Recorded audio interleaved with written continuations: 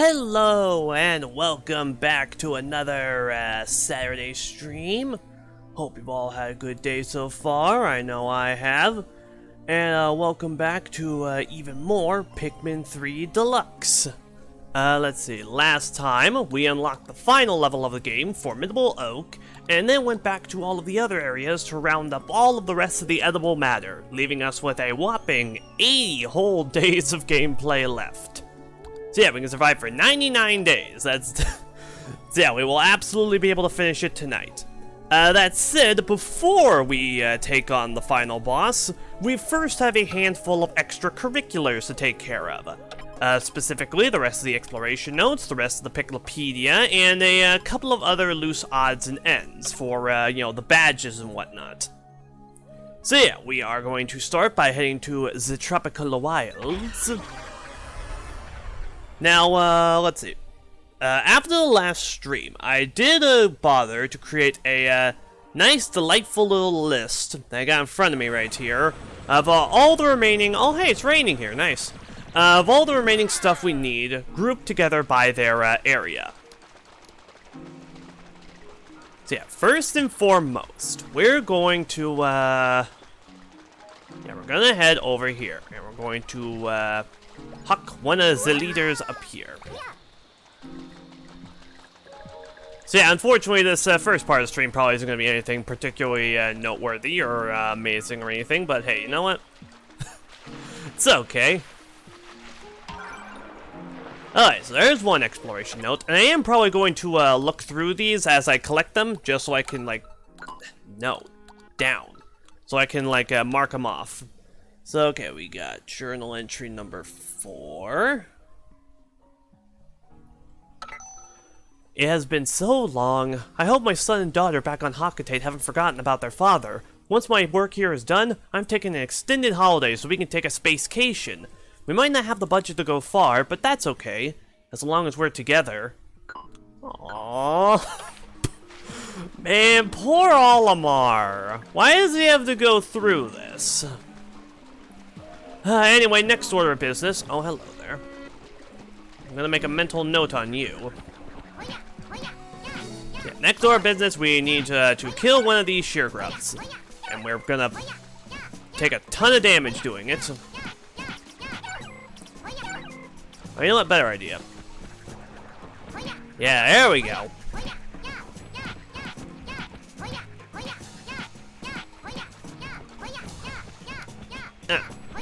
So yeah, in this game, the captains unfortunately can't punch whenever they want. You have to actually be near an enemy to do it. Bare knuckled. Punch a wild creature into submission. Okay, so we got both of those done. Next, we're gonna grab some red Pikmin and take them back there so they can kill off some of those male shear grubs and also some of the yellow spectralids, so we can add them to the Piklopedia.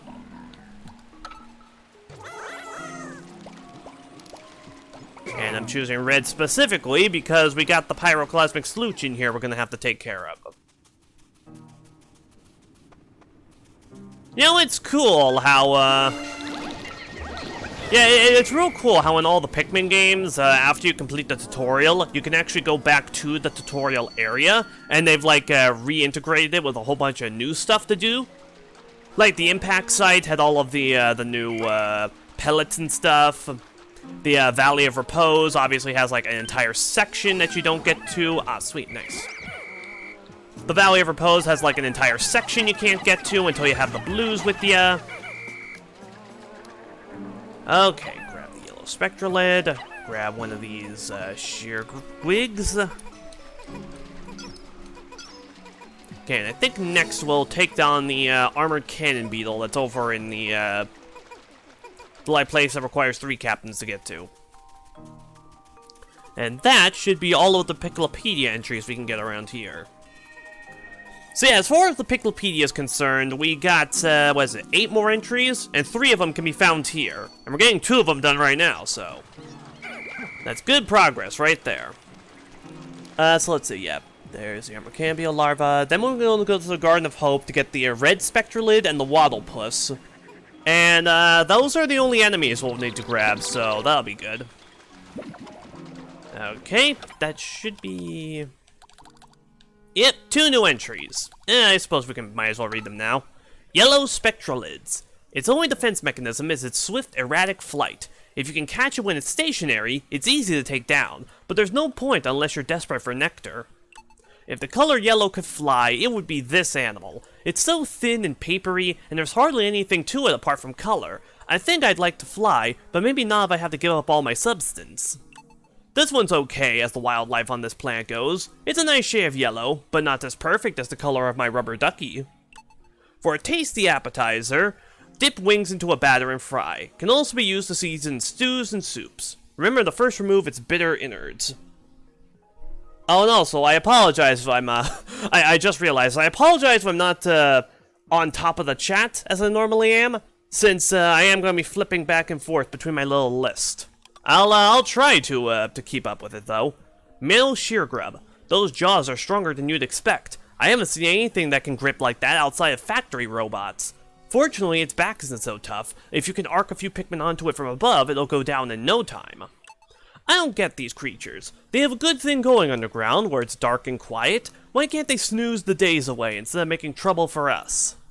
These nasties are the #1 reason I keep my whistle handy at all times. You've got to have a quick whistle finger to lead your squad to safety when you feel the ground start to rumble beneath your feet.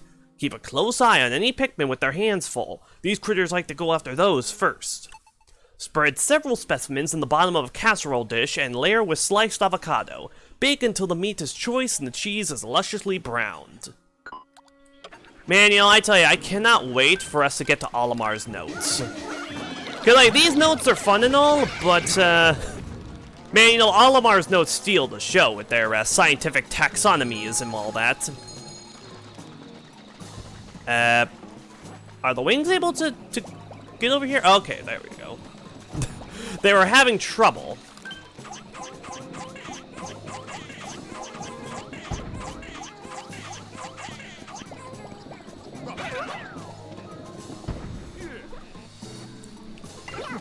Oh boy. And they're all buried.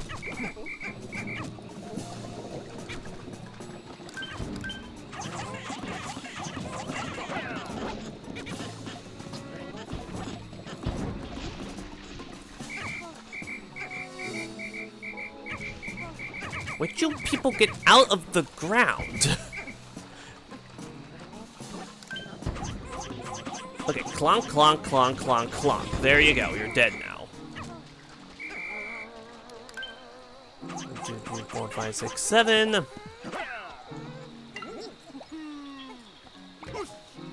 Okay, is there anything of danger around here?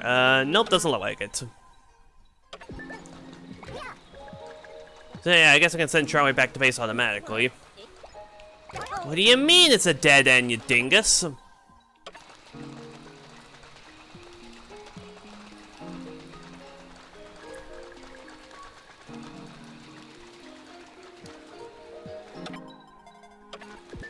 Oh, and I think one of the wing Pikmin got left behind.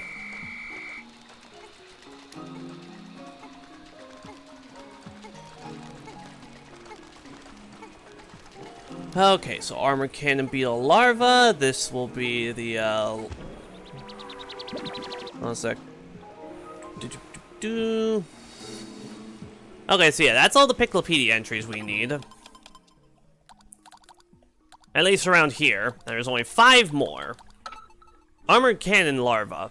It's able to handle heavy rocks, so it's strong, and it has expert aim, so it's clever. If it was better armored, it would be unstoppable. This thing eats rocks the way I eat fruit. Its stomach is always full, and it likes to spit out the seeds. It spews rocks as well as any heavy artillery I've ever seen. Since we didn't bring any heavy artillery with us, I'd love to use this thing as a substitute. The trick will be to figure out how to lure our enemies into its line of fire. Carefully remove every grain of sand, peel back the exoskeleton, and slurp heartily. Or deep fry it too. Okay, next order of business. Oh, you know, actually, hold on. Yeah, let's just grab, like, 30 yellows.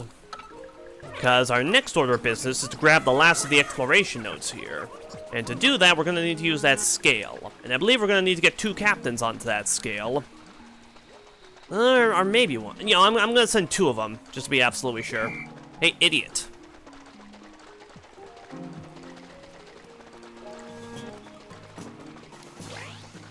Yeah, that's right.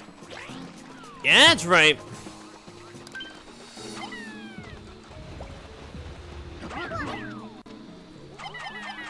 Oh wait, you know what? We don't need Pikmin for that. That's just unnecessary. Wait, we just need the captains.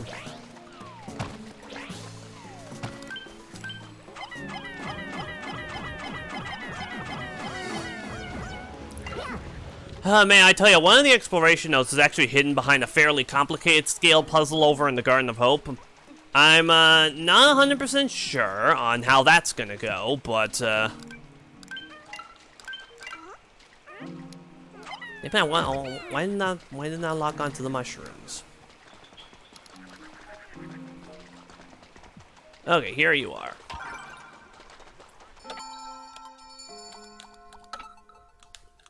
The Olimar Log Volume 6. It's me, Olimar. Have you found any treasure yet? You've been there so many times that you must know all the good spots for it by now. Why haven't you submitted any assignment reports lately? We need to be kept in the loop. You haven't run into trouble, I hope. Hakatate President. I like how we start, how the name of that letter is just, it's me. As though they, probably because the president's just expecting them to know that it's him. Which, you know, fair enough.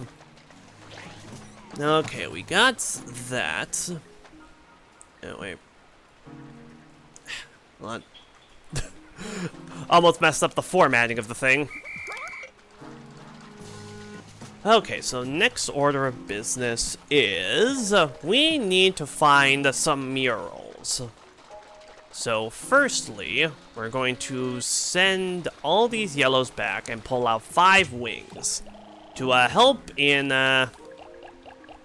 bolstering our bitter spray counts. We're kind of good on that front, considering that, yeah, I mean, we got 16 of the things. We probably aren't even going to need that many. Ah, shit, I should...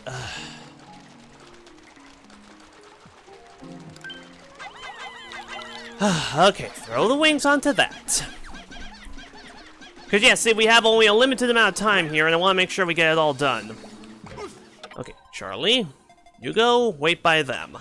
Try to stay a decent distance away from them, though, so that, they don't automatically attract their squad if they go idle.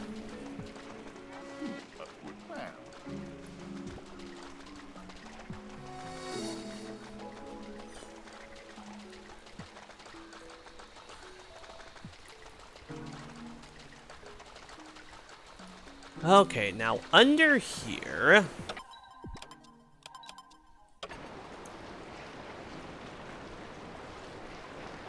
Oh, here it is. So, as you can see right there, a mural depicting a leaf Pikmin, a red one, running from a Bulborb. The photos you take will be displayed on the world map. Shutterbug! Use the camera to take a photo.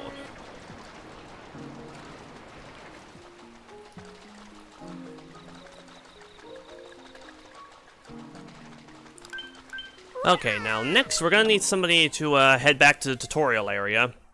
And you might be wondering, well, if there's something else you need by the tutorial area, why didn't you grab it when you were getting the sheer grub corpses? And that's a very good question.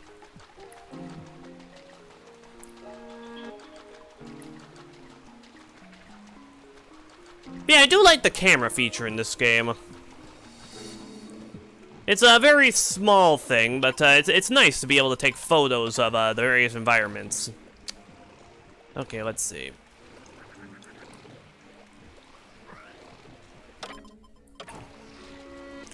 Man, you know, it's a real shame you can't rotate this camera 180 degrees. Ah, there it is.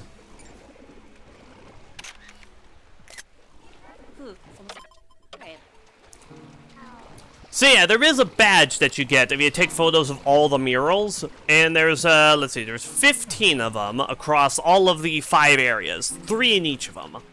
And they all depict the Pikmin doing various things, as a leaf, a bud, and a flower. So we got Mural 1, Mural 2... Unfortunately, Mural 3 is inside of that stump we went through in order to get that last exploration note. Now we need to head all the way back there, grab a couple of extra Pikmin, all that stuff. Okay, let's just grab 5 of them. And we're only going to need the captain. You know, the Piklopedia specifically really makes me want to try and play this game again. This time doing my due diligence to try and make it as canonically ordered as possible, I suppose. Basically just trying to kill and collect each enemy the moment that I encounter them. In the most logical manner possible, to just sort of create the most, like I said, the most canonical version of the Piklopedia. Not really sure if that's, like, feasible or anything, but I would like to give it a try.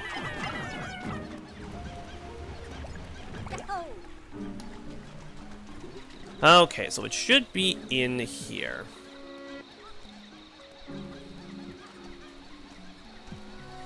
Around here, maybe?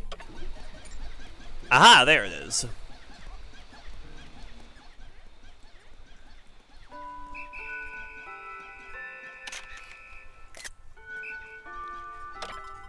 Okay, so that should be all 3 of the murals found around here. We're almost out of time.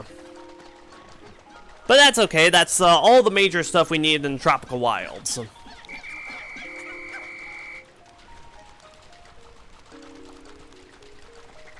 Yeah, we should be good to round up our forces now.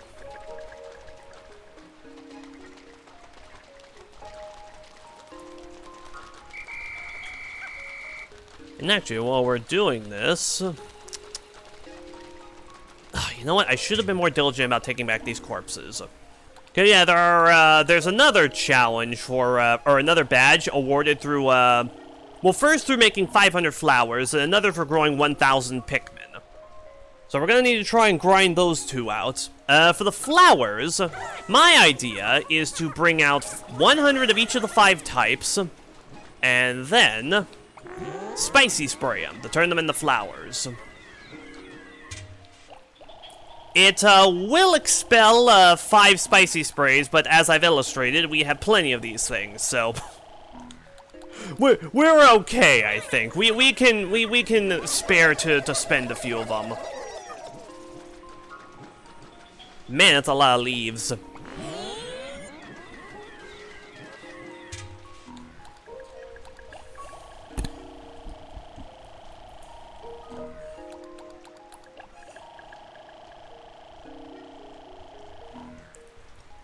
Oh, hi there,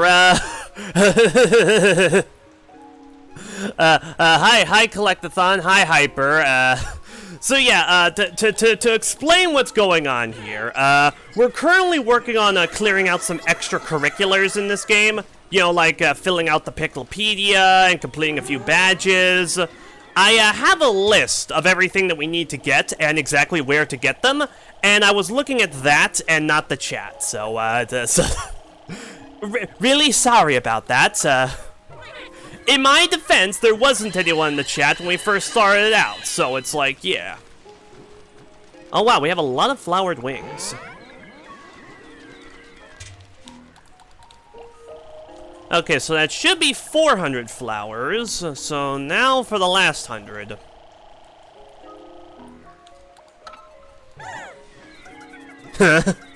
Yeah, effectively, yeah.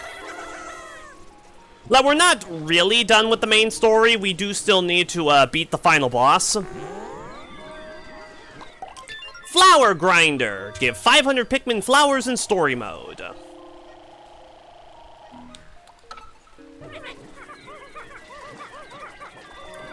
Okay, now let's see what we got over by the Garden of Hope. Yeah, we got the last mural, so Tropical Wild is all good and done. Let's see, we got 2, what's it called, data files to grab.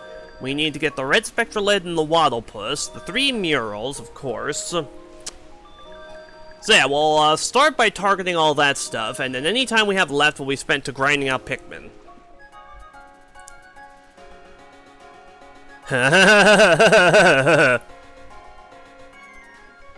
Oh, well, I'm happy you enjoyed the Collectathon. I figured it would make for a mildly amusing intro bit. Because, you know, it's an intro bit, it's mildly amusing, so logically it should make for a mildly amusing intro bit. It's a very, very well-defined scientific formula there.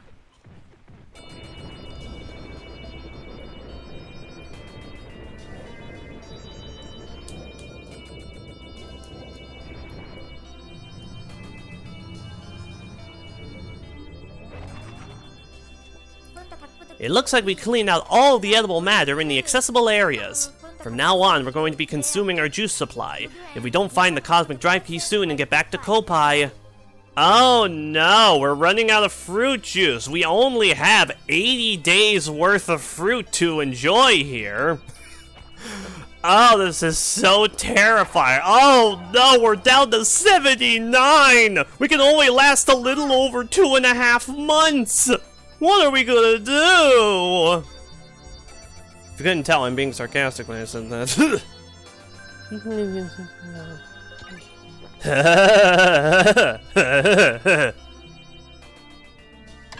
Well, you know, I'm happy that you enjoyed it. Now let's see, actually... After observing the red Pikmin, I've come to the conclusion that they are actually fully resistant to fire. They also appear to be extremely ferocious fighters, despite their appearance. They remind me of the captain in that way. Now let's see, I believe that the Pikmin part on the Copad should actually be able to tell us how many Pikmin we have in total. We have over 100 of all 5 types, so I would imagine we're about 600 Pikmin total. Maybe 700 perhaps? We're still gonna need a lot more than that though. Oh wow, exactly 750, okay. So yeah, next up, the Garden of Hope. Now let's see, remember when the... Ah man, dude, I was there for that, I think. I might be talking out my ass this time, but I'm pretty sure I was actually around for that. I think I might have seen it when it first came out, even.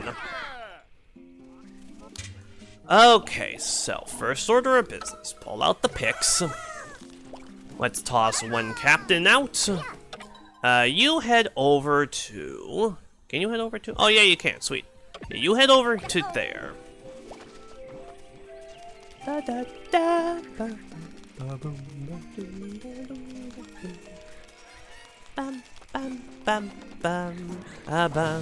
Damn it, Brittany, you woke it up. Okay, you're dead. Let's see. Let's give you to the blues. Then we'll throw 1, 2, 3, 5 to work on this for today. And then you guys head to the Quaggled Myreclops' arena. Brittany, hop into here.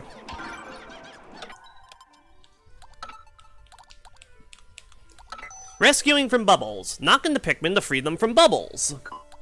So yeah, the last 2 of these data files we have, they should be given to us in the Formidable Oak.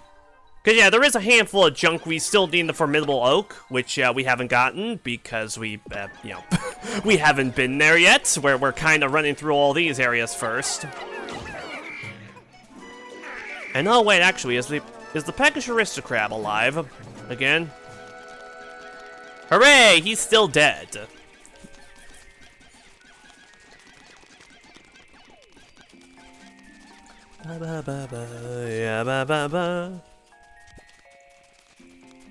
Okay, so the red Spectrolid is unique in the fact that it only shows up here after you've killed the Quaggled Myreclops.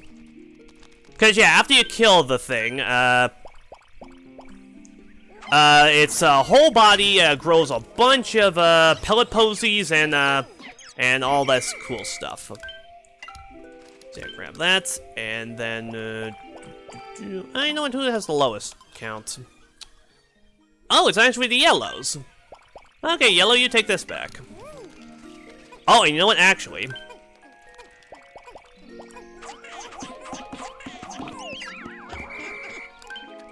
Yeah, while we're here, let's grab as many pellets as we can. Doesn't really matter, what color gets what.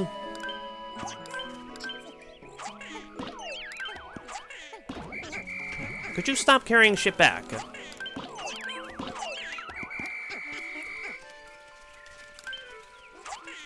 Ba ba ba ba ba ba ba ba ba.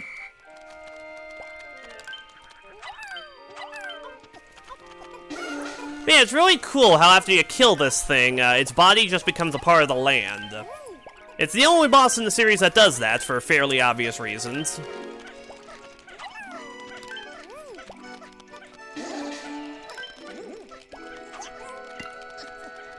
Okay, that should give us a nice boost, and why were you going up it? The path is this way, you dingus.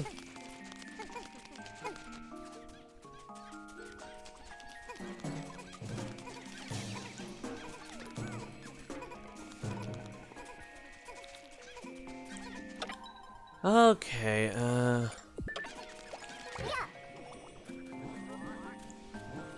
okay, looks like the corpses were both brought back. Yeah, I don't know, I remember, distinctly enjoying a lot of his, FNAF theories. I do still actually tune into them. I still find them, pretty enjoyable. They make, if nothing else, they make for some pretty good background noise whilst I'm doing other stuff. Waddlepuss. When other creatures draw near, it emits bubbles... Oh, whoops, sorry. When other creatures draw near, it emits bubbles from nozzles on its outer covering. The bubbles don't last long, but you can hit them with Pikmin to pop them early. Though the bubbles trap creatures, it doesn't seem interested in eating its catches. Maybe this is its idea of play? If so, it can be a dangerous game for its playmates. I admit, I'm guilty of getting caught in their bubbles deliberately. I love floating in the air, getting a bird's eye view of this planet. Hang on. Ugh. Alf wanted to tell me the Copad already does that for us. He has no sense of romance. The worst this thing can do is jail you inside one of its bubbles if spews from all the holes all over it, which is pretty bad since unlike a regular cell, I need help from outside to escape. Perfect for make-ahead meals. Marinate the broiled meat in balsamic vinegar and chill for a few hours. The longer you let it sit, the richer the flavor. Red spectralids. There must be a reason for the color variation between the various models of this creature, but I haven't yet figured out what it is. This one is probably my favorite, though. You can't go wrong with red. One of these red butterflies flew real close to me once when I was standing still. I took that to mean I smell as sweet as a flower. It's funny how the ultra-spicy nectar it carries doesn't seem to make it any more excitable than the rest of its kind. Maybe it's just better at keeping it together. Though red is universally recognized symbol of danger, these creatures couldn't hurt a fly. A shame too, because there are plenty of monster flies on this planet that could use some hurting. Spread larvae on a slice of toast for a toothsome and protein-packed breakfast, or fry up the wings at any time of the day for a crunchy snack. Oh, Louie. Again, I appreciate the fact they gave all the Copites, dialogue for these guys. But man, Olimar and Louie just steal the show consistently, every time. So yeah, grab that, and then we'll wait for everybody to reconvene back at base. Then we need to deal with, the other exploration notes. Because it's being held hostage by a nasty little, three-man weight puzzle. That's probably going to, require a decent amount of thinkage. And then, remember 7 by 3. You know, that is a good, that's a fair point, actually. Yeah, the Bitey Baby 7 was pretty big back in the early days of the series, and then it just kind of, started to lose its importance as they started focusing on other things. Which I suppose is a fair enough idea. Cause, like, you want to tell new stories in this world, I can understand that, I guess.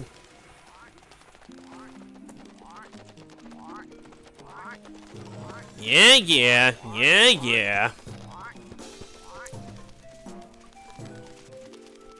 Okay, now let's see. First and foremost, we're going to need to get 2 captains up to that.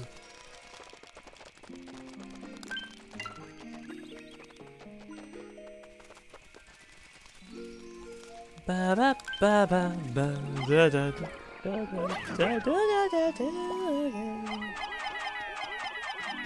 Yeah, I'm gonna give them 10 yellow Pikmin.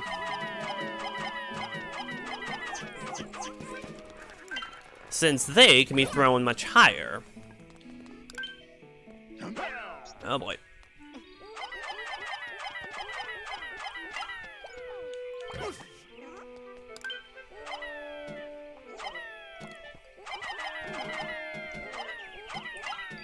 Way down, damn you!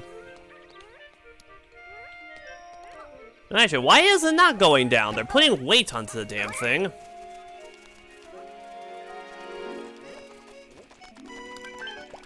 Do I need to put a counterweight or something on here? I would imagine no.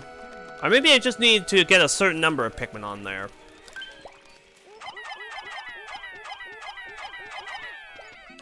And let's try getting all 20 of our yellows onto that.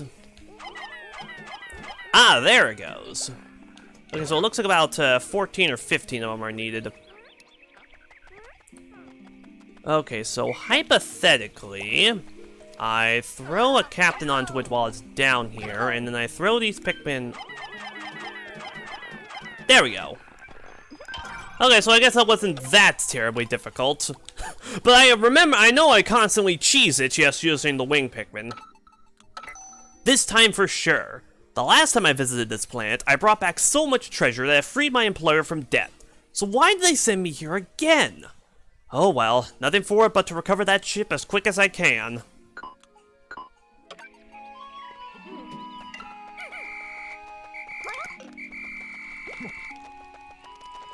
Okay, so that's good. I want to... Yeah, honestly, I feel like Security Breach's ending would have been even better if they just didn't have the whole ending with Afton in the basement.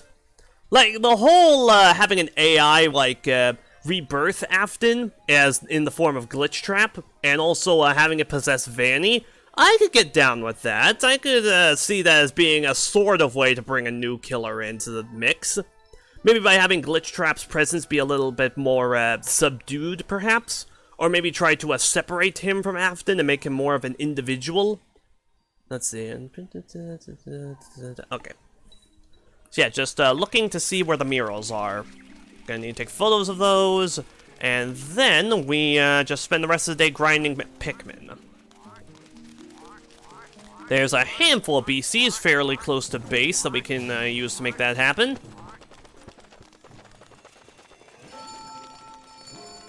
So I'll deposit you guys here. Brittany, keep an eye on them so that they don't just spontaneously implode. Although, you know, I will say I am very excited to try out that Ruin DLC for Security Breach. I don't think I'm going to be able to stream it because it will release basically right as soon as Pikmin 4 does, and Pikmin 4 obviously is getting the higher priority here. Let's see, which one of these walls is it? Let's say around here.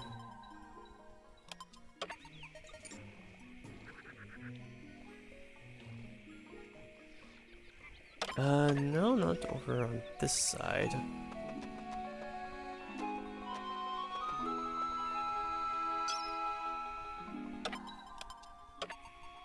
Ah, there it is. Capture taken. Now let's see, we got that one. Next up, where the blue onion once stood.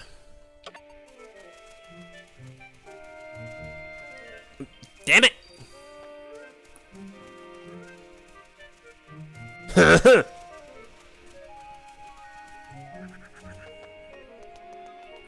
I don't know, I thought Security Breach was alright. It had a lot of problems, like a lot of problems. But I played it after it got most of its major updates and was relatively stable. I do know there was one very specific crash that I repeatedly encountered, where, let's see, what was it?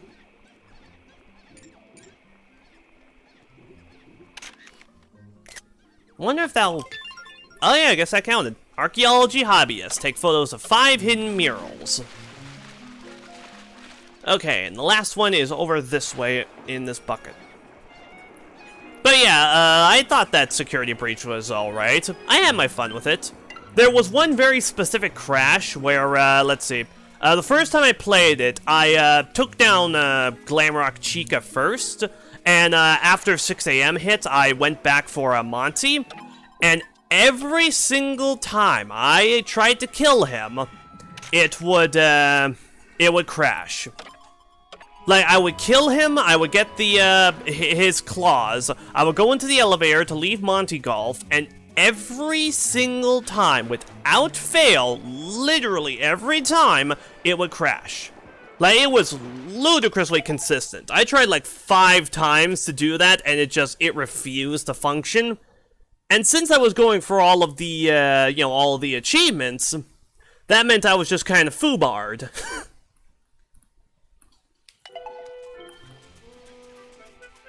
So yeah, I basically had to go back and redo the entire game all over again. It was, in order to get all the rest of the achievements, it was, yeah, it was not, that wasn't good.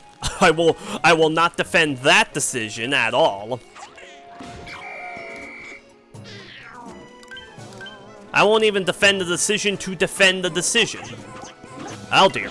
Oh no, run away. Screw off. Oh, for fuck's sake. Go away.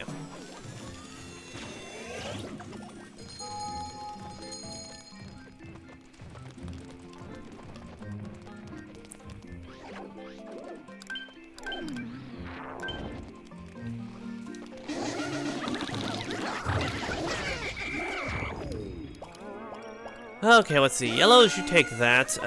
Reds, you take this. And rocks, you take this one. I'll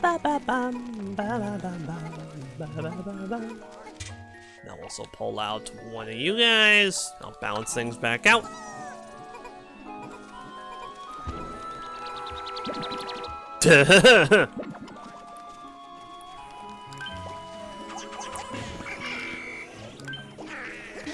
Yeah, 'tis unfortunate. Oh, the rock Pikmin wanted it so badly. You just wanted to help.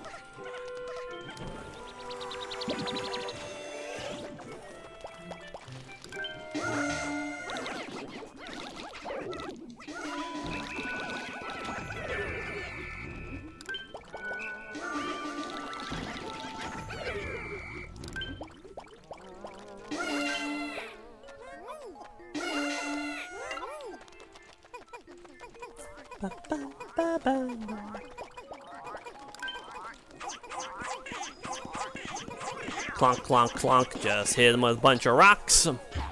The age-old strategy.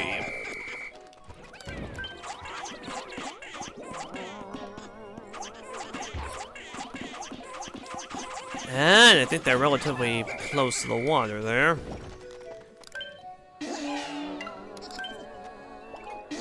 Let's see, are the scare leaves back? It doesn't look like it, unfortunately. Okay, now let's kill this Toady Bloister.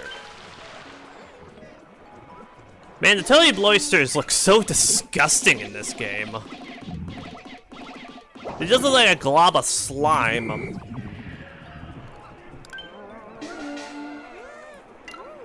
And I should stress, I mean that as a compliment. I love how how they just look just so globby and slug-like. It's awesome. Okay, now. No. Switch to Charlie. Head over here. Keep an eye out on those Pikmin and grab them when the whistle starts to sound.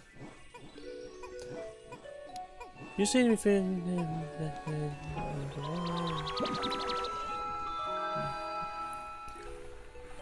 Well, you say that, but there's a little wrinkle to this situation, and that is the... Oh, wait, I'm missing... I gotta whistle these 5. 6. No, get it back here. 5. 4. 3. 2. 1. There we go. But yeah, see, there's an added wrinkle to this whole thing, and that is we're going for full 100% completion. By which I mean, after we're done here, we're gonna need to go back to Pikmin 2 to complete its challenge mode and get perfects in every level in challenge mode, so as to unlock the secret final cutscene. And as for Pikmin 3, we're gonna need to go and get all of its badges, which include stuff like getting 10 platinums in mission mode, clearing playing on every board in bingo battle, complete all the side stories, complete all 36 levels of mission mode. Although, honestly, I feel Pikmin 2 is probably going to be the main time sink. Yes, you've already said this, and you're going to keep saying it until we get off our ass and do our thing. There's a bing. No, it's not. It isn't Jinjo Bingo. It's nowhere... Honestly, Jinjo Bingo is probably... Is it more interesting? It might be, actually.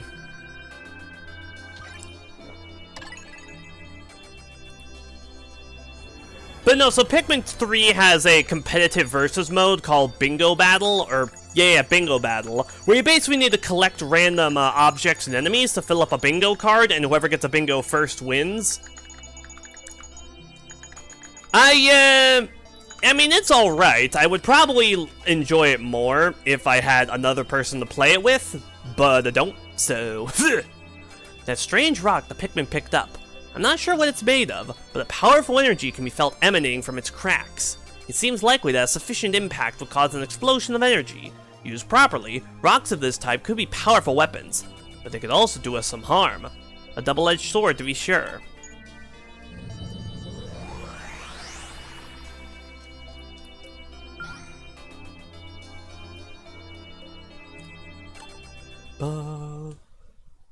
Okay, so this next one, let me just go back to the list. Yeah. Okay, so Distant Tundra is next. Now, luckily, all we're missing here is 1 data file and the 3 murals. So let's see. Okay. So yeah, I know exactly where they are. There's a mural and also the data file located in that little fire cave where the bull bear was. So our first order of business is to head there, I think.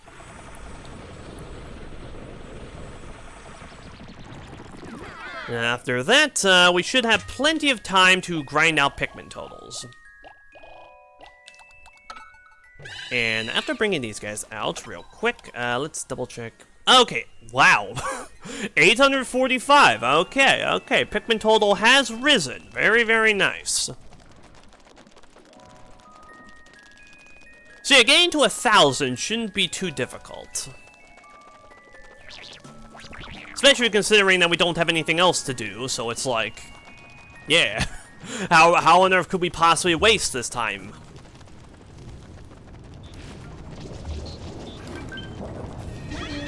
Okay, you guys lift this up. Now, the bull bear didn't come back, did he?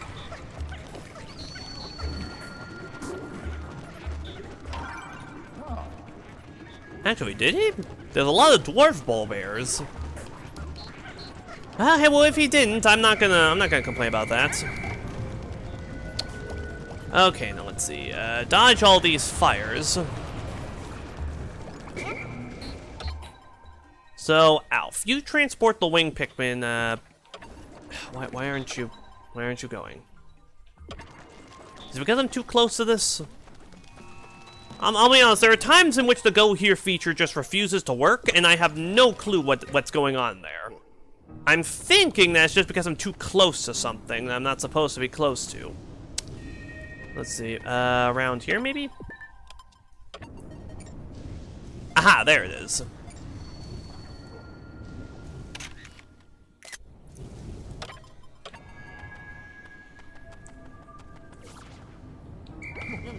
I'm here and awaiting orders. Oh wait, no, you know what? Yeah, let's start by walking away from this thing a little bit. Try and test this theory. Oh yeah, I do think that the Go Here feature just refuses to work if it determines you're too close to a, what's it called? Like a little, gateway to another area or whatever. Let's see, yeah, there should be one inside one of these two tunnels. Doesn't look like it's in this one, though. Or at least not on that side of it.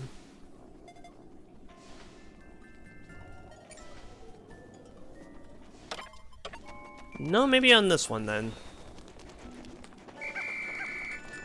Hey, you know what, you guys head back into the onion so you can't cause any trouble at this point.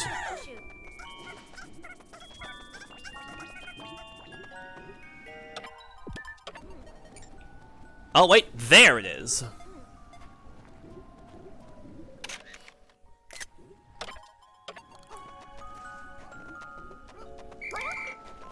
Okay, and the last mural is over this way, on this little tin can by this bearded amp rat.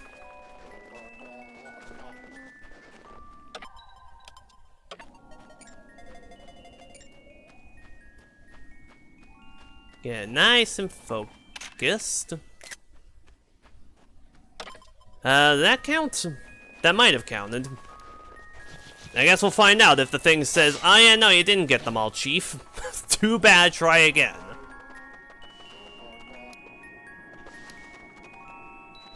Duh. I mean, to be fair, the onion is supposed to be named after a vegetable from Olimar's home planet of Hakatate that looks very similar. Damn you!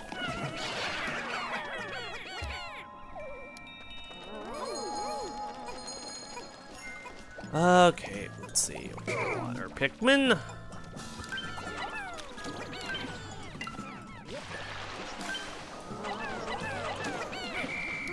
So yeah, the blues. You guys clear this place out of water dumbles.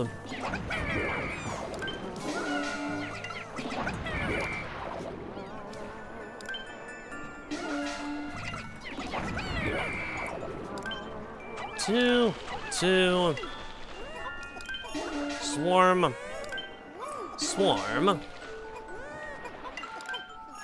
And swarm.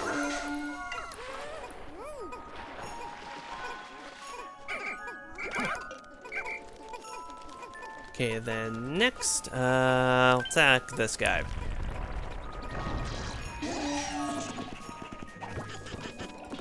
Haha!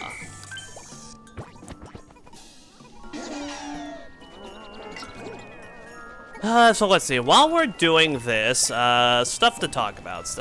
Okay, well I can start by saying this, so... as I slightly talked about in the last stream, I have been really been getting into the theoretical taxonomy of the Pikmin series.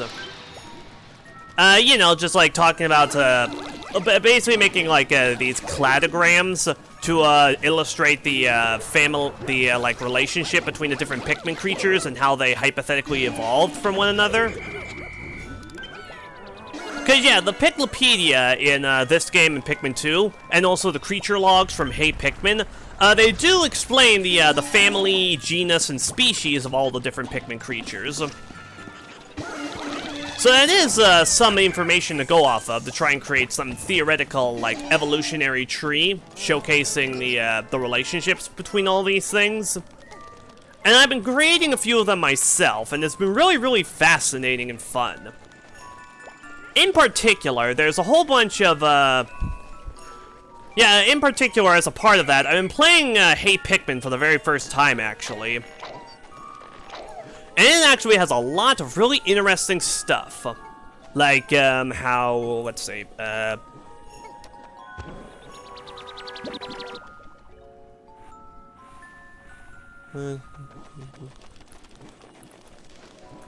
let's see, there's, wait, what was I saying?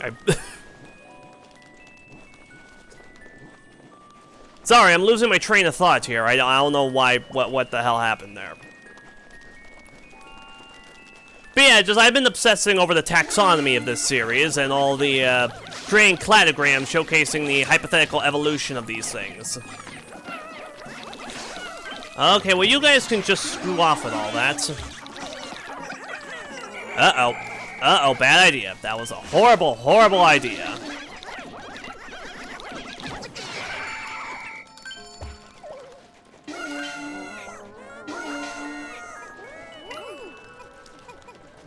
I suppose I can send 5 onto that pellet to grab some.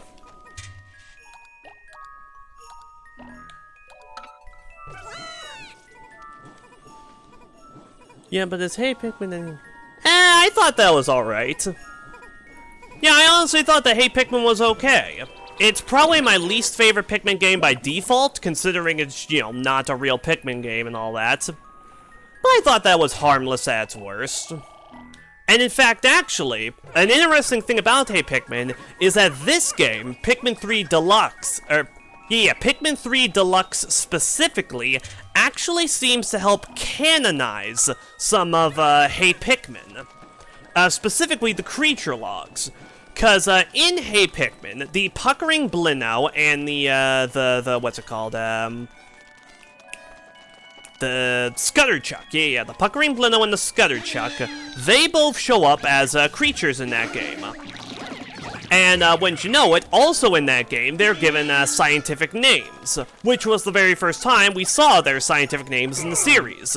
Then, Pikmin 3 Deluxe comes out, it has in the Piklopedia, and those exact same scientific names are used for these creatures. Puckering Blino and Scutterchuck are given the exact same names that they had in the original game, or in Hey Pikmin. So yeah, evidently, when they were crafting the Piklopedia for Pikmin 3 Deluxe, they actually did take into account Hey Pikmin to try and make sure they didn't contradict themselves. And I think that's cool. That's a little bit of extra effort I wouldn't expect from something like this.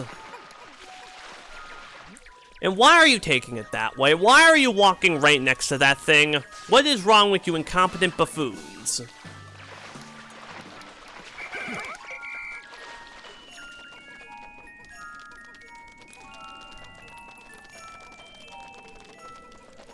But yeah, also the taxonomy in Hey Pikmin specifically has been just full of surprises. Because I mentioned one in the last stream. One of the new bosses the game introduces is called the Armork, who's actually a member of the Creep Crab family, which is the same family that the segmented Crobster is a part of in Pikmin 2. So that was cool. I would not have expected them to actually introduce a new member of that family.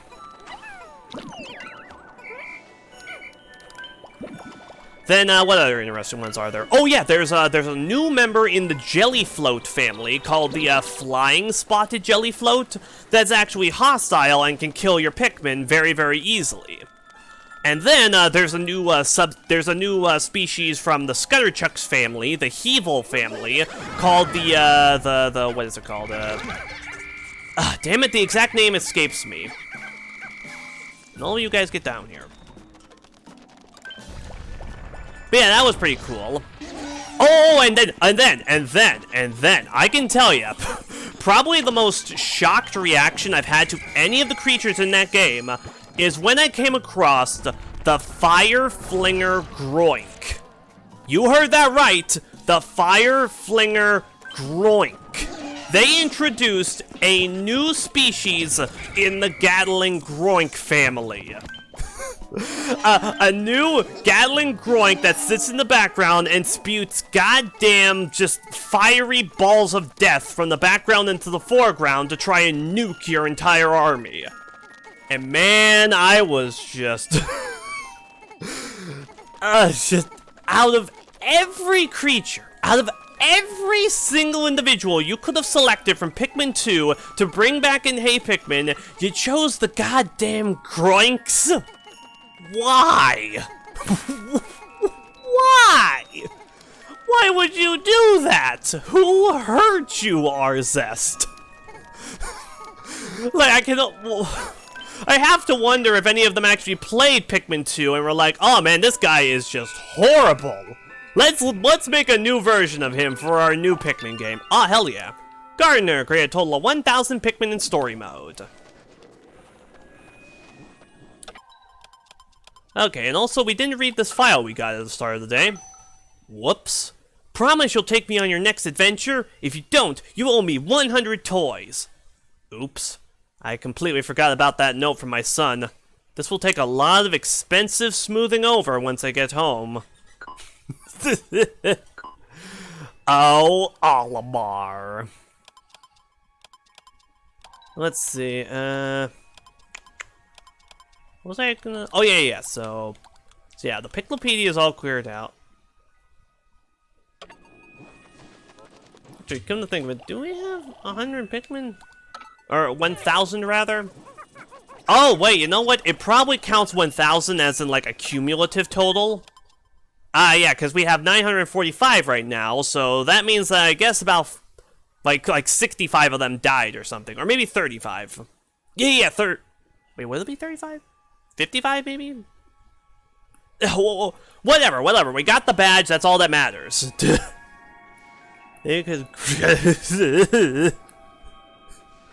I mean, I guess. But at the same time, it's the goddamn Gatling Groink, dude. Like, if you play Pikmin 2, then you know that the Gatling Groink is like one of the most monstrous enemies in that game. And it like never returned after Pikmin 2, which is like great. And then it came back in Hey Pikmin, and it's like, what the f... Just what the f... Just what the f... But let's see, actually, there isn't really anything else we have to do, so we may as well just end the day here. And yeah, seeing as how we should have all of the extracurriculars done. Well, okay, most of them at least. Because yeah, we need to go back to Twilight River now. We'll find the 3 murals there and get 1 data file. And that data file might actually prove to be a bit troublesome.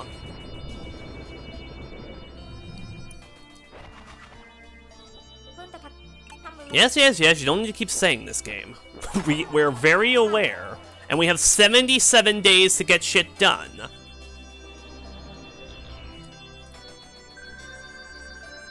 Ooh, 11.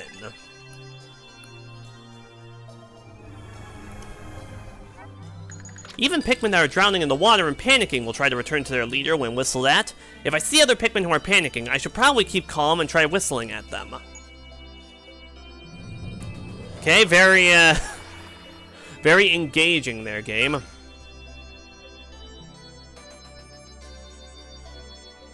Okay, now once we're back at the ship, I'm gonna do a double check over the badges to see what we've got. Because I can think of at least one more we should get while we're at the Twilight River. So let's see, story progress badge, this is for being the final boss, this is for beating the game on different difficulties, this is for getting all of the exploration notes and clearing out the Piclopedia. These 3 are non-essential right now. Okay, so this is for finding all the murals. So okay, yeah, we've taken photos of 9 of the 15 murals so far, so we're doing good, just 6 more. And then play story mode with a second player. So yeah, Twilight River. It's a river in Twilight. Not like the good type of Twilight, not the bad one. Whatever that accounts for.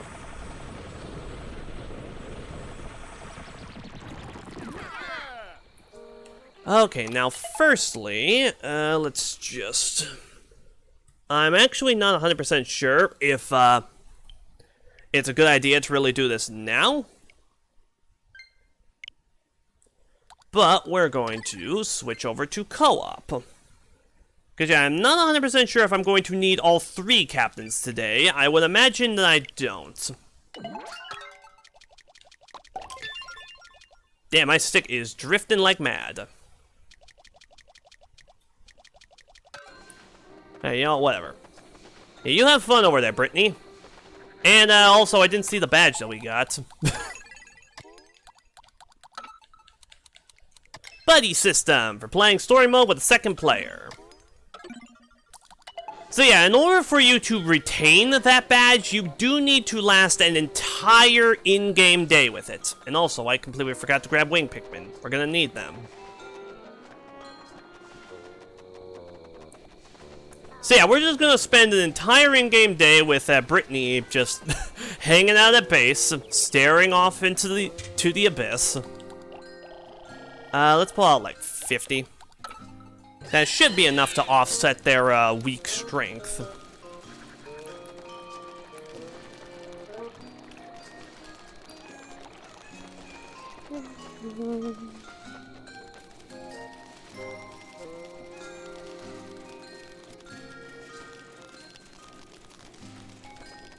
Hey, Burrowing Snagger's still not back, that's good. So yeah, firstly, we need to get a captain up onto there. And I really hope this split screen perspective isn't particularly, isn't weirding anyone out. Oh, damn it, we do need a 3rd captain, because we need to toss somebody up onto there. Okay, let's see if we can't get this to work.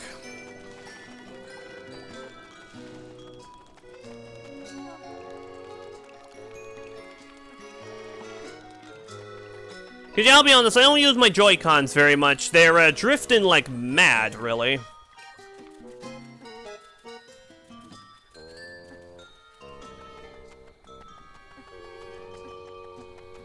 Okay, yeah, get Brittany into the general vicinity. Wait, where are we? There we are. Damn it, Brittany, don't walk forward.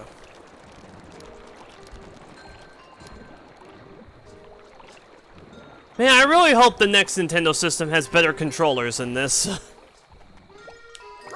There, okay, you're a part of our group now.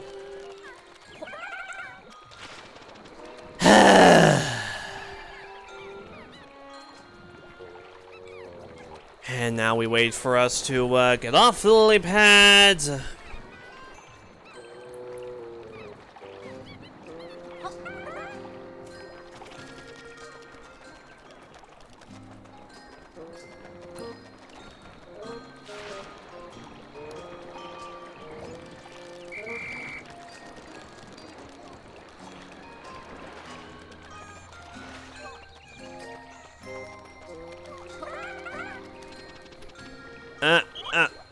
Damn it!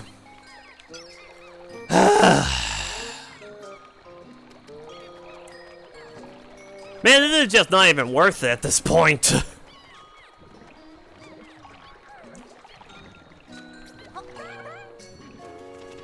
Okay, better idea. Whistle. There. No. No. There. Okay, hold on to her. Damn it! There. Oh, okay, and it just automatically splits them up.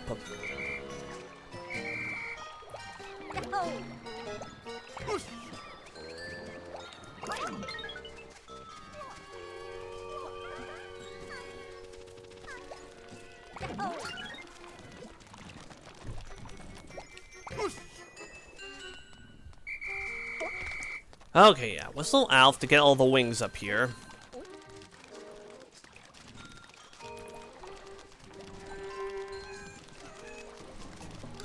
And then swarm them at the arachnode. Down and out. Okay, so that should be the final exploration note over there.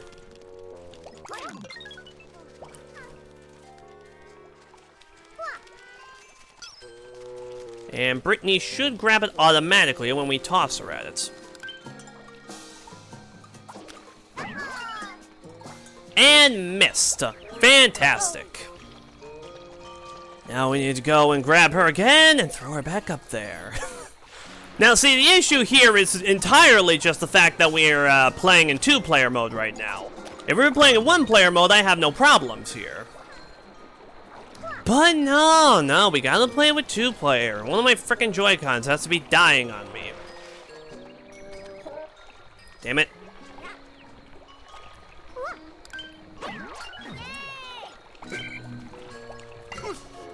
Brittany, stop moving on your own.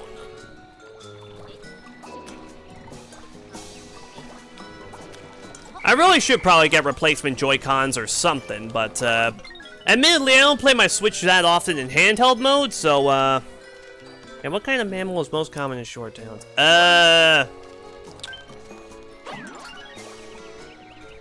Oh, okay, it's not guaranteed. I see. Okay.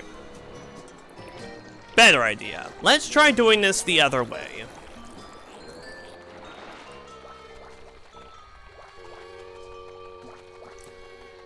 Let's try, where is Alf?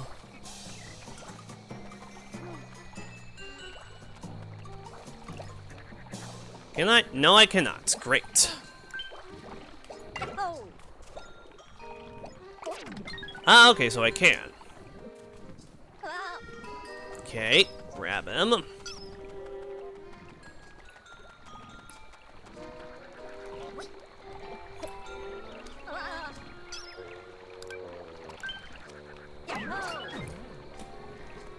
Okay, now let's try this.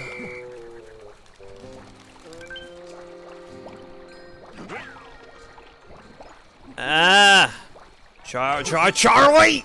Urgh! Okay, everyone murder this thing, please. Oh, why is this so hard? I mean, I know why it's so hard, because we have to deal with the 2-player nonsense. Ugh.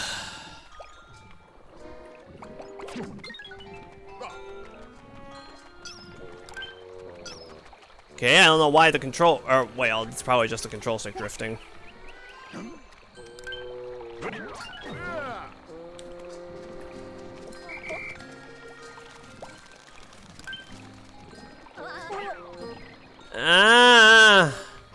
Alf, please don't move. Okay, good.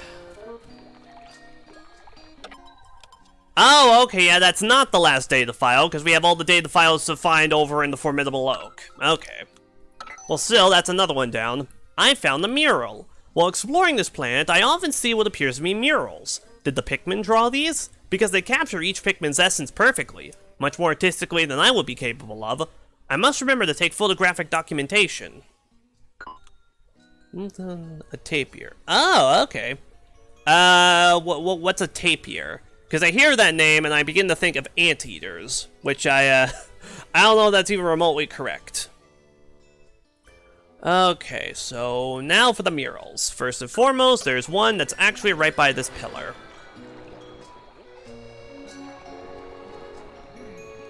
Probably underwater, though.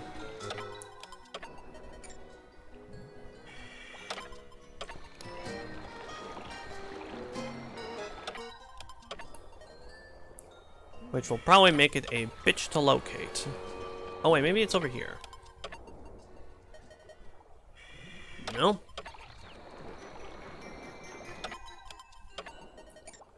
Ah, there it is.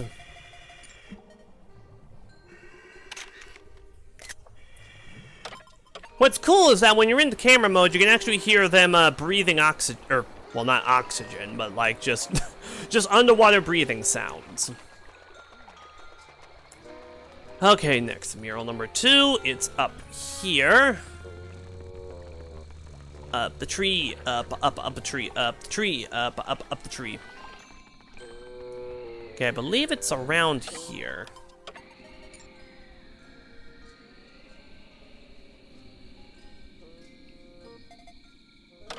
No, it doesn't look like it. Oh, wait. Maybe around here? I know that there's supposed to be a patch of green by it. Aha, there it is. Should just get into a better position.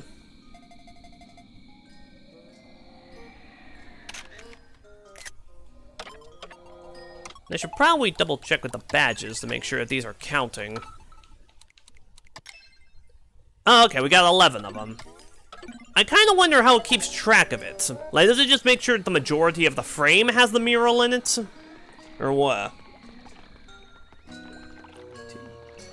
Oh, okay. Oh, I'm sorry, that pun went right over my head, which, let's see, where are the wing... Oh, okay, they're right here. You know what, let's send the wing Pikmin back to base.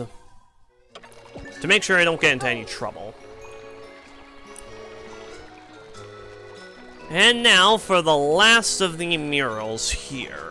It's inside of the pipe that connects these two areas. We need to write a lily pad on it, and from there I think we'll only have a limited amount of time to get the picture before we move on to the next area.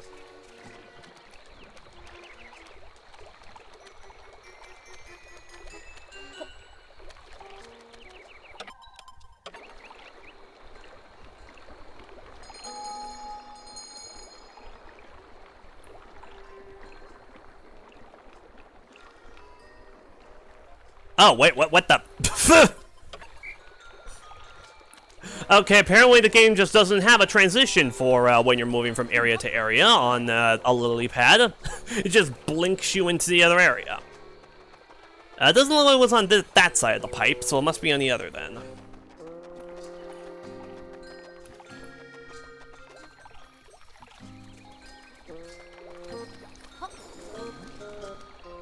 Well, sounds like somebody set off the iridescent flint beetle. Probably Charlie. Aha, there it is.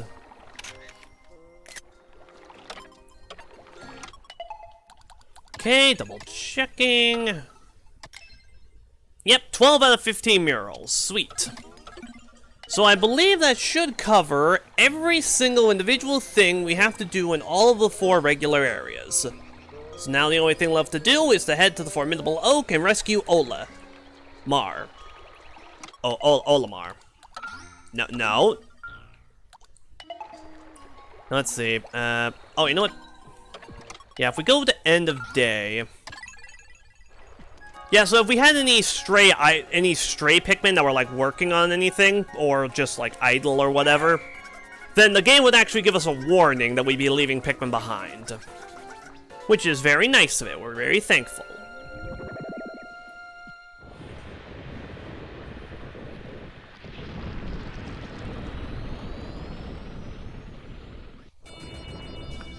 Now, yes, we can skip all this nonsense.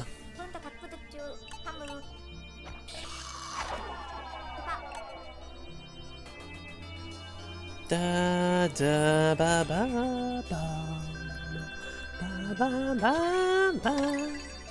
Pikmin numbers remain perfectly static.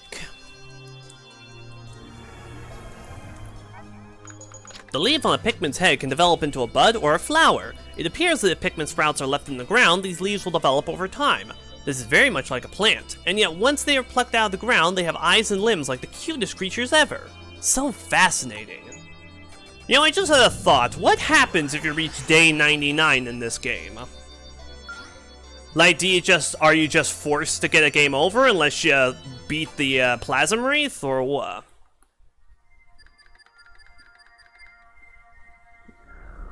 Exploration, day 23.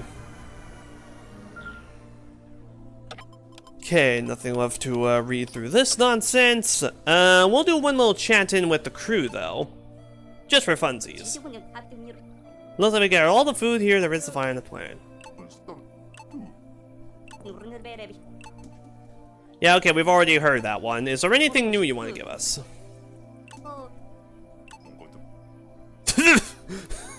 Okay, we also read this one at the end of the last stream, but I do want to stop at this line again.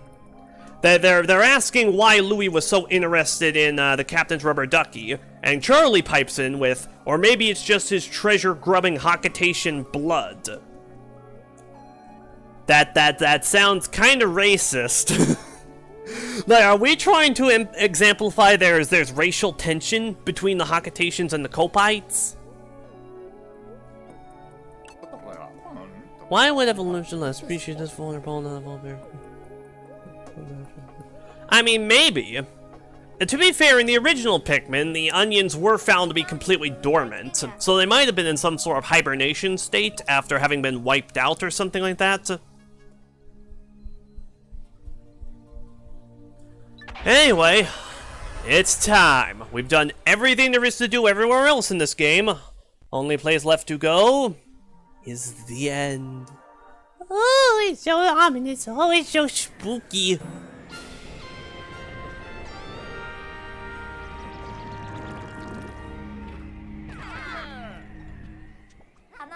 So Captain Olimar's signal is coming from somewhere inside that massive wooden tower? According to Louis, yes. We can't afford to waste any time. Onward! Oh, damn it, we're still in, no, not end the day. Play solo. Yes, please get that split screen out of here.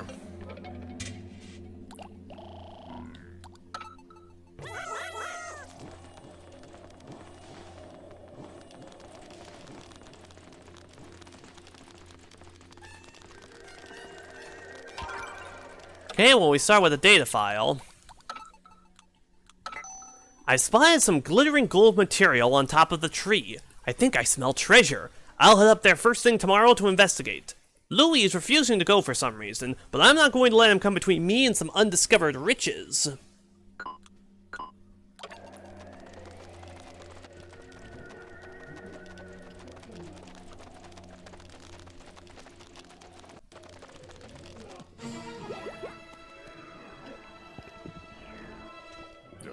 Captain Olimar? He's out cold! And what's that thing doing to him?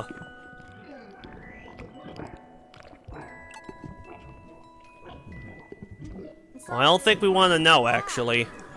I have no idea. We need to talk to him, though. Let's hurry and bring Olimar back to the Drake.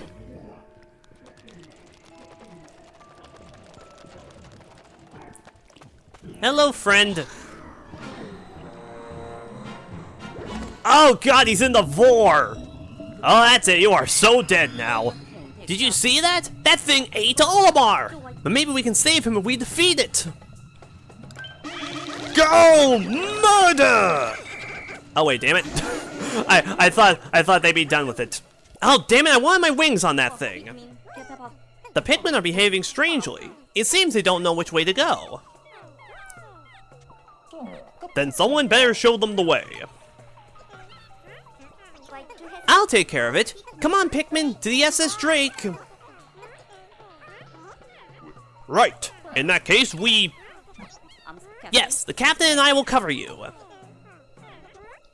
Okay, we can't ride the geyser while carrying Olimar, so we'll have to take a new route back to the ship. Rescue Olimar number 1. Command the Pikmin carrying Captain Olimar. The order of responsibility for commanding Pikmin is Brittany, Charlie, Alf. So yeah, if Brittany goes down, then the leadership will move to Charlie, and if he goes down, then it's all up to Alf.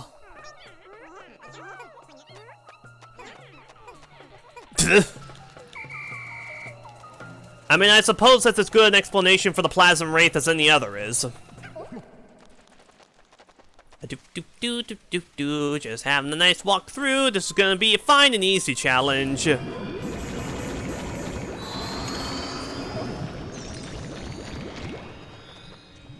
What is that? Could this be an ally of the creature we just battled? I think it's more than just an ally. It has the exact signal. Does that mean this life form is invincible? I don't know, but we best make our way out of here stat. Right, emergency retreat. But we mustn't forget about Brittany.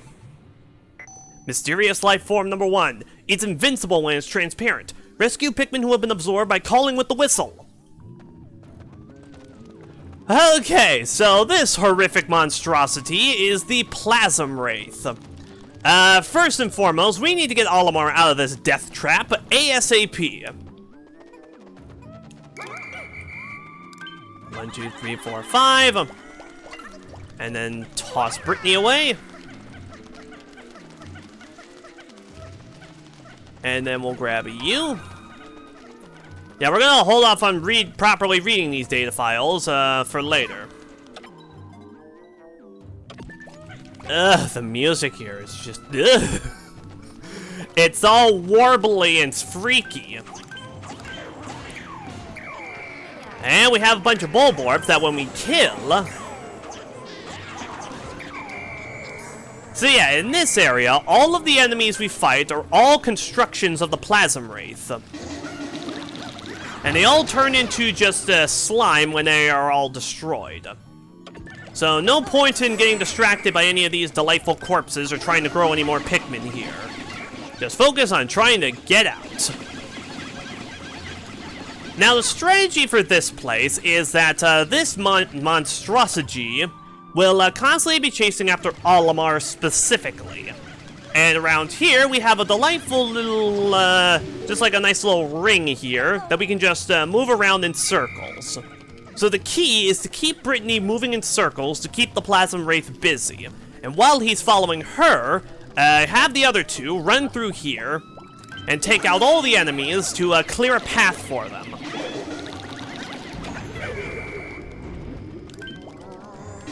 Okay. Oh boy, yeah, I see him. And yeah, if the thing starts getting a little bit too close to Olimar's space booty for comfort, then the characters will comment on it. So there is also that as well.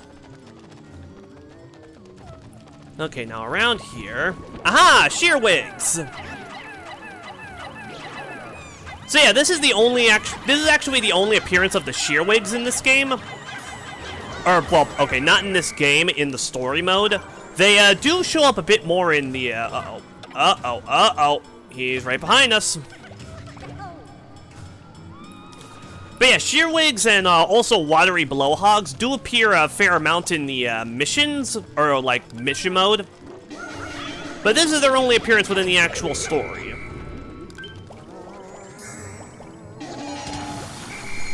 Okay.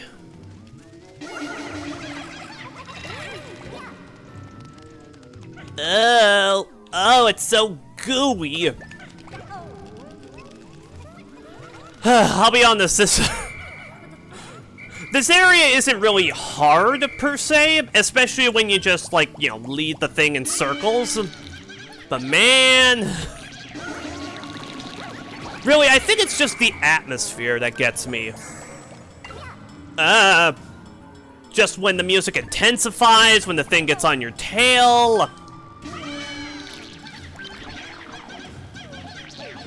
Constantly needing to go back and check on Brittany in order to make sure Olimar hasn't been stolen.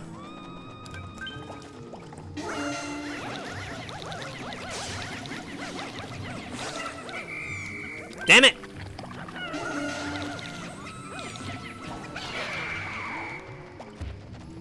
Okay, now push down this bag so we have a shortcut back to here.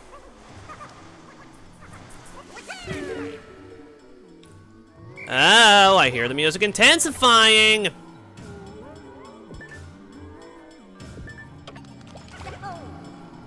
Okay, now over here.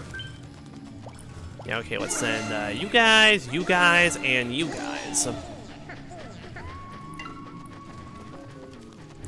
Digga.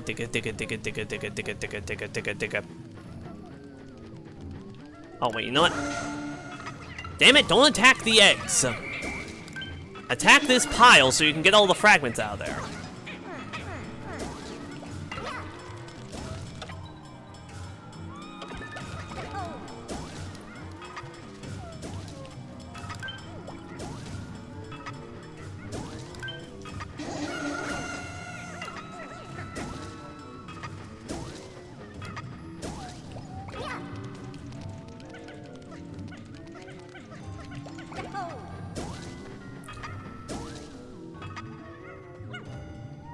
Just, yeah, even with this, this easy way of dealing with this nonsense, I still find it to be fairly intense. Probably one of the most intense experiences in Pikmin, amazingly.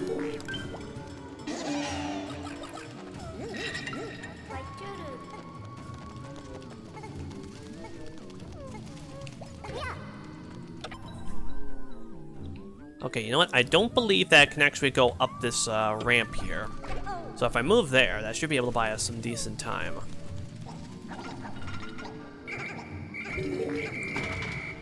Okay, made this bridge. Then clonk this guy. Grab you.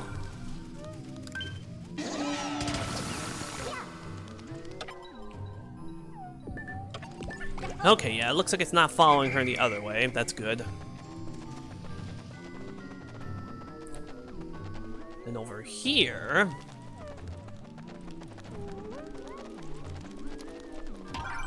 Shortcut. If I can break down this wall, I'll be able to I'll be able to cut through this labyrinth and save myself some time. I wonder if there are any bomb rocks around. Now let's see, I believe... there should be a mural on this wall. No touchy! No touchy!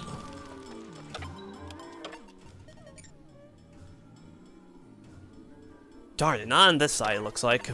So it's either on the other side or it's actually on, like, the inside of the wall and will require bomb rocks to take down.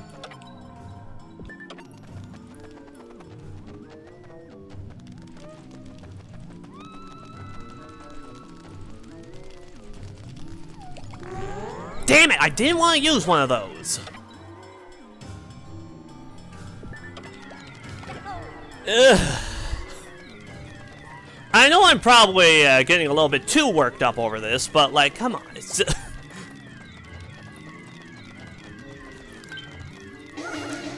okay, well, if nothing else, they should be able to charge through this a bit faster than normal.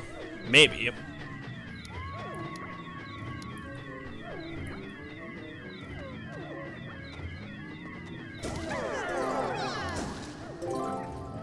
Sweet, 3. So yeah, we'll blow up that rock wall.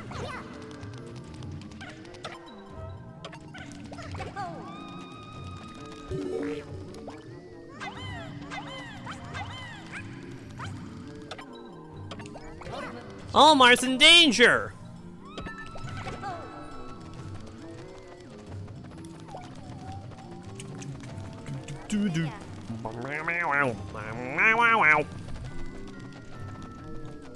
Okay, so yeah, this shortcut will prove to be very useful when it comes to escorting Olimar.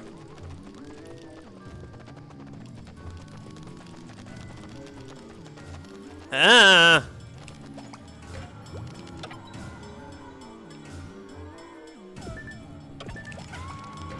Get out of there, Brittany. Okay, throw. Boom, boom, boom.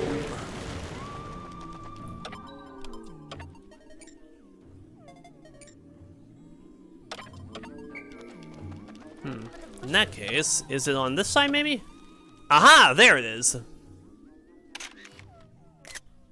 Okay, now that's the only mural that's inside of this thing's lair. There are 2 more, but they're all outside of the lair, before this thing is actually chasing us. So we can take our sweet time with those. So yeah, for now, let's do some more exploring around this room. Because I don't actually know if there are any more... Oh, you know what? Yeah. Let's just focus on clearing a path for Olimar first. And, after the day is done, we'll take stock of everything we've got and determine what we have left to grab. And if it's anything particularly substantial or noteworthy, then we'll round up the rest of the junk. It's really dark. We better follow the lights.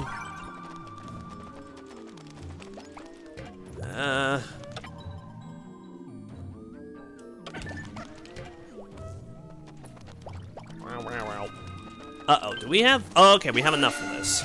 Yeah, you should only take 10.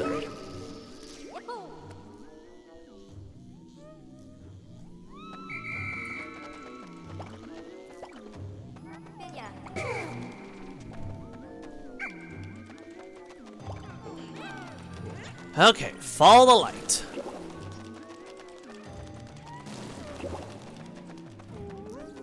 Well, thankfully there are no enemies in here, it seems.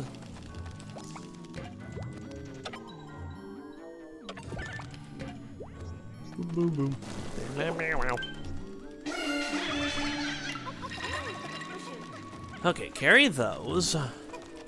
They'll need to go through water, but they are blues and wings, so they can handle that. Then we'll need to destroy this wall next.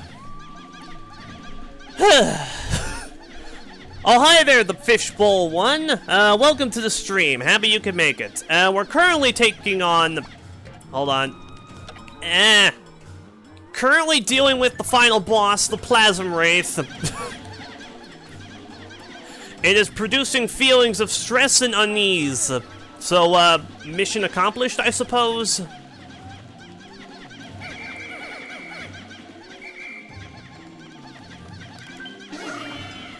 Oh yeah, tear down this wall. There should be more bridge fragments on the other side of it.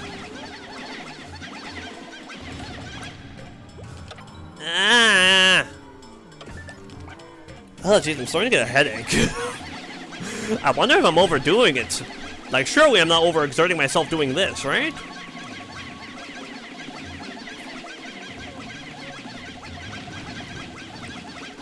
Come on. Come on.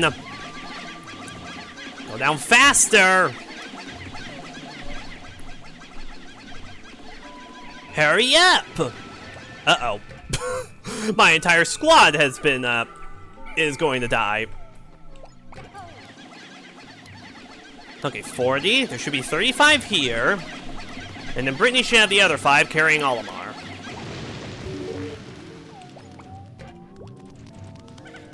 Okay, there he is. Just wait for him to get a little bit closer. Yeah, the music tells me that he's getting a little bit too close.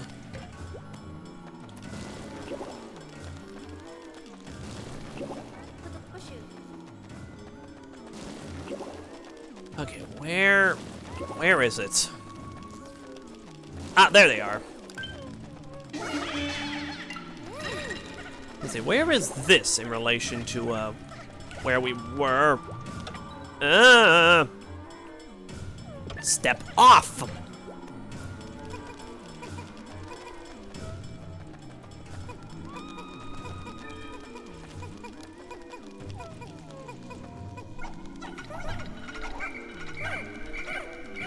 Alright, bridge is done. 5 Pikmin idle, and they're all carrying Olimar, so no one is misplaced or anything.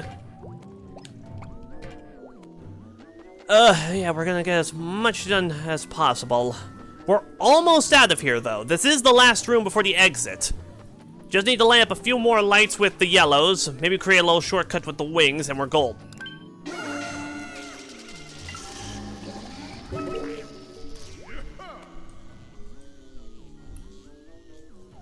Okay, now we take Alf this way.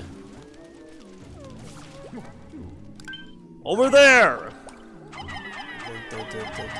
Oh boy. Okay, can we at least light up this last light? Ah! Scary sounds! Scary sounds!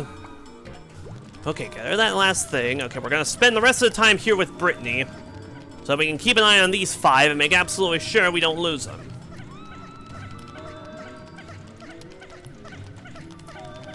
3, 2, 1. Ah, everybody's back together. All delightful.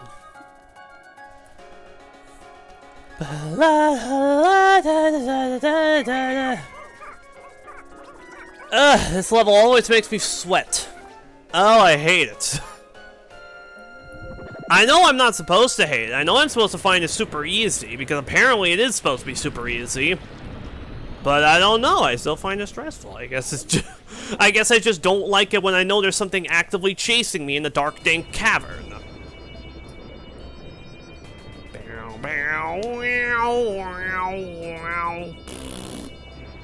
Down.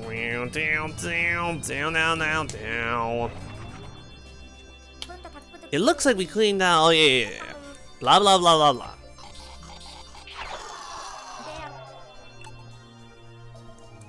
Oh no, we're 1/4 of the way through the game's finite juice supplies. We can only survive for 75 days.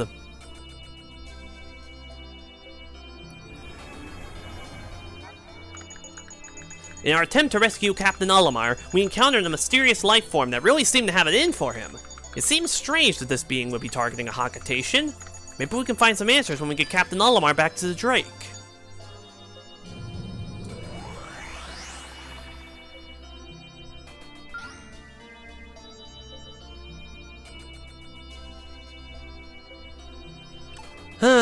Okay.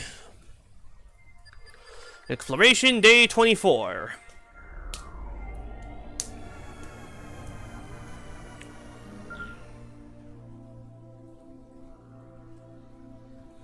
Alright, so first let's talk here real quick. What do you suppose that strange life form even wants? That is unclear. It doesn't seem interested in our juice supply. It's peculiar how it's so focused on chasing Olimar. Here's what we're going to do. Alpha and I will distract the beast. Brittany, you grab Olimar and get him back to the SS Drake. Yes, sir! You guys be careful. Man, Brittany's showing actual respect to the captain. That's how you know it's serious. Okay, so first order of business, let's just comb through these exploration notes and see what we've got. So firstly, we got both of the rescue Olimars, so that's all the controls down. Then indigenous life, okay. So yeah, we got mysterious life form 1, and then mysterious life form number 2. Attacks are only effective when it's gold colored. Okay, so now we're just missing the 2 for the final boss, which we're not going to get until we get to the final boss. Then for area hints, this one. To the survivors. Look, oh, no, wrong one, this one. Closed path. In a dark place where I could barely see my own feet, I discovered a familiar plant. If I recall correctly, they're called luminous stemples, and they bloom under a strong light. Is there anything nearby capable of generating such a light? So yeah, let's see. Between those two, hold on.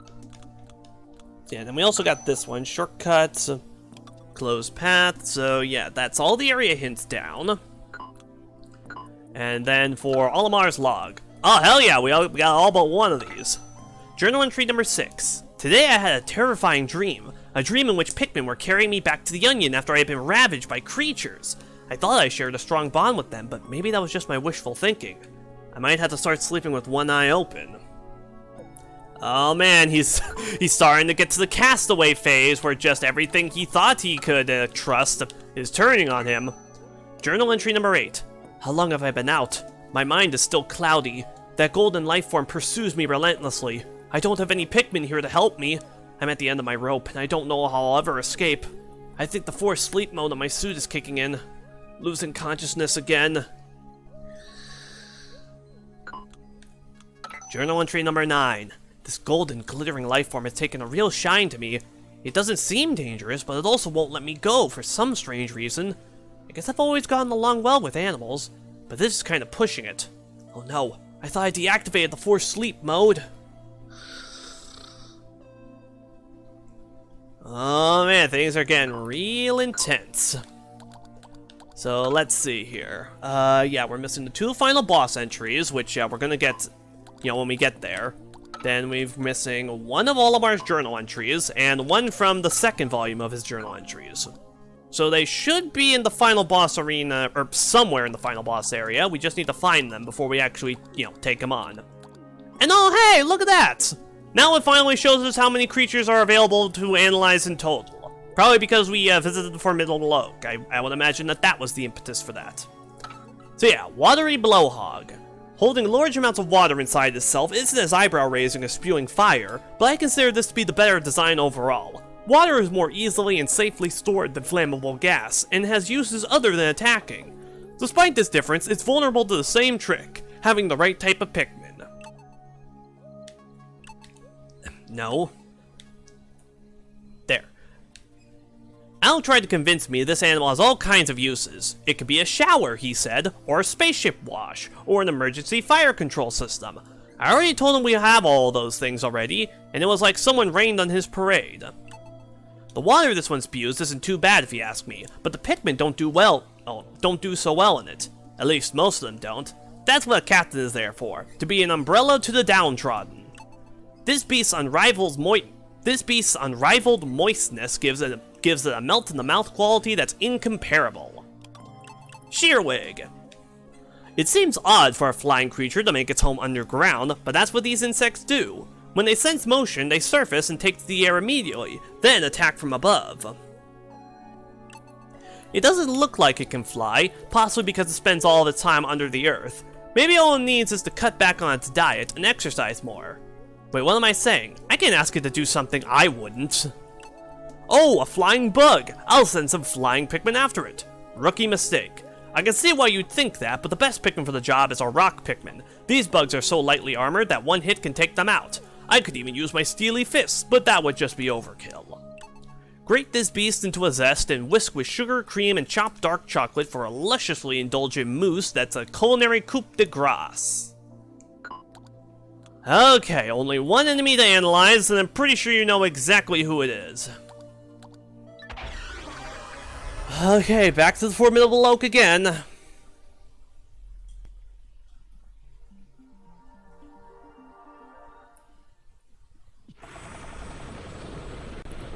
And oh hey, it's raining! I was actually really hoping it would, because this will provide some delightful dramatic tension.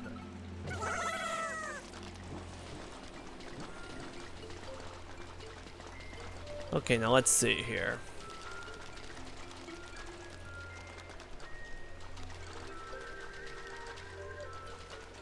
First and foremost, yeah, we need both of the murals. There's one mural around here somewhere. Problem is, I can't quite see it. Probably because it's really, really tiny, and I don't really know, like, exactly where it is.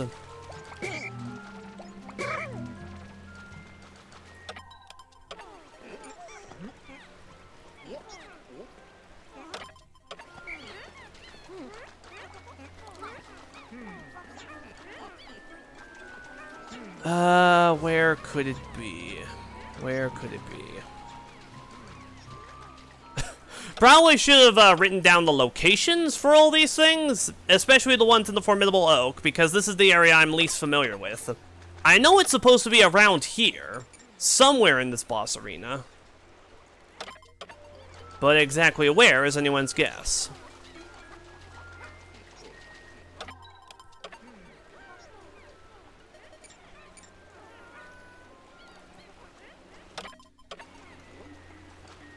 On the plus side, this does give us an opportunity to admire the game's beautiful HD graphics. This is definitely the best looking entry in the series. Can't wait to see how Pikmin 4 does. Is it going to be better? Is it going to be worse? I would hope not the worst, but you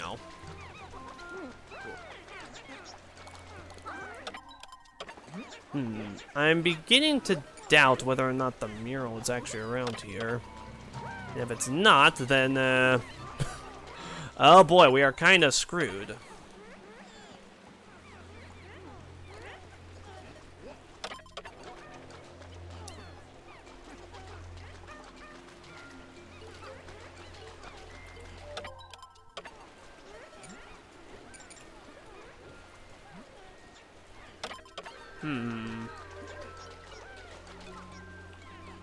It should be around here.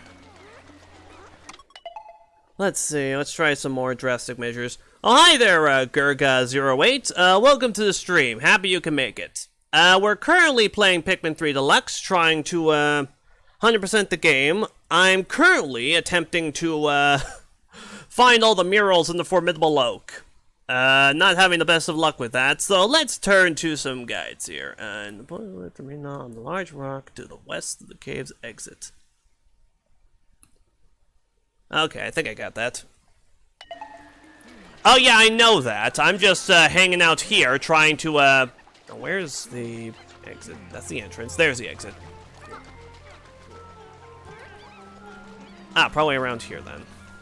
I'm just trying to find the murals, so I can take photos of them for the purpose of appeasing the badges.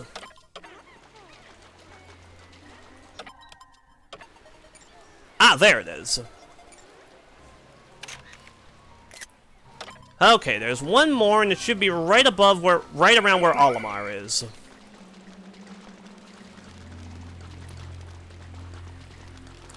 And we wasted like a fourth of our day today doing that. Whatever, we do still need to get the last 2 exploration nodes, so it'll probably require a bit of exploration on its own.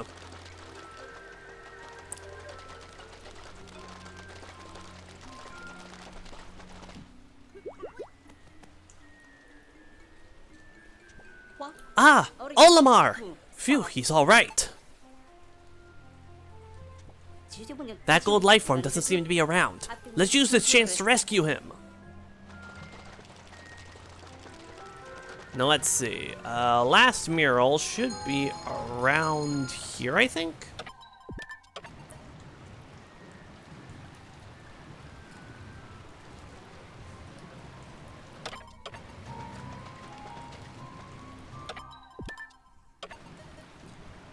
Yeah, if you guys could just, like, get out of the way, that'd be cool.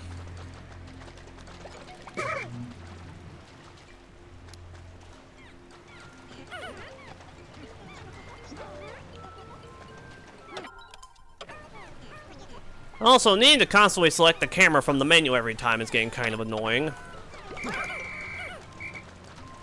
Hey, better idea. Let's just, uninterested cave. There is a road and a rock wall to you guys are advised on that rock. Okay.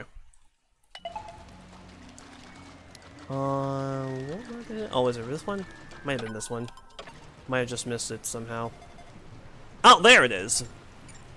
Okay, please stop moving.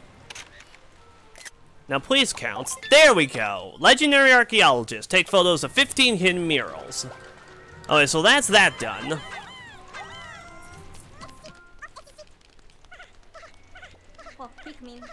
The Pikmin don't seem to know which way to go, again. Okay then, it's time to relaunch Operation Rescue Olimar. In that case, I'll direct the Pikmin. Thanks, Brittany. You can get started on transporting Olimar back to the ship, Brittany. Alpha and I are going to search the immediate vicinity to see if we've overlooked anything, and then we'll catch up with you. Okay, here I go. Oh yeah, I have played the Wii U version. I actually still own the Wii U version, despite also having the Switch version, which, I mean, I don't know how much I would get if I sold it or anything. And I mean, it has sentimental value to me. Here it is again! Brittany, get Olimar out of here! I'm on it! Pikmin, follow me! Okay, Brittany, you head all the way over here. As for us, let's take this shortcut and see what we got going on in here. Because yeah, we do need to find 2 more exploration notes before we take on the final boss. I'm hoping that at least one of them is on the path. Or like on this main path. So I guess we'll start here.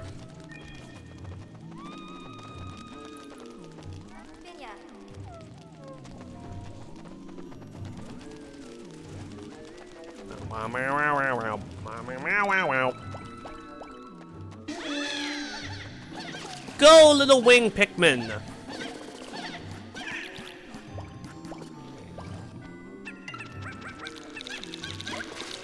Oh dear, oh dear. Whole bunch of them got stuck in the web.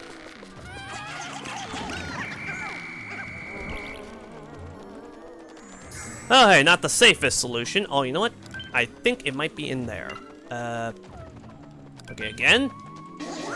Keep heading forward.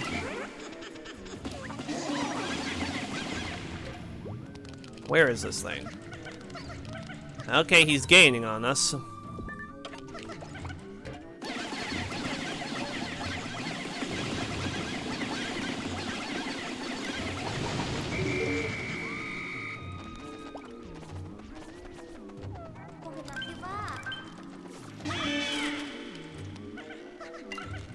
Okay, lift that up to get a nice little shortcut back to base.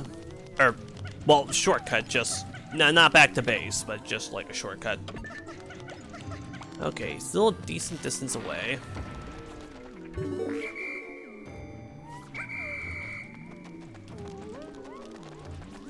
Okay, candy pop buds are appreciated. Ah. Oh, I hate this thing.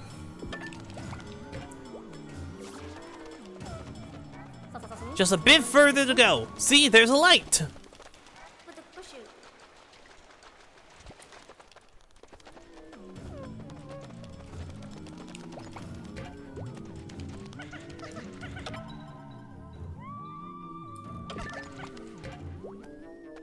Okay, so yeah, Plasm Wraith still following her. So yeah, now we just need to find the 2 exploration notes. And you know, after that, I may actually end this day early and dedicate an entire day to fighting the Plasm Wraith. Just in case. Aha! Alright, that's all of Olimar's Log Volume 2. To my family. All this time spent on jobs off-world have left me with so little time to spend with my family. I hope my wife and kids aren't lonely without me. We should all go on vacation together when this mission is over. I could use the time off, and they could use the time with me. Now I really can't wait to finish up. Don't worry, Olimar. Just last probably one more day, and we got you. Okay, now there's just one more exploration note to find, and I have a good idea as to where it might be.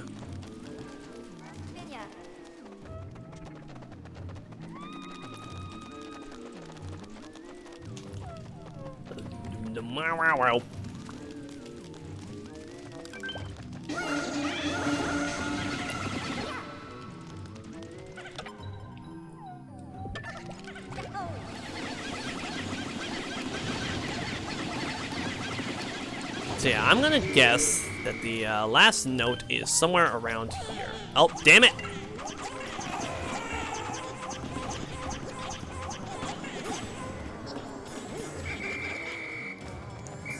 Ah!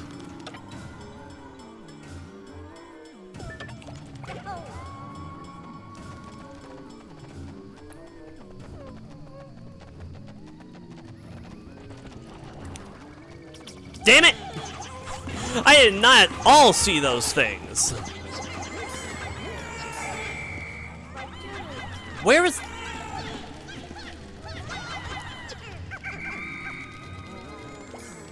I lost entirely too many Pikmin to those guys.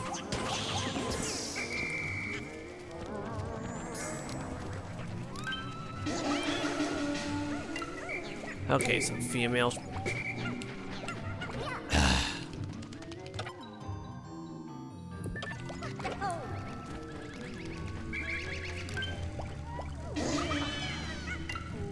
Get back in there. Okay, bomb rocks.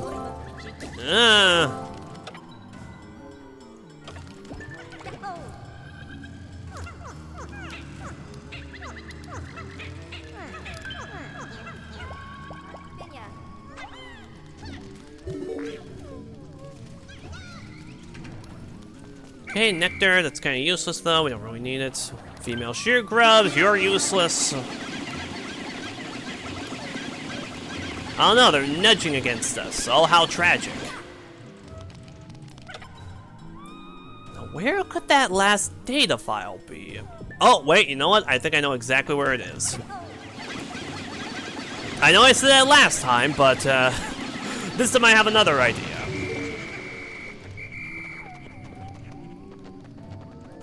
I'm gonna guess it's under this bridge somewhere. No? Huh. So what's your deal?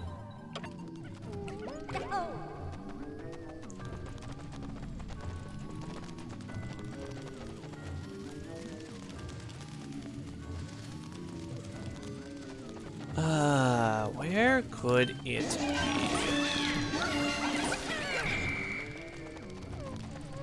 Well, no, so why is this ball still here?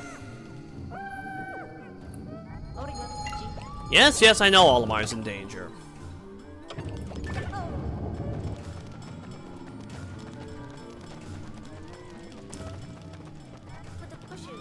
You know, this one's gonna have bomb rocks in it as well. I'm still gonna check it though. So that means it's somewhere in that dimly lit cavern.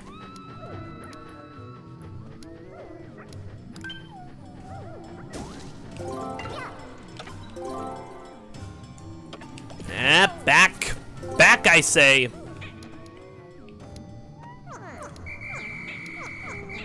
Yeah, this one was kind of a waste of a day. I'd absolutely have enough time to get Olimar out of here and then take on the final boss, if not for the fact that I was also looking for all this other crap. But look, it's important, alright? I want 100% this game as much as physically possible, and there is something you get for getting all the exploration notes. If this was just regular Pikmin 3, the game doesn't keep track of that nonsense, so it's like, okay, whatever.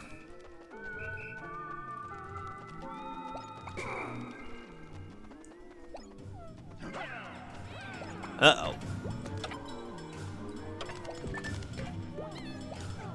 Okay, yeah. Keep watch over everybody. I've arrived!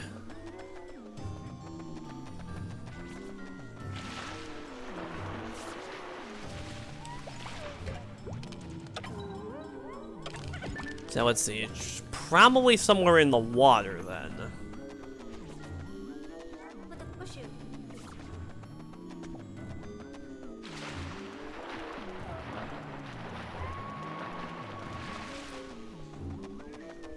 Let's see, around here.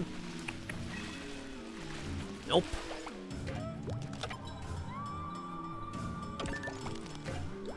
Back off!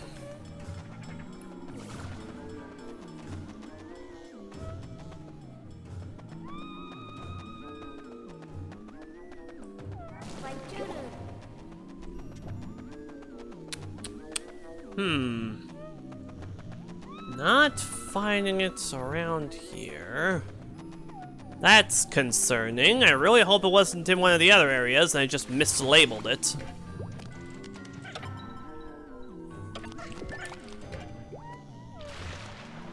Because if that was the case, that'd be rather tragic.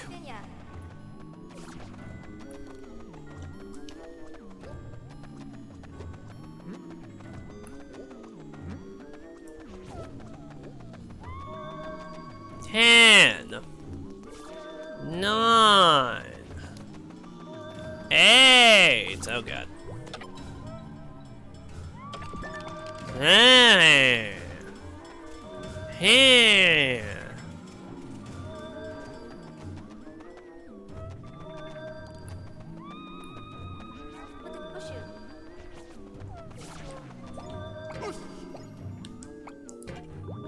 Oh, wait. Get him back. There we go. Okay, sorry, Olimar. Looks like you're gonna have to wait one more day because this stupid thing is being weirdly hard to find.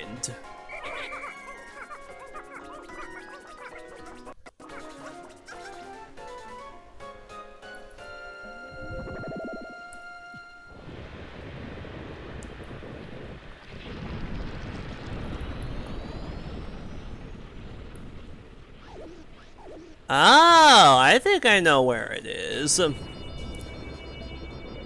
By which I mean I just read the thing, and I think I know exactly where it's talking about. In which case, I actually did see where it was, and just didn't interact with it, because I didn't assume it was going to be a file.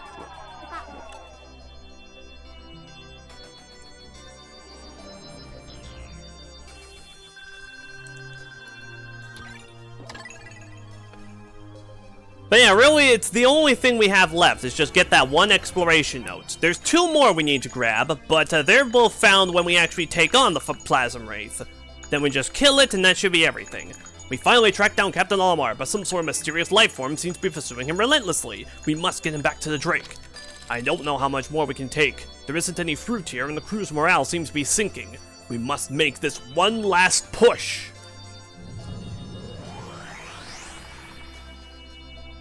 Don't worry, Charlie, there's just one little thing to grab and then we can haul Olimar back. Exploration Day 25.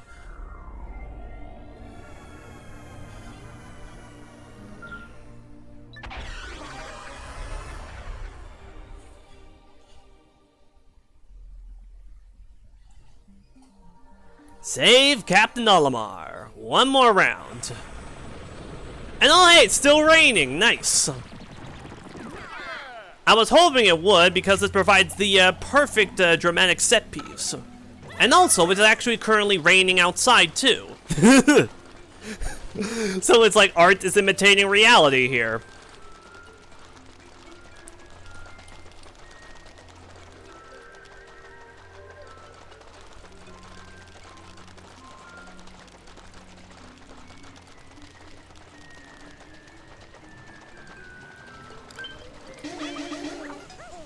Okay, so yeah, apparently it should be in here. And if not in here, then in the first room where the mysterious life form is.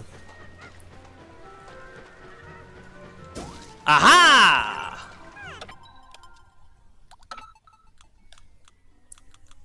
Journal entry number 10. Captured again, over and over. No matter how many times I try to escape, I find myself atop this tower. Each time I awake to see that another day has passed. The grip of this wretched beast is taking its toll on me. My only hope is for someone to save me from this torment.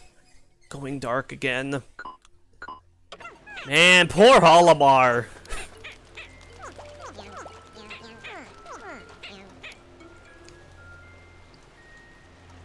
Okay. Throw our 5 wings onto this bad boy once again. Don't know which way to go. Is it just the same? I'm gonna assume it's just the same and skip.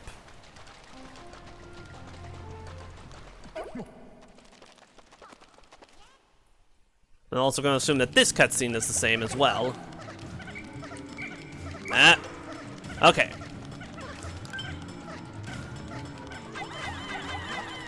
So yeah, grab a few more wing Pikmin to help carry this thing a little faster. Or, I say this thing as though it's not Olimar we're talking about. So, yeah, now we just need to take Olimar to the exit. In order to do that, we are free to just head straight to the exit. The Pikmin should be smart enough to follow us. Although this is Pikmin we're talking about.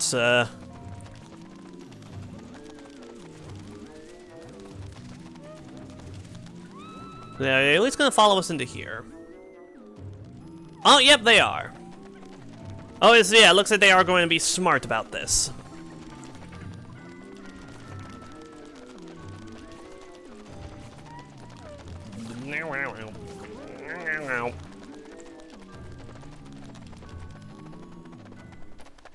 Yeah, okay, now we just need to wait over here by the exit. Wait for Olimar to come out.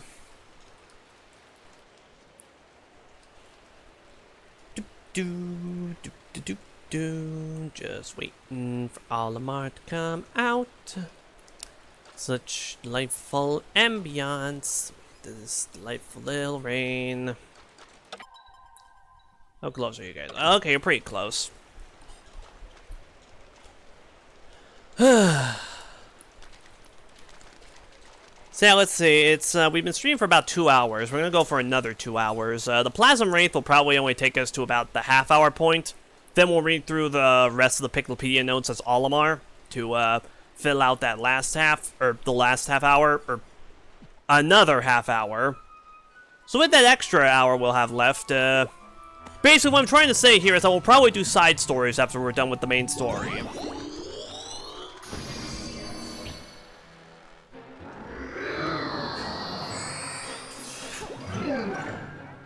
Olimar! Oh boy! Here he comes! And there's this penultimate data file. Plasm Wraith number 1. Attack the fragments when it breaks apart! So yeah, the way that this works, as you can see, as we attack it, little globs of plasm are flung off of it. In order to kill this thing, we need to attack these plasm globs as they fly off. However, it can also reabsorb it in order to gain back its lost health. Okay, fine, I guess we'll just wait for it to reabsorb those globs. This is not good. And yeah, I know exactly what you're probably going to be thinking. Why aren't I just using rocks for this battle? Why am I using all the Pikmin types? Because it's the final battle. Why wouldn't I use all the Pikmin types against the final boss? Like, I know that using only rocks is sort of the easy, cheap way of doing it, but like, I don't want to be easy and cheap.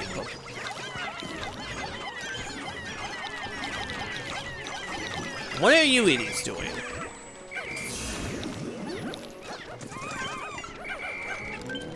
Okay, that's electricity. So yeah, after you deal enough damage to him, he'll also start creating these elemental plasms that will require Pikmin of a specific type to take down. Damn it! He poked me. Let's see, there's a water plasm, a a stone plasm, a fire plasm, and a lightning plasm.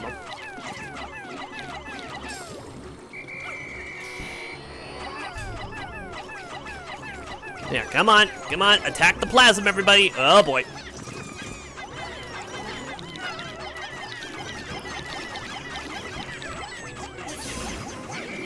We have to smash those before they get reabsorbed. Okay, now here's the crushing one. Oh wow.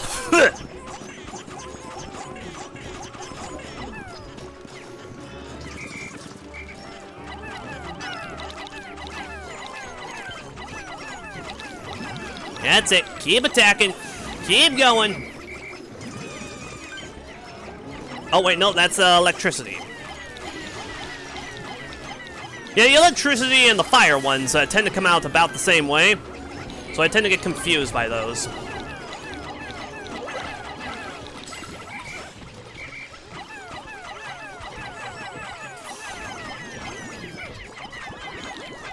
Okay, there's fire.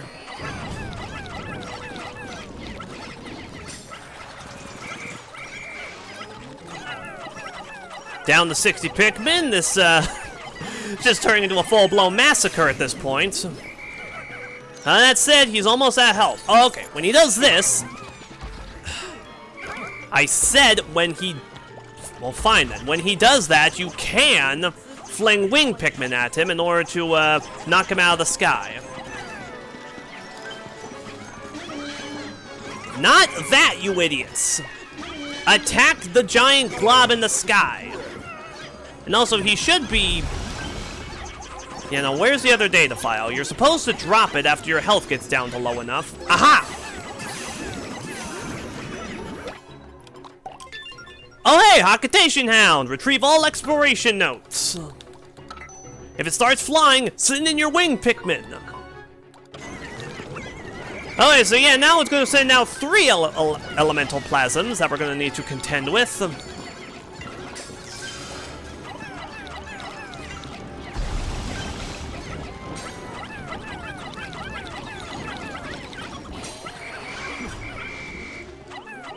Okay, come on. Come on. You're running out of plasm, you oversized glob.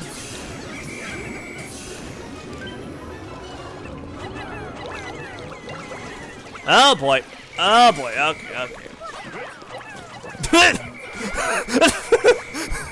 There's a rock Pikmin that was just being juggled between those two. He was like getting zapped and then bounced into the water and then bounced back into the electricity. How also are we? What are our Pikmin totals at? Because it would appear that we're running out. It's losing steam! Go for its body! We have to smash those before they get reabsorbed! Come on, come on, come on! Go down!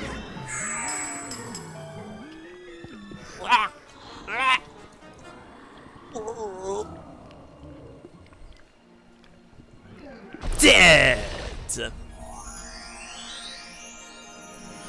And it only took basically our entire armada. Again, it would have been easier with just rocks, but like, that's the boring method, so what the hell?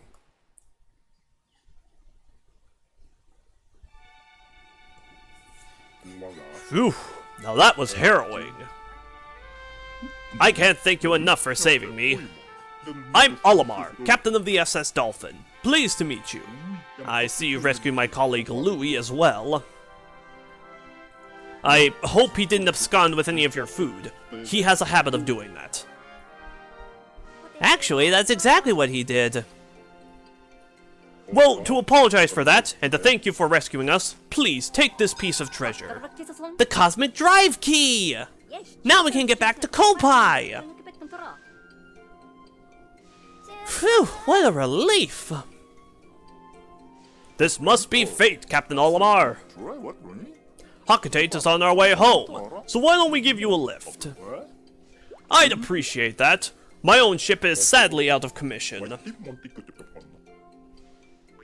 Food! Food! Food!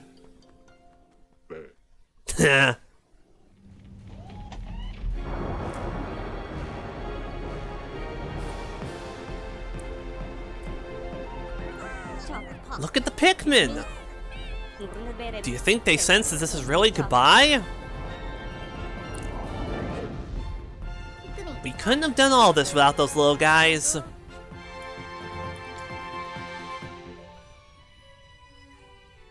We owe them so much. Farewell, my comrades!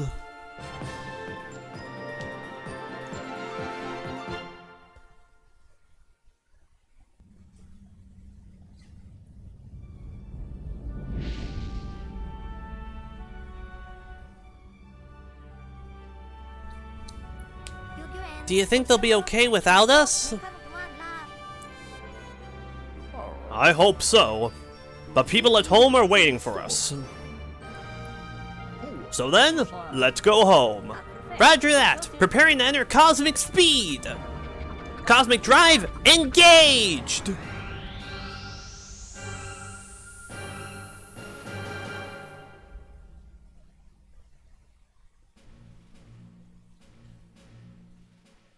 And so the intrepid explorers successfully complete their mission. After securing a bountiful supply of edible matter and learning the valuable lessons of planning and teamwork, the explorers are set to become the saviors of their home planet. Under their guidance, the seeds they've recovered will be used to kick off a sustainable cycle of cultivation and harvesting, thus bringing new life to Kopai. However, one question remains. What was the cause of the accident that sent the SS Drake hurtling to PNF 404 surface? Perhaps it wasn't an accident after all. Ooh, the plot thickens. Probably not gonna follow up on that in Pikmin 4, but I mean, you know, it's there. They might. That'd be cool. That'd be cool as hell if they did. And we get this delightful little credit sequence showing all the Pikmin hanging out in all the areas we visited. But yeah, that was the main story of Pikmin 3 Deluxe. I almost said Pikmin 4. No, a little early on that. But yeah, that was fun. In fact, it was so fun that I'd say that it was, you know, pretty fun. But yeah, we're not done with Pikmin 3 Deluxe yet. We still have a lot more crap to do. Although this should wrap up the story mode pretty well. We're only going to have to go back through it on Ultra Spicy to get one more badge. But we can worry about that later. I'll probably do most of that off stream and just like set it up so we have one day left and just do that on stream.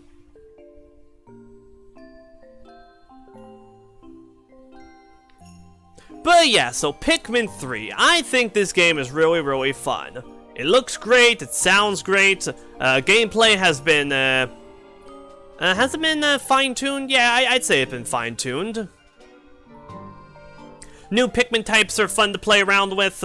The pre-existing 3 are also fun. Introduces a lot of neat and cool enemies. Bosses are pretty fun.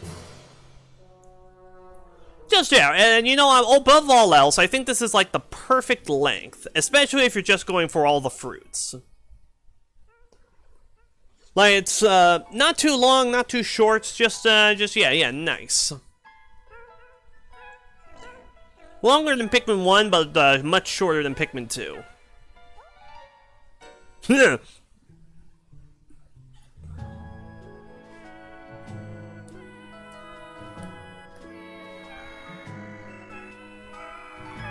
Yeah, I really hope that Pikmin 4 lets you play with all 8 types of Pikmin, even if not in the main story, just have like a challenge level that's that. Because Pikmin 3 does have a challenge level that lets you play with all 7 types of Pikmin.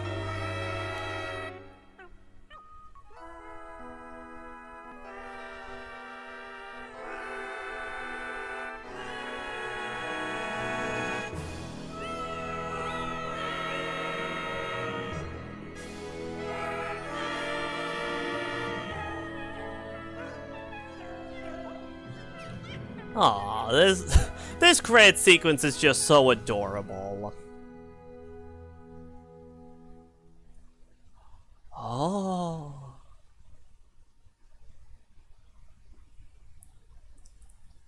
Oh, the adventures just never seem to end, do they?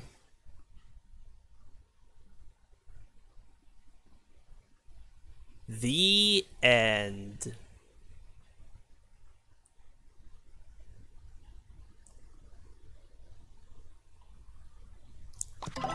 Xenobiologist! Complete the Piclopedia! Ultra Spicy difficulty is now unlocked for story mode. Safe and sound. Defeat the Plasm Wraith in story mode. Pikmin Challenger! Clear story mode on normal difficulty or higher. Pikmin Professional! Clear story mode on hard difficulty or higher. You can now fight the Plasm Wraith in a defeat bosses mission. Olimar's Comeback is now unlocked in side stories. Alright, let's see what the final reports.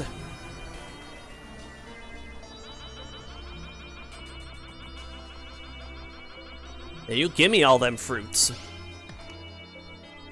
Okay, so 878 Pikmin remaining, 146 died. We lost 50 blues somehow. 20 reds, 21 rocks, 27 yellows, 28 wings. It's a shame it doesn't do the super in-depth breakdown that Pikmin 2 did, where like it shows you how they died, like fire or water or stuff. And unfortunately, we can't see the global ranking data. But we can see top 5, and yeah, this is the only time I've ever beaten it on this specific user, so yeah, rank is first class. The only story mode badge we're missing is Pikmin Master through beating it on Ultra Spicy difficulty, so we'll need to do that. And then there's these two that require playing co-op on mission mode and side stories. So yeah, we'll get those later.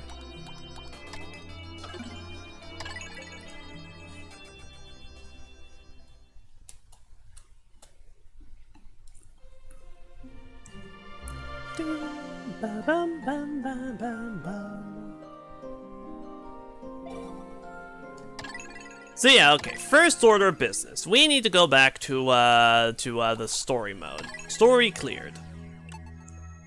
So yeah, first and foremost, you can actually see the voyage log for the end of the final day, which is basically just for, you know, after you beat the Plasm Wraith. Our mission is over, and we're returning with all the edible matter available in this planet's explorable areas. We shall return to Kopite with our heads held high.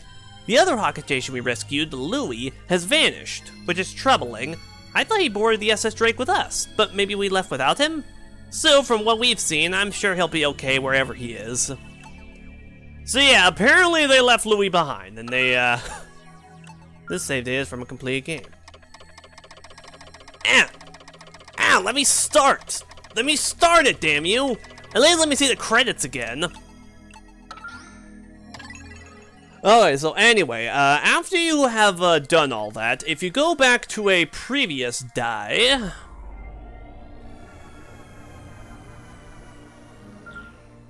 then head to the copad, Because yeah, we do have the Plasm Wraith we got to look at.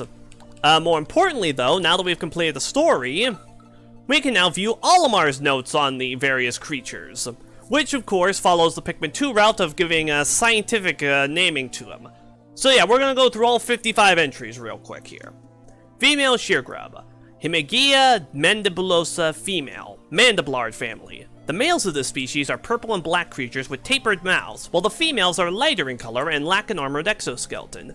As with most Mandiblards, these creatures have regressed to the point where they have lost both legs and wings. They can be seen crawling around on the ground and are believed to feed on the vegetable extracts from the congealed fluids of expired Pikmin.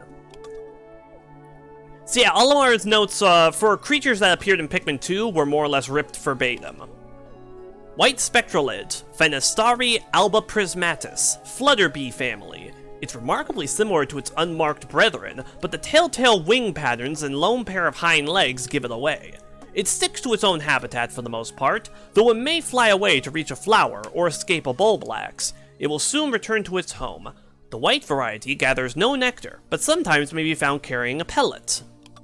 Dwarf Bulborb, Pansaurus pseudocoli russus, breadbug family.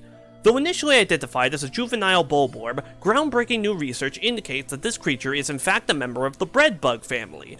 A close relative of the vanilla breadbug, it escapes predation through mimicry. Unique adaptation of the bulborb's crimson coloration allows the species to safely commingle. Such effective adaptation and obfuscation by a prey species is rare, so indicating this clever creature is a master of mimicry. Bulborb, Oculus kageyami russus, grubdog family. This large organism has the familiar mandibles and cranial morphology of the grubdog family, as well as the characteristic bulging eyes. As with most grubdogs, the creature's cranium comprises half of its total length and girth. Showing a scarlet abdomen with white spots, this creature is primarily nocturnal, choosing to prey upon smaller creatures returning to their nests. Originally classified as the spotty bulborb, further research has reclassified the species as the basic bulborb. Subspecies of varied colors have recently been discovered, but academics are divided into two rival camps over how to handle their classification. So yeah, in Pikmin 2, this thing was renamed to the Red Bulborb to identify it differently from the others. In this game, though, it's instead just called the Bulborb. Probably because they just figured, yeah, it's the most basic, it's the most recognizable, it gets just the standard Bulborb. And then everybody else is a variant of it, so they get all the fancy titles and names and stuff. Okay, a new guy. Medusal Slurker, Stara Medusae Mandifoldi, Umbloda family. Most of its body is translucent and gelatinous. It drifts on the wing using the puff stalk on its head, and captures passerby below with its adhesive mandibrium. The purpose of this behavior is unknown, as examining its catches reveals no trace of saliva or gastric fluid on them. Unlike most aquatic jellyfish, it has no tentacles or nematocysts, making it safe to handle. It may even be safe to ride in, opening up exciting new transportation possibilities. So yeah, I'm also going to point out some stuff about this. The Medusal Slurker debuted in the original Pikmin 3 on Wii U, obviously. However, in the 3DS game, Hey Pikmin, which came out after the original Pikmin 3, that game featured a handful of other related members, or a few other Slurker-like creatures. I don't remember exactly what their names are, but they were counted as part of the Umbloda family. Then, Pikmin 3 Deluxe came out. Medusa Slurker here is also categorized as part of the Umbloda family. So yeah, basically this family was originally, it was properly named in Hey Pikmin, and then they brought back that classification for this game, for this guy. And I just think that's cool. I think it's cool that they acknowledge Hey Pikmin's existence in that way, in a way that's both non-intrusive and also logical. That's great. Scutterchuck. Scutterchuck. Would you stop that? Hierodesiderate crystallosum, Heevil family. Its main offensive strategy is to launch the crystal it carries on its back. Otherwise, it's completely defenseless. In most circumstances, In most circumstances, it's a peaceful herbivore whose diet consists primarily of moss. When in danger, however, it wastes no time defending its territory by breaking small rocks and hurling them at the threat. In order to ensure it has a steady supply of rocks with which to defend itself, it shares its habitat with calcified crushblat larvae, so it can make use of the shells they cast off each night. So yeah, another example of a Hey Pikmin canonicity here. The Scutterchuck showed up in Hey Pikmin, and that was where we were first introduced to their scientific name. This exact same scientific name, like the genus, species, and even the family, were also dragged into Pikmin 3 Deluxe. So yeah, really, really neat. And also, I really like how it and the Crushblat shares a sort of, would it be symbiotic? I guess symbiotic relationship. Fiery Blowhog, Sus Draconis, Blowhog family. This creature expels a volatile phosphorus compound from its snout that combusts upon contact with air. This fire-breathing ability is dependent upon the air-to-fuel ratio at its mouth, catalyst reactions within the expelled compound, and purification of the compound. Thus, it is highly unlikely such a complex process could cause the spontaneous explosion of a fallen blowhog. This process is also perhaps to avoid risk of spontaneous combustion in the belly of a live specimen. However, one should still treat the fiery blowhog with great care during transfer. Yellow Wollywog, Amphicarus frodendum, Amphibtuber family. This magnificent specimen has the brightest gold coloration and the greatest number of lateral spots of any member in the Amphibtuber family. This species seems to have lost some swimming proficiency with the evolutionary adaptation that granted it greater jumping ability. The Amphituber inhabits aquatic shallows and shows an instinctive drive to jump upon and squash smaller creatures. Skitterleaf, Rus pseudoarbicans, skitterling family. The skitterleaf is a relative of the pond skater that shed its wings and adapted to life on the ground. With no residual traits of its airborne past, the skitterleaf can neither fly nor skid across the surface of the water. The wings have since evolved into the leaf-like structure on its back, which serves to hide the skitterleaf through mimicry. It appears quite effective, as few predators can see through this clever disguise. Armored Maudad, Tuberclipium rex, Maudad family. It makes its home inside the hollow stumps of enormous trees. The name is derived from the hard shell covering its entire body. As it grows, it can only molt its shell by slamming into rock walls to shatter it before forming a new one. It has a voracious appetite that doesn't hesitate to eat anything that it sees. The contents of its stomach are often a surprise. Swooping Snitchbug, Scarpanica kesperens, Scarpanid family. The Scarpanids originally lived on the ground, sporting poorly developed vestigial wings. This species developed enlarged antennae that can be used as makeshift wings. Scarpanids are attracted by the sight of large groups of Pikmin in cavalry formation and will swoop down to seize them. However, Scarpanids do not eat Pikmin, and they will drop any seized Pikmin after a short time. The reason for this behavior is unknown, but I look forward to future research in the area.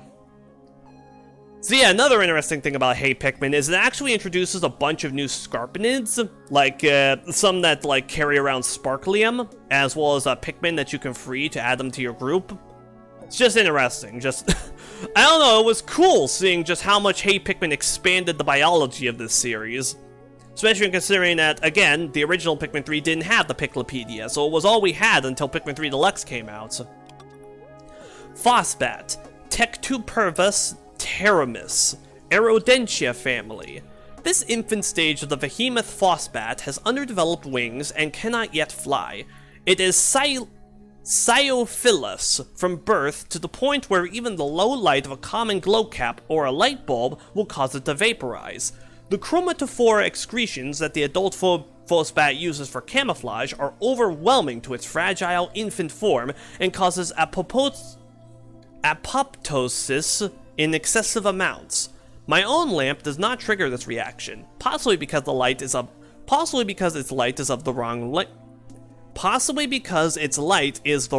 wavelength.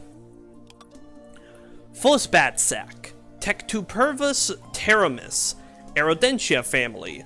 The behemoth Phosbat's egg sacs are found affixed to surfaces around its lair. Each sac spawns roughly 5 baby Phosbats, stopping when enough pheromones are in the air to trigger its automatic response. This keeps the population density of phosphates in any given cave at a sustainable level, which is important given the limited supply of food available in its habitat. Behemoth Phosphat, Tectupervus terramis, or Aerodentia family. It is forced to live in darkness due to its extreme photosensitivity. The specialized chromatophores on its skin can absorb faint light sources to turn completely transparent. Its wings and spines are covered in mildly toxic scales that paralyze small insects until it can inhale them with a powerful vortex. Often, creatures that evolve in darkness have atrophied eyes and albinism, but that is notably not the case here. It does, however, share a tendency to only venture out at night with other cave dwellers. Bearded Amprat, Porcellus barbavolta, Numbos family. The hair covering its face works as a capacitor. It charges electricity by rubbing the hair to build static, then discharges it at enemies intruding on its territory. It's more territorial than aggressive, attacking only when threatened rather than to hunt prey. It has several qualities unique to this ecosystem, such as breastfeeding its young, which may someday give rise to a whole new taxonomy of fauna here. Sand-belching mearslug, Gastropoidae anguilli, mearslug family.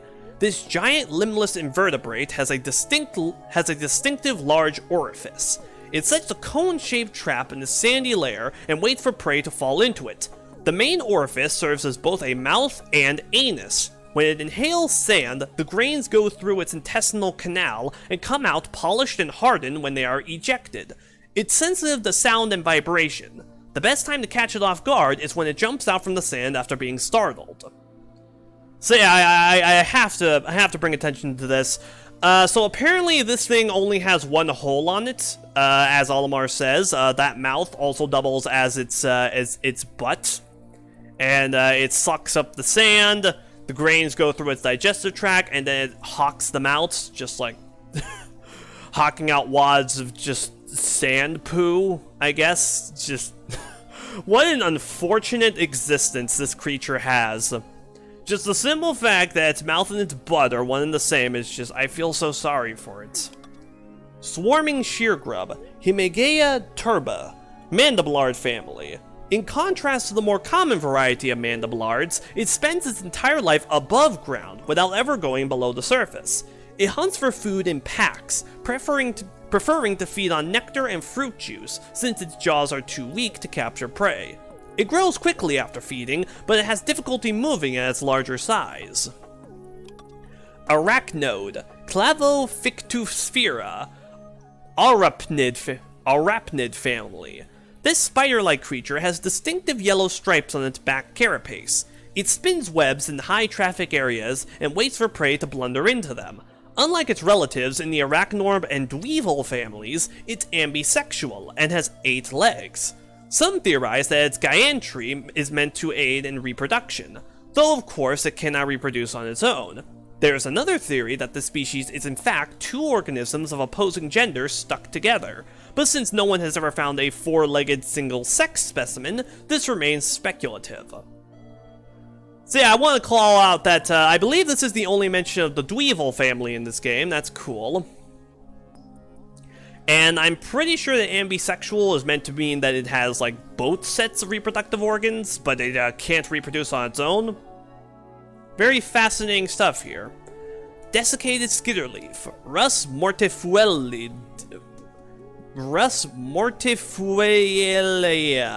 skitterling family. The skitterling variant that resembles dead leaves. Its legs have developed in specific ways. The front claws capture prey, while the flat hind legs are suited for running and swimming. Its highly tuned senses keep it still for any creature but Pikmin. Once it gets its claws on its prey, it doesn't easily let go. Recent research has revealed that its camouflage has a second purpose beyond hunting. Scavengers are fooled by its disguise into carrying its eggs, thereby expanding the population. Pretty sure that means that it just like gets eaten, and its little its eggs get carried around by the people that eat them. I think that's what that's supposed to mean. Nectarous dandlefly, Anisopterid ambrosius, dandlefly family. Its life cycle comes in 2 stages. First, it hatches underwater, where the amphibious larvae preys on tadpoles and other small aquatic creatures. After it grows large enough, it takes to the surface and completely changes its diet to focus on plant nectar. The more nectar it feeds on, the more segments form on its abdomen. Upon reaching 5 segments, it is a mature adult ready for procreation. Its straw-like proboscis curls upward to prevent reflux from the nectar it stores. Scornet, Sporgitis advenus, huntingpeck family. These highly social insects always travel in groups. Each of them has a unique role in the colony. This type is a small, though still adult, worker female. Rather than lay eggs, they spend their lives carrying out the queen's will. In response to their queen's sonic commands, they move in unison, as if they were a single entity. To see them dance through the air is a sight to behold, but don't look too long, their stingers are still deadly. Dwarf Orange Bulborb, Pansaurus pseudooculi orangium, breadbug family. Just as dwarf red bulborbs mimic the appearance of normal bulborbs, it was theorized that an orange bulborb mimicking variant must also exist. Recent fieldwork has confirmed this theory. Burrowing snagret, Chiropedes anacondae, Snavian family. The majority of snagret species lie in wait to ambush and capture prey, with a body type perfectly adapted to such sudden strikes. It violently attacks small surface-dwelling insects. Distributed across a relatively wide range, subspecies of snagret suited to the varying soil conditions have emerged, making the snagret the most geographically represented species besides the bulborb. Visually resembling the burrowing snagret is the burrowing snarrow, the range of which partially overlaps with the snagret's range. While the two may appear similar, when pulled from the ground they can be distinguished by the presence or absence of tail and wing markings. Man, I wonder if Pikmin 4 is going to finally bring in the burrowing snarrow as an actual enemy instead of just mentioning it. That would be sick. That would be so cool. That would be so cool. Scornet Maestro, Sporgitis advenus, huntingpeck family. Known for its striking lyriform mouth, it does not settle at a particular nest, but migrates across the waters in search of food. In the spring, the Maestro awakens from its hibernation. Before the advent of summer, she travels with a male partner to the cooler climate of the mainland, where food is plentiful. The male is smaller than the Maestro, with a white body and blue feet, back, and tendrils. It has no wings and thus cannot fly.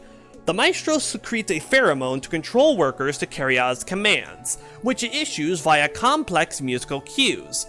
When the Maestro is no more, the listless and directionless workers perish along with the rest of the colony. Spuddlefish, Pseudocephalopoda fluorescens, Squirtler family.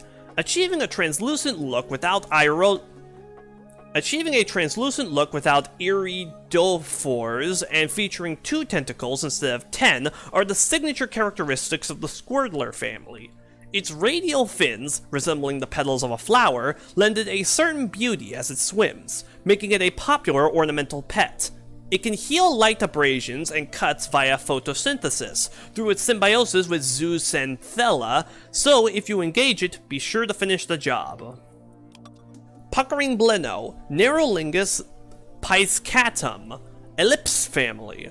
Many assume it's undeveloped due to its large eyes and lack of fins, but this is simply its normal, fully grown form. Though its dorsal and ventral fins have atrophied, the long caudal fin helps to compensate for this. It can leap high enough out of the water to catch low-flying prey. The scales comprising the round patches along the sides are known to turn light pink during breeding season. So this is another example of an enemy that appeared in Hey Pikmin and got its scientific name there. And then they came back here, and yeah, Pikmin 3 Deluxe actually did take that into account. And yeah, again, I really appreciate that. That's really cool. Bug-eyed Crawmad, Camabarus subterranid, Crawmad family. Like its close cousin, the hermit Crawmad, it makes its home in a burrow rather than a shell. It has abnormally overdeveloped eyes with which to detect prey in cloudy water and low visibility mud.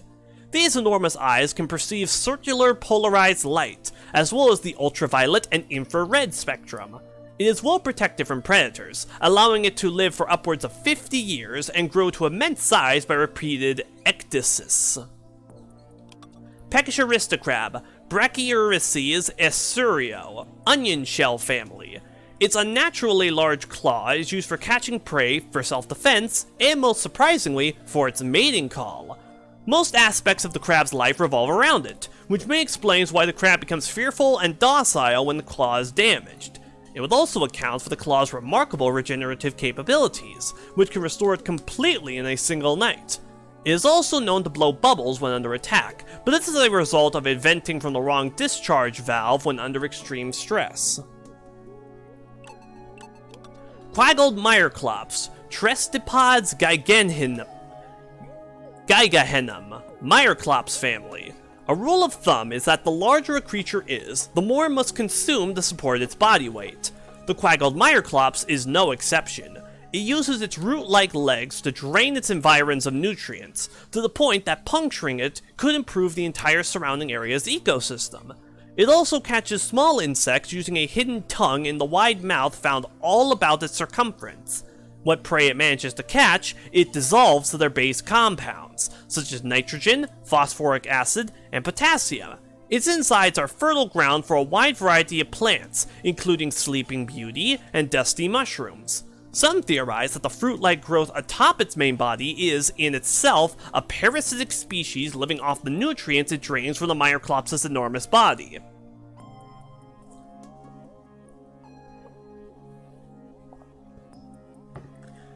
Sorry, just need a little drink of water.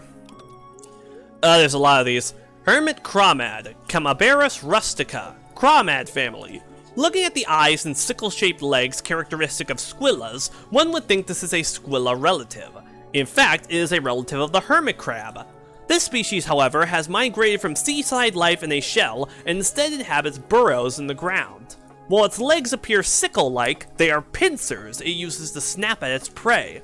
It prefers to feed on small creatures that pass by its lair, dragging them inside to eat them.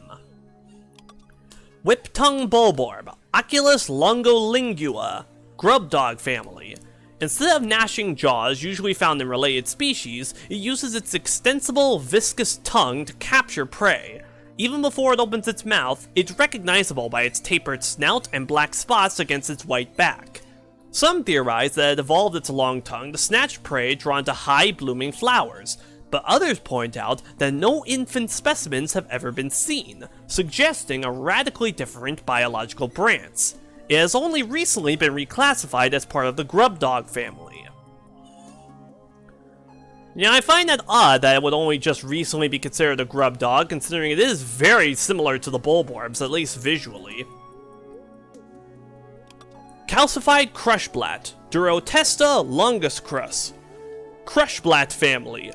Originally, these creatures were water-based mollusks. Their hard shell let them live on the land by keeping its soft flesh from being exposed to predators. It absorbs nutrients from the water through its skin, which is a relatively inefficient way of feeding compared to hunting. As a result, it spends most of its time sedentary due to its low metabolism. The crystal shell on its back is made of silica that it absorbs. The shells shed by younger Crushblats find use as projectiles used by Scutterchucks. So yeah, apparently this thing is actually just like a highly evolved mollusk, which I'm not 100% sure what those are exactly. I believe that clams, octopuses, and snails fall under that category, so I mean, I guess I can see that. Shaggy longlegs, Pseudoarachnia capillum, arachnorb family. Thick hair grows on its spherical center as well as its joints. One would think it's there for protection, but it's a simple matter to pluck the hairs out. Several coloration variants have been cited, most likely due to regional characteristics rather than stress or advanced age. They normally sit docile above trees, but will descend to scare off intruders with loud footfalls. Baldy longlegs, Pseudoarachnia calvitium, arachnorb family. Technically, this is merely a shaggy longlegs that has lost its hair, but since the hair never grows back, this is considered a separate species and classified under its own name. It has similarities to the beady longlegs, but it doesn't secrete wax from its exoskeleton, and thus lacks its cousin's unique patterning. The absence of wax also allows small insects to climb its legs without slippering. Its central orb splits horizontally, but researchers have yet to determine the significance of this difference. So yeah, gotta give major props for them bringing up beady long legs and explaining the various differences here. Yeah, this thing does not secrete wax, which is why it looks different, why the Pikmin are able to climb its legs.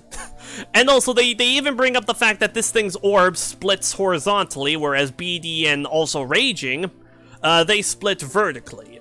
And then there's also the man-at legs, which just explodes, just... Yeah, honestly, I think the Arachnorbs are some of my favorite creatures in the series. I don't even know why, I just think they're cool. Can't wait to... No, this one. Can't wait to see what the new game is gonna have with them. What that new Bulborb or...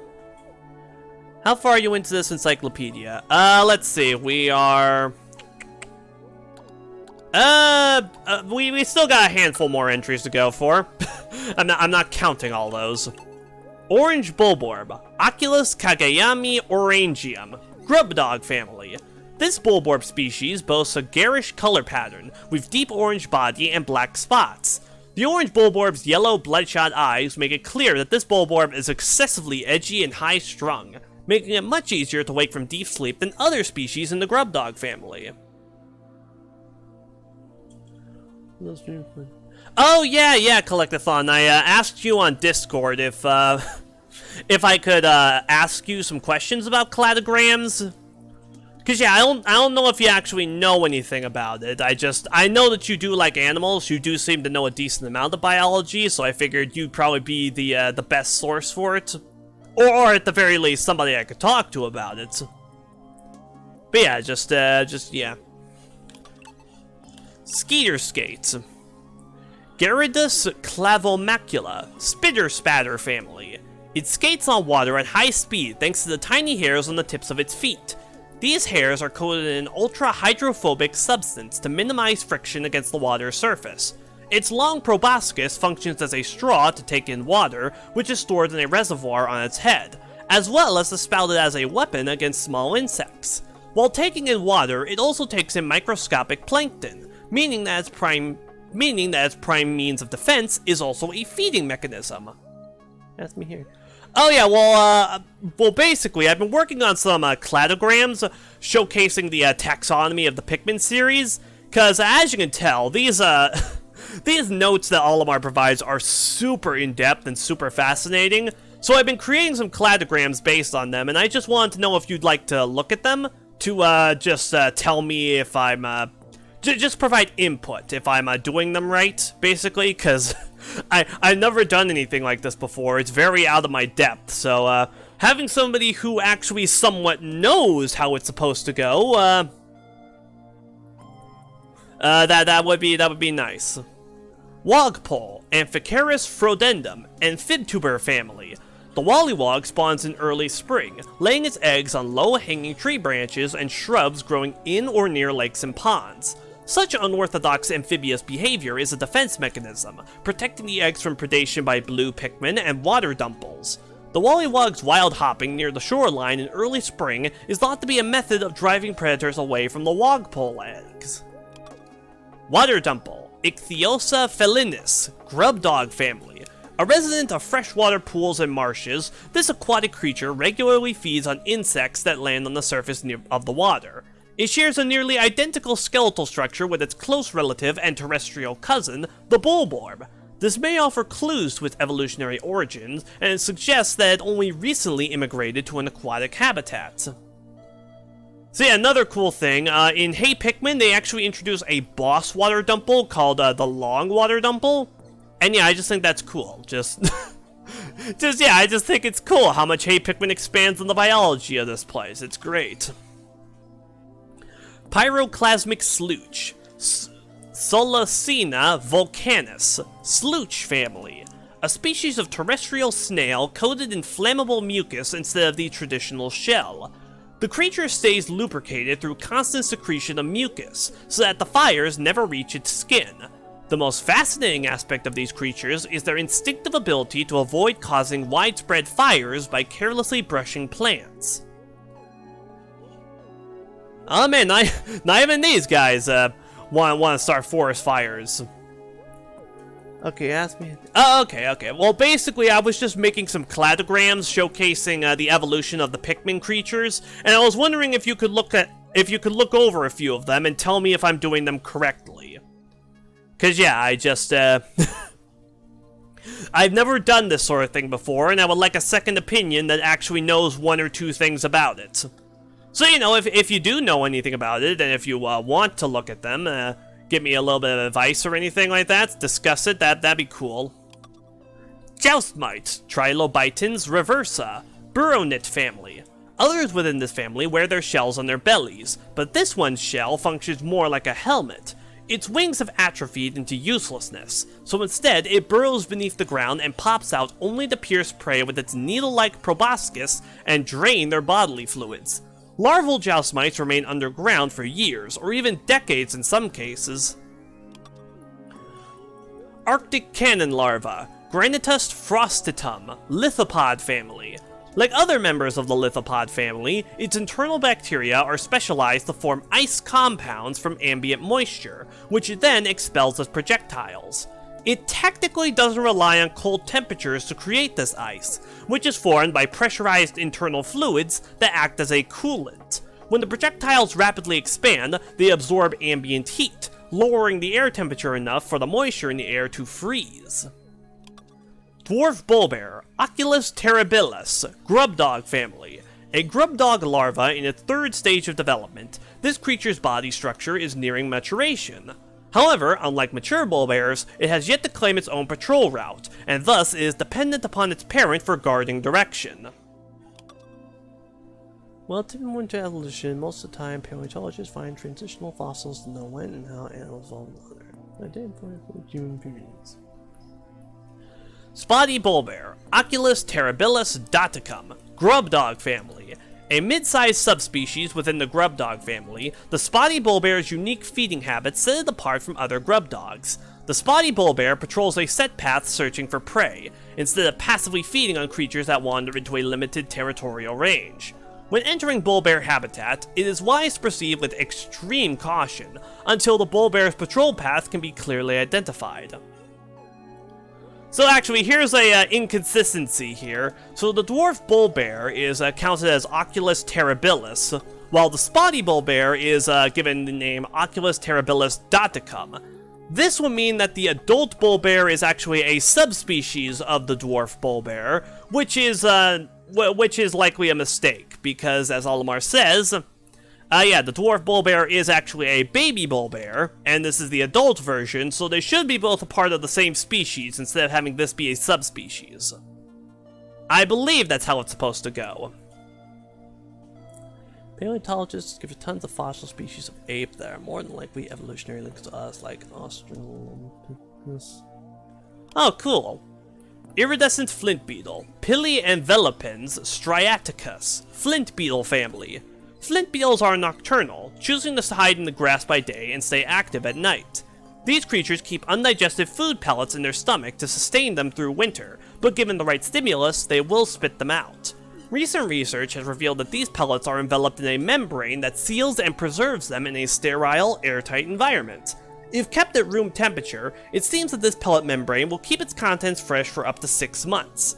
The membrane may be made from the same substance that gives the exoskeleton of the flint beetle its beautiful sheen. This specimen is a subspecies of the previously documented species, recognizable by the variant pattern on its back. So yeah, this one is super awesome because it establishes that this flint beetle is actually a completely different subspecies of the flint beetle that we saw in the previous 2 games, hence why it looks so completely different. So yeah, I just think that's cool. I just think that's really, really cool that they would do that. That's awesome. Olimar isn't Yeah, his notes do have a handful of mistakes, but for the most part, it does seem to be relatively consistent. Toady Beloister, Molluskid minionicus, mollusk king family. This species of creature has yet to fully evolve from shelled mollusk to the more advanced bloister. Compared to the bloister, this creature is substantially smaller. The fact that its mandibles do not protrude as significantly as the ranging bloisters is due in part to the fact that, like most mollusks, its vital organs are located deep within the creature's carapace. The flower-like appendage on its back is actually a gill. It prefers a watery habitat from which it can capture unsuspecting small prey with its sticky tendrils. That thing is disgusting. Flyy joustmite, Trilobitans reversa volanti, burrownit family. It's a close relative of the original burrownit species, but this variety of joustmite still has the use of its wings. Oddly, it still makes its habitat below ground, and employs the same tactic of lying in wait before emerging to strike. The helmet protecting its head is functionally as hard as steel, due to waxy secretions in its pores, which absorb and redirect any shocks it sustains. I wonder why you haven't. Oh yeah, it's because I'm streaming right now. I'm sorry if you were. I'm sorry if you were expecting me to do it like right now. It's just I'm kind of in the middle of the stream. I was. Could we do it after the stream? I feel like that would be a bit more. I don't know, better for me, I guess. Puffy blowhog, Sus inflata, blowhog family. This subspecies of blowhog uses internally generated hydrogen to inflate a flotation bladder and hover above the ground. The creature's electrified pulse creates a sash of color that flows along the surface of its body, making it a particularly beautiful blowhog species. Precisely how it is able to internally stabilize its highly explosive hydrogen and simultaneously generate electricity remains a mystery. The puffy blowhog blows leaves and grass around to eat the insects underneath. It maintains mid-air buoyancy by using its fins and releasing air through blowholes. This enables it to float effortlessly, even in the breeze. In times of danger, the puffy blowhog can decompress its flotation bladder for a rapid escape from predators. Oh, I also just realized at the end of the stream, it's probably gonna be like 9 or like midnight for you. So I should probably do that right now. Actually, yeah. Yellow spectralids, Phenastari Jonoprismatus, flutterbee family.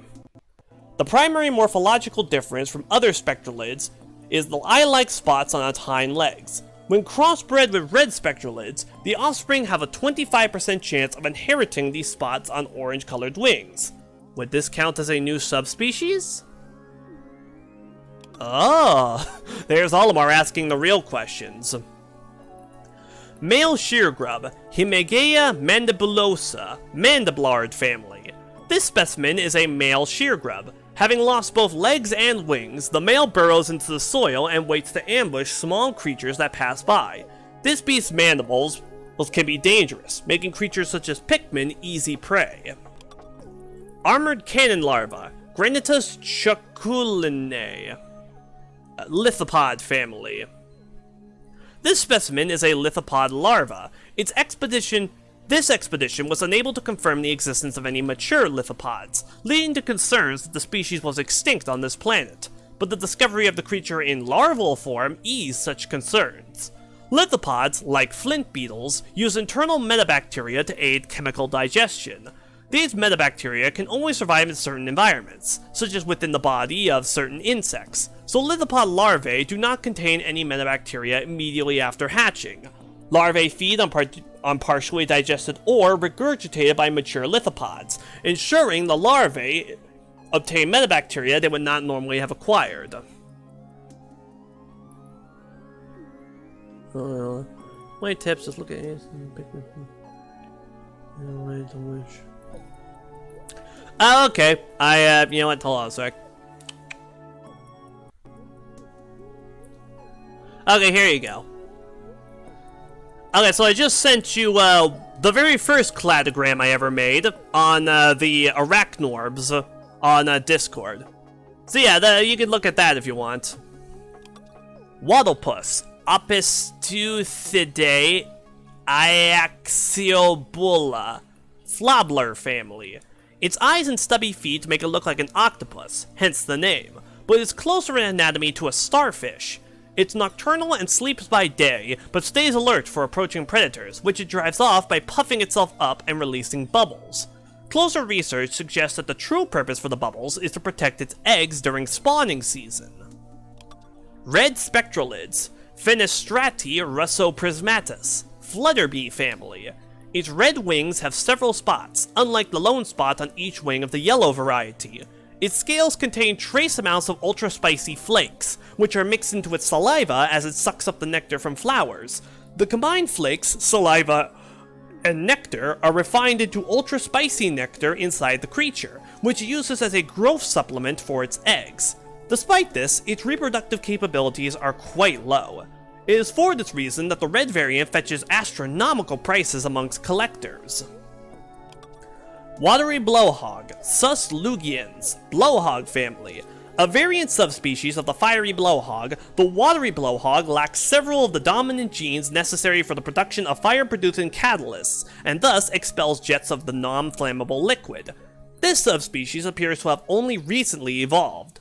However, the hereditary traits of this variant are dominant and highly robust, so its population is rapidly increasing. So seeing as you connect to the families in the rank 9 based on... I guess you can say that. My main thinking was that to separate the Manet legs from the rest of them, since, you know, it's semi-metallic and attacks with a machine gun instead of just crushing them. And then I separated Beady and Raging from Baldy and Hairy due to the wax that they secrete and the... Well, yeah, I guess just the wax that they secrete. And just other similarities, like their torso splitting vertically, that are different from Baldy and Hairy. I don't know, it made sense to me. And I also posted it on Reddit, and got a few other compliments about it, so... Overall, I have to say I probably did okay. Shearwig, Himigea volaris, Mandiblard family. Unusual for their genus, flying mandiblards have retained their wings. However, only the adult males of this species can fly. Females of this species spend most of their lifespan underground. They do emerge for a period after maturation to spawn, but they never metamorphose. Okay, and now for the final one, the Plasm Wraith. What a marvel this creature is! Constantly adapting to new threats, it can manipulate fire, water, electricity, and its own body to form wings or an armored carapace. It takes several squads of Pikmin on frequently rotating duty to keep up with its shifting nature. How I wish I could construct anything so effortlessly flexible. Ahem. Its attacks leave behind little pieces of itself, so if you can eliminate those before it reforms, you can wear it down little by little. No. Wow, it really did not want to let go of Captain Olimar. Is that the budding interspecies romance I smell? Anyway, I bet that gunk would make for some good lotion. I should have bottled some up so I could sell it back on Kopai.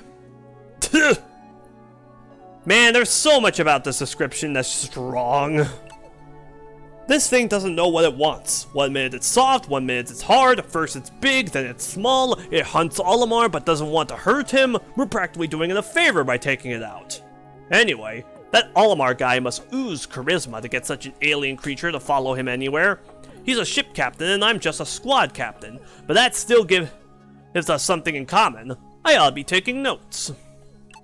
Despite its refreshing citrus scent, the flavor of this beast is decidedly dangerous. Plasm Wraith. Unknown species, unknown family. This unusual lifeform consists of an amorphous body around a hard cubic core. The body can shift not only into different shapes, but into different substances. It reminds me very much of the Water Wraith, and at first, I wondered if it was also an ectoplasmic incarnation. However, enough others have seen and encountered it to dispel this theory. The creatures living near the Plasm Wraith must be formed from its gelatinous substance, since they all liquefy upon its death. It's not clear what purpose they serve for the Wraith. It's currently unknown what caused the hole in its torso, some sort of manifested psychic wound? But the search for this cause may lead us down the path to unraveling the history of evolution on this planet. So yeah, a few things to note. First of all, yeah, we all kind of suspected whether or not this thing had any ties to the Water Wraith from Pikmin 2, and here Olimar is specifically calling that out. So whether or not these two are indeed related is, I mean, it certainly seems to be that case. Yeah, this last entry, like, history of evolution on this planet? Like, what the hell? That is a good question, though. Like, what did cause that hole in its torso? Because the rest of it is all fully constructed. Mysteries abound. We really should connect every...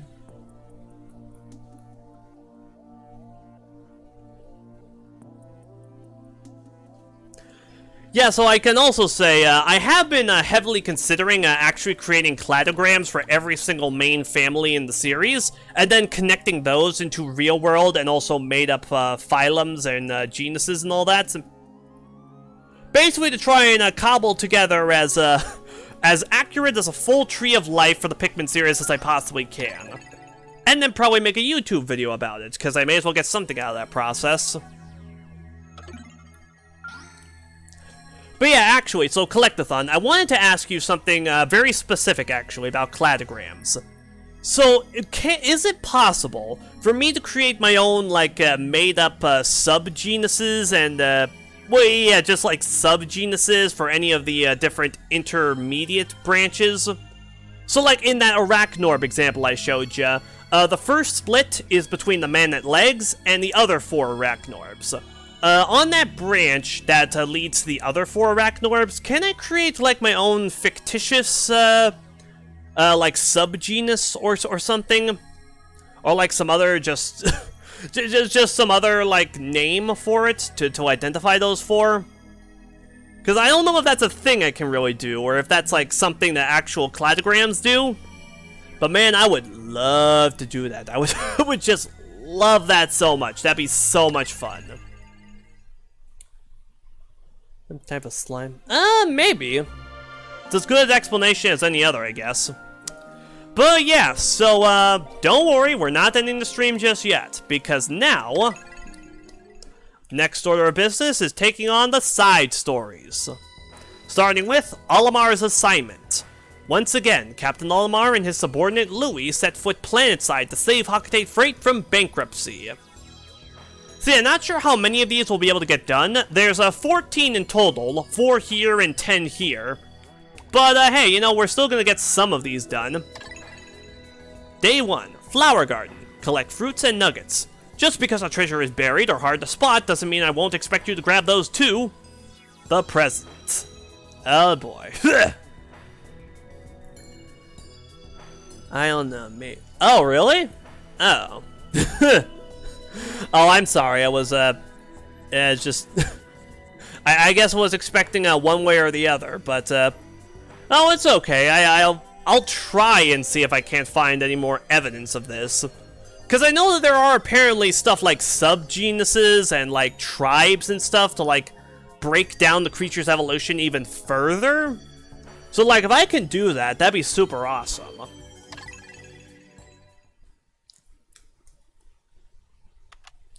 Olimar's Expedition Log, Garden Survey. This is Olimar, captain of the SS Dolphin. I've been to this planet twice before already. Hoctate Freight is drowning in debt. I'm not saying it's our company president's fault, because this is an official log. We're here in search of treasure to pay off that debt.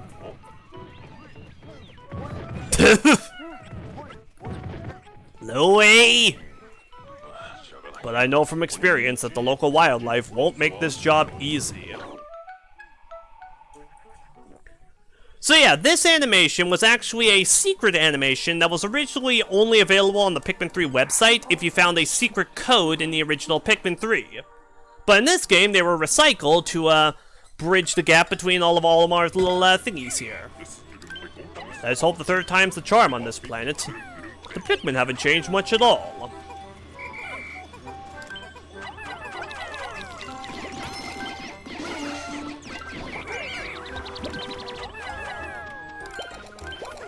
So yeah, the Olimar's assignment stuff effectively works as a form of mission mode from, yeah, the base game. Where you just control Olimar and Louis and have them do various tasks. That being said, though, as you can see, the explorable area we have is rather small. It's only really congested to this area. Any other area is completely blocked off because of these giant cinder blocks.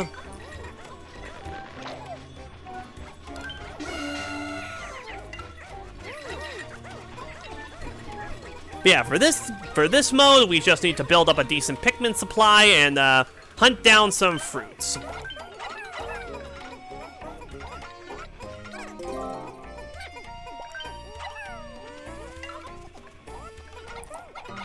Oh, really? We're building a bridge over to there, huh?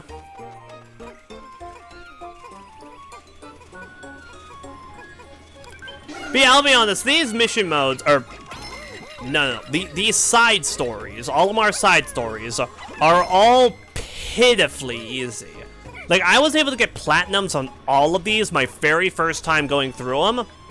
So I have no concerns about these. We're gonna be done with these easily. Probably not quickly. Like I said, I don't know if we'll be able to get through all of them tonight, but, I mean, we'll certainly try. This bridge will increase efficiency. Let's see, where are the rock Pikmin? Oh, they're over there. Okay, I did not see that bridge being built.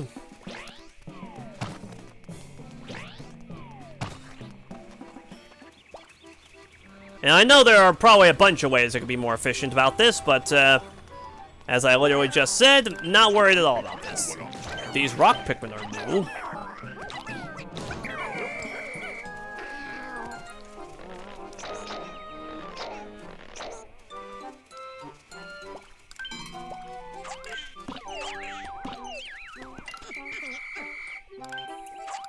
Okay, grab you. Let's send these back with the rocks. Grow some more of those. Don't go after that corpse, you incompetent buffoons. Okay, fine, whatever.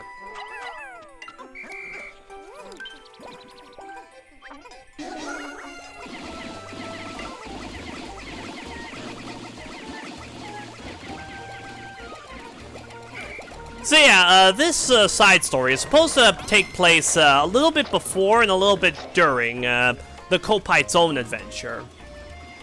As for exactly when, it's kind of up in the air a bit. Not really sure exactly when it's supposed to take place in relation to the Kopite's adventure. We do hear Olimar discovering the cosmic drive key, though. So it's probably a little bit before and a little bit during. Probably, yeah. Okay, Louie, you wait here for these guys. Yeah, it's just cool playing as Olimar and Louie again.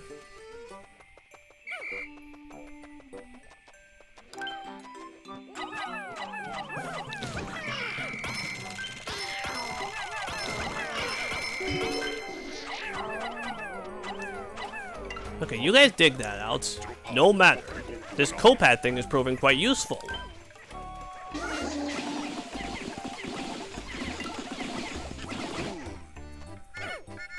No.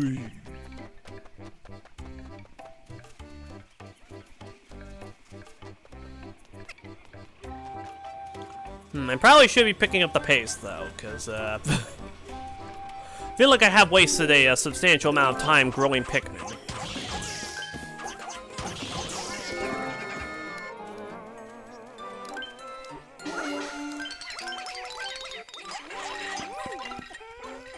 Okay, you guys grab that. Wait, that's probably just nectar. Send some guys at that. Wait here for these guys to return. Olimar!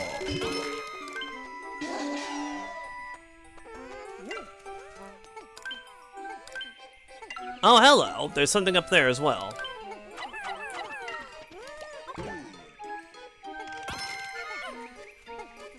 So yeah, light mission mode, there are 4 ranks to get. Bronze, silver, gold, and platinum. I believe we only need to get like, let's see, how many platinums is it? It's not that many. We don't need to get platinums on all of them, so that's good.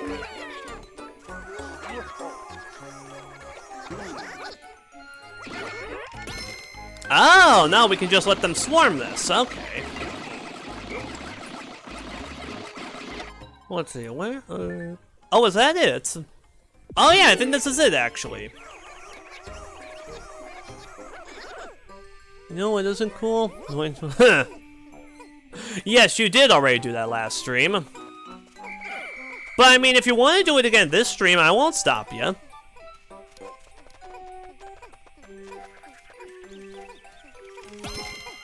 Boom! Right past Silva. Right past Gold. Yeah, last one coming right up. And yeah, so this thing is actually supposed to be a Sparrow probe, which is what the Copites used at the start of the game in order to find out this planet has fruit on it. So that's cool. I like we actually get to interact with this thing in the actual game. Done and done, and with 2 minutes and 40 seconds to spare. And I wasn't even trying to be quick. I wasted a bunch of time growing Pikmin.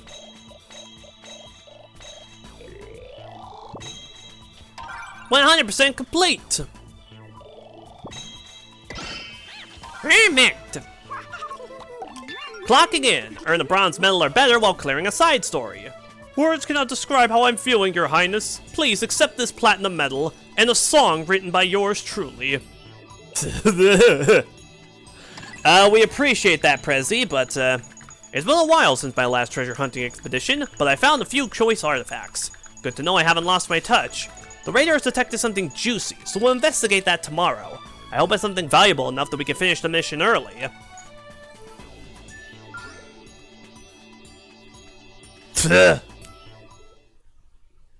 I mean, I played Hey Pikmin and I thought it was fine. It's the worst Pikmin game by technicality, since, you know, it's not a Pikmin game really, but I thought it was harmless at its worst. Inside Forest. You better get all the treasures near the water. I don't care what you have to fight to get them. Just do it.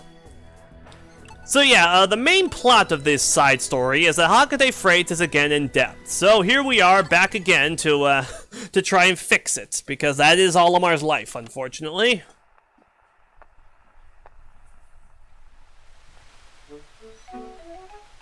This is Olimar, captain of the SS Dolphin. I've been to this planet twice before already. I never tire of hunting for treasure here. I made an interesting find in this area, some sort of key-like object. I should hold on to it in case I find a treasure chest. Unless it's the key to something else.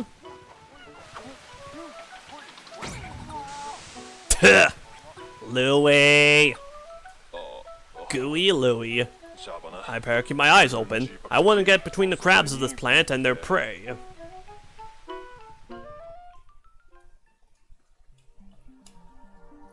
Inside Forest. Time limit 10 minutes. Don't just let those wild creatures pass by unnoticed. They may be hiding some fruit. I like they also worked the present into this. We had quite a haul.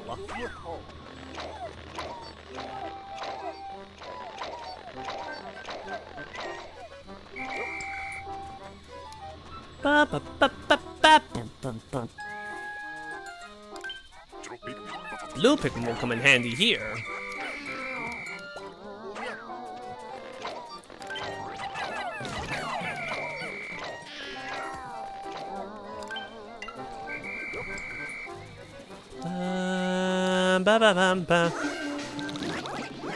Okay, you. Aha! Shortcut back to base. While you're doing that, let's see. So there's this here, there's some here, over here, over here, over here too. So yeah, like I said, this just has us go through like really truncated versions of the main areas. Hidden treasures abound in places like this. Yeah, I know, and also to add on to that, no you idiots. Arzest would also go on to create Sonic Superstars, which is that new Sonic game that's been making the rounds. Yeah, they're apparently lead developers on that, so Ah! Yeah, that's right, you better not eat that. It's not food. Well, I mean, it kind of is, but...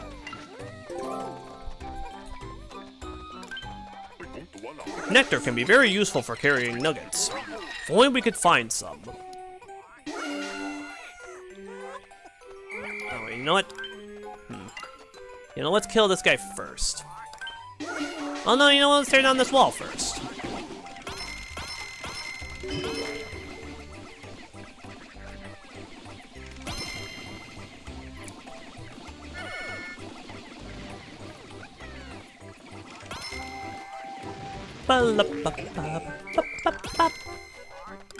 Hey, you! Oh boy!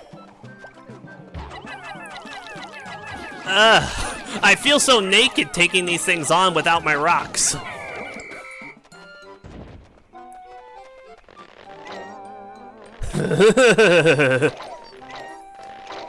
I mean, isn't Yuji not in jail right now? Because, I mean, if he is, then they won't need to deal with him directly. Just sort of in an indirect manner. Okay, take that. Take that. Load up on red picks. And then we try to... This is hard work, but I'm doing it for my family. Woohoo! That's a big boy!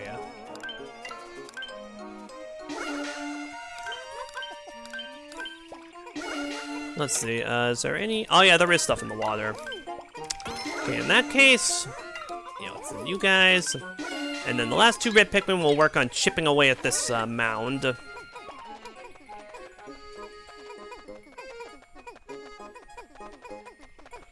yeah, I'm hoping that Sonic Superstars serves as a sort of redemption arc for Arzest.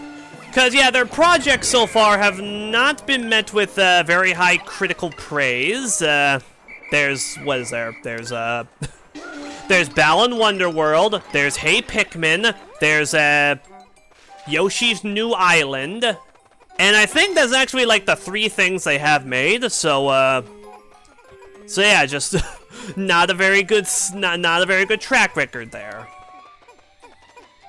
But hey, you know what? Sonic Superstars still looks to be really, really cool, and I'm excited for it. I'm excited to see what they do with it, how it turns out. I'm excited to play it. Which, honestly, I think I'm actually more excited for Sonic Superstars than I am for Sonic Mania. Or, well, was, because, you know, Mania already came out, so...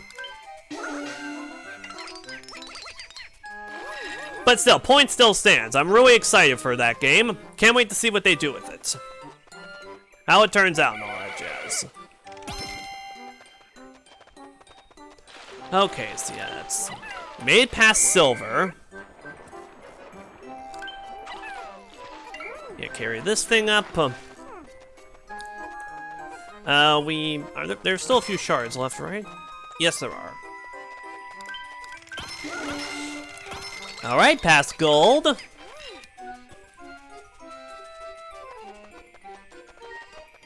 Yeah, this one we're probably gonna finish with like a little less than half the time limit. Yeah, like there's the halfway marker, and we're just bringing back the last few. Okay, I thought I heard a Pikmin get eaten. Doesn't look like it though.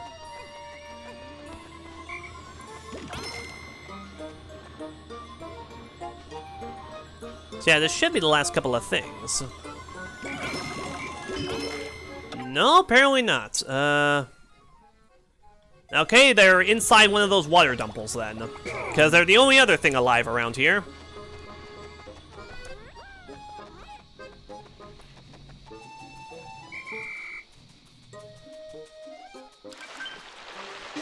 But yeah, this is just a nice, chilled out way to wrap things up, huh? It's great. Yeah, there they are. 1, 2. And 1, 2.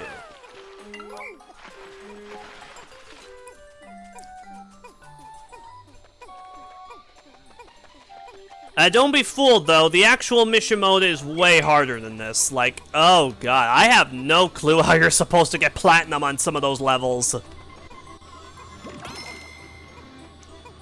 For mission mode specifically, we're gonna need to get 10 platinums between all of their different levels, of which there are like 36 between all the different like mission mode types. Collect treasures, beat enemies, and defeat bosses. Luckily, the bosses are basically free platinum medals. They aren't too hard, so that's 6 right there. Then I'll just need to get 4 somehow through all the treasures and defeat enemies missions. But whatever, we can worry about that later. Words cannot describe how I'm feeling. Your hand is... Next! We found the key, but we haven't seen anything it might unlock. I was hoping to pick up a small souvenir for my son, and this may be just the thing. Side note, although Louis doesn't say much around me, I've spotted him muttering to himself when he thinks no one's looking. In many ways, he's even more of a mystery than the Pikmin. Saving. Save Ed. And oh, hey, actually, while I'm thinking about it, Collectathon, I'm gonna send you another cladogram I made, that I'm actually especially, this one I'm really wondering if I did it right. So yeah, this one involves variant subspecies in a cladogram, and unfortunately I could not find a single source on how you're supposed to depict them, so I just sort of did my best, and I would like to have somebody tell me, yeah, no, that's not how you do it, bro. Day 3, River. There's treasure to be had on land and water, and I want it all. And don't bother waiting around for lily pads. The water's not flowing. Find another way. Olimar's expedition log. River survey. This is Olimar, captain of the SS Dolphin. I've been to this planet twice before already. I never tire of hunting for treasure here. I travel far and wide across this planet during my several trips here. But I'm only now noticing that several of my notes and log entries have gone missing. It must be a memory leak within my file management routines. I think I heard someone in IT talking about that once. Once I'm back on Hakatate, I'll try to convince the president we need an upgrade. Louis! Knock it off!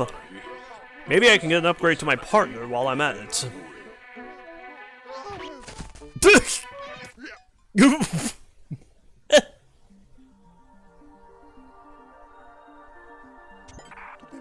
Gather that fruit in the water, too. I guess the blowhog classification. Okay, well, okay, specifically, I'm thinking about the fiery and the watery blowhogs. Hopefully there'll be some blue Pikmin nearby. But yeah, the fiery and the watery blowhogs specifically. Did I depict them right? Or, like, well at all, really? Like, does it make sense or anything? Because, yeah, for my cladogram, there's the fiery blowhog, the watery blowhog, and the fiery blowlet. Or bolet, maybe? Because, yeah, I wanted to depict the blowlet and the watery blowhog as 2 different subspecies of the fiery blowhog. Which I'm pretty sure would constitute them being on, like, different tiers or whatever. Or, like, branches of the tree. So yeah, I'm just curious if I did that correctly. Separate genus to the small one. Oh, I will need to read in depth over this critiquing. Though I think it's better to have the regular red and blue lip a separate genus to the small blowhog. Oh, okay. Yeah, see, I planted the all 3 of those blowhogs under the same genus because that's what the game says. Because, yeah, as far as Pikmin 2 is, the actual Pikmin games are concerned, the watery blowhog and the fiery blowlet are both part of the same genus as the regular blowhog, the Sus genus. And then they're put into the, well, okay, watery blowhog is considered a separate species, but Olimar's notes do mention that it's supposed to be like a variant subspecies. So I just sort of retweaked it a bit, so it would be like Sus Draconis Lugians, sort of like that. And the fiery blowlet is specifically called a subspecies of the blowhog, where it's like Sus Draconis Infantata, or Infantalta, maybe? I'm speaking so far out of my depth here. I have no idea if any of what I'm saying is even remotely correct. Okay, let's see. We need blues. Grab that, grab that. There's nothing up here that could... Oh, there's a you. But now there's not you anymore, because I just murdered you. If only the lily pads were moving. The watery blowhog descended from the fire...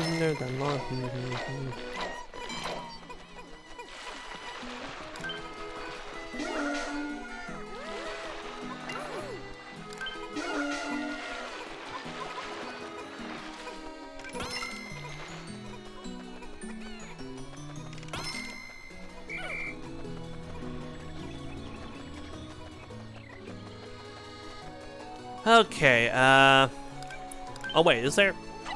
Oh, there's something under here! And oh, there's a bag there! I did not at all register that there was a ramp! Well, if we got a ramp, that makes our job way easier. There's two.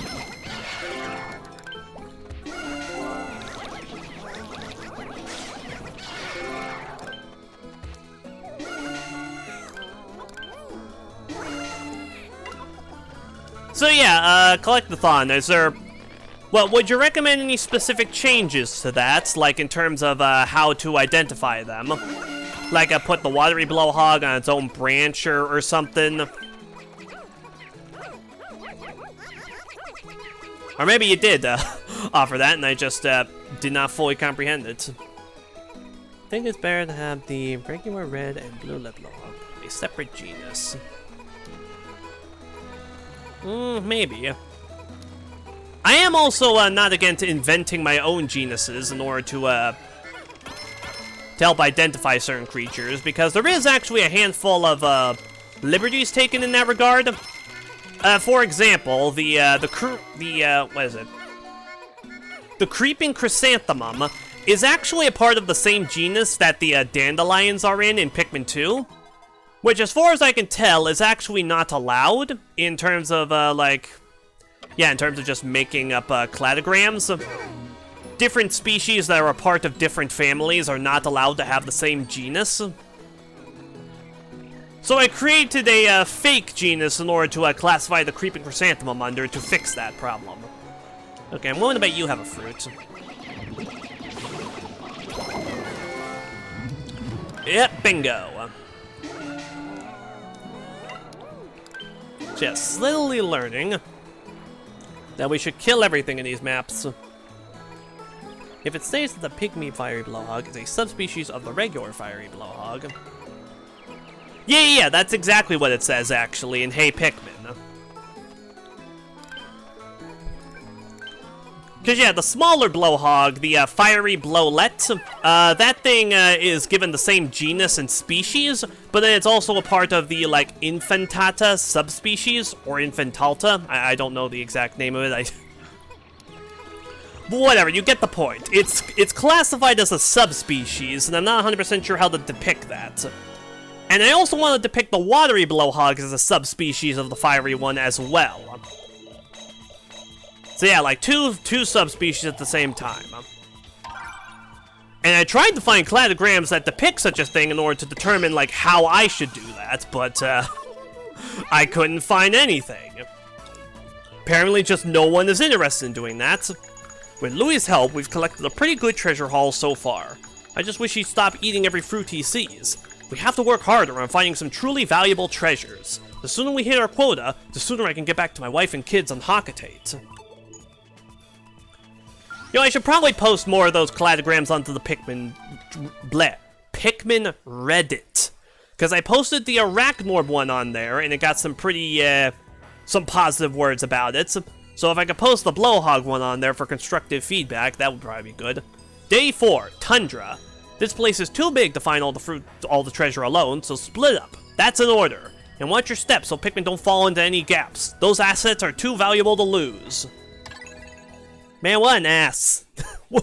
No, actually, just what an ass.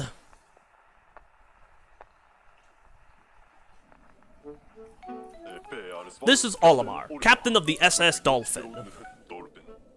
I've been to this planet twice before already. I never tire of hunting for treasure here. Unfortunately, even my advanced suit can't quite keep out the cold. I'm not surprised Hakate Freight cuts costs when it comes to installation. It wouldn't surprise me if everyone got the same standard issue suit no matter what kind of assignment they were on. The company's new venture went down in flames, and it's dragged our yearly earnings down with it.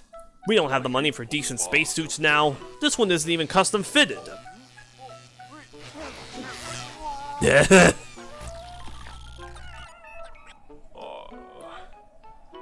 Without any insulation, I wouldn't want to put this suit up against any nasty shocks either. I really should have hung on to that anti-electrifier.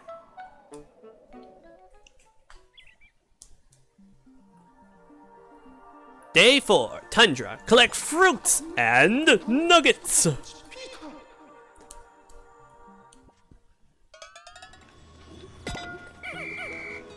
Okay, 12 minutes to do all this. I know I should probably, let's see. You know, it's weird that we haven't seen the winged Pikmin at all. Like, we've seen red, yellow, and blue, and also the rocks, but not the wings. That's weird. Haha! Prepare to die!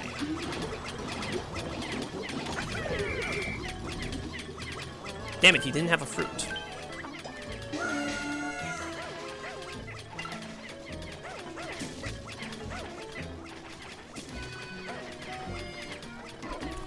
I really do hate the cold.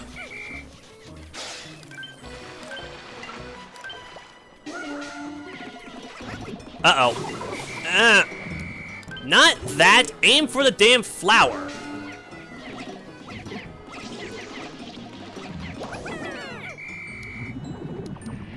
Okay, it doesn't look like he's carrying anything, unfortunately. I'm not sure how well I trust this. Hooray, they were fine! No, keep going. Keep going, guys.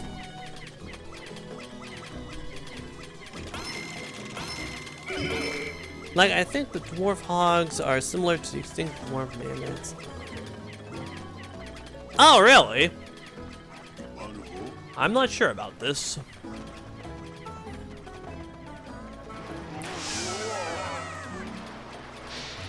Because, I mean, it wouldn't surprise me at all to learn that some Pikmin enemies took the inspiration from real-world biology. Because, like, that's such an obvious place to get inspiration from, you know? Let's see. Oh, there's a strawberry up there. Ah, perfect. The yellow Pikmin are free. You know, I really should probably split up. I'm not going to, but I probably should.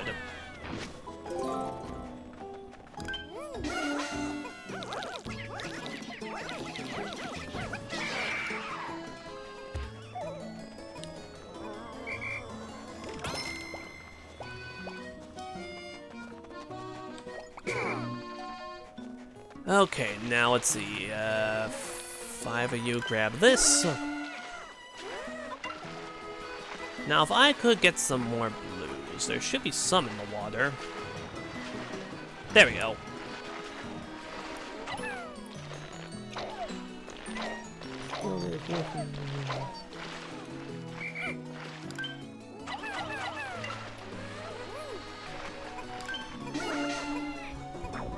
Oh, damn it! I attacked him from the front. Never attack a grub dog from the front.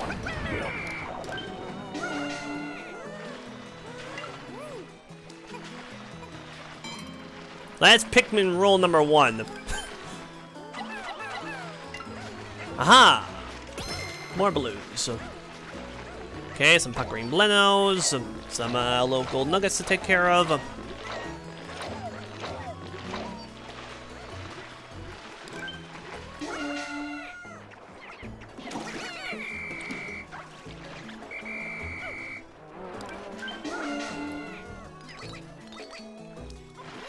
Okay, now 2 left.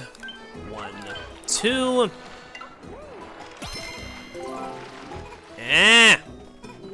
Back! Back, I say! And oh, hey, this tunnel is open.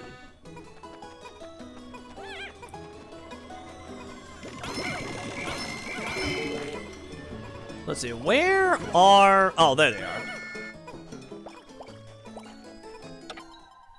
There are more reds to grab around here, right? Oh, no, there isn't. They actually expect you to grow your Pikmin counts.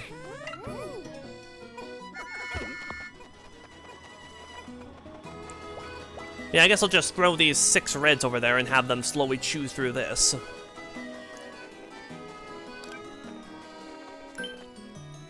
Ah, damn it.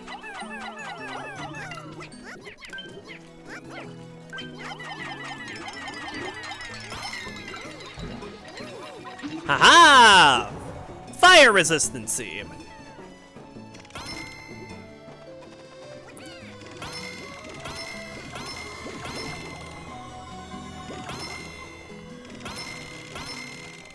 Okay, that should be... yeah, that's all that done. Let's see, switch over to... oh, hi there, Blar Toady T. Welcome to the stream. Currently playing some Pikmin 3, having a good time. And also talking about Pikmin taxonomy as well. So if you're interested in that, then you came to the right place. Can't imagine why you would be, though. But, you know. As for your question, though, about my friend code, I'm not 100% sure how to respond to that, actually. Like, I don't have a problem with it, it's just, I'm in the middle of something right now. Well, with the whole playing Pikmin 3, and, yeah. Don't really want to interrupt it to go to the home menu and flash my friend code for all to see. I may have just being too paranoid about that. And why aren't you dead? I threw a Pikmin at you, that automatically means you're dead.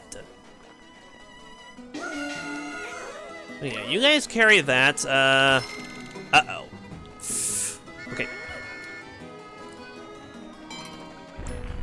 Now let's just, oh boy. Ah. Aha! No, so is it just me, or are these creatures really weak in this mode? Because they do seem to be going down a lot faster than they do in the main story. No, not that. Oh!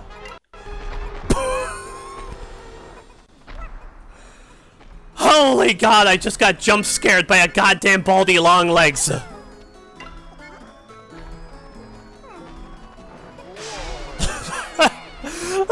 That actually scared me. That actually oh God. Okay, let's arm our forces. Let's go in and murder. Oh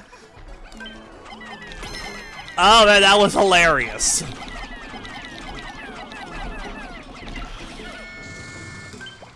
Hell yeah, playing this like classic pick.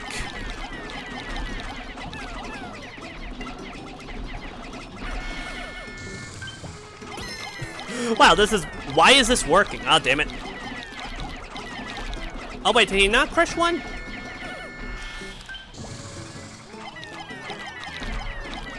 I like the Arachnorbs, they're really cool.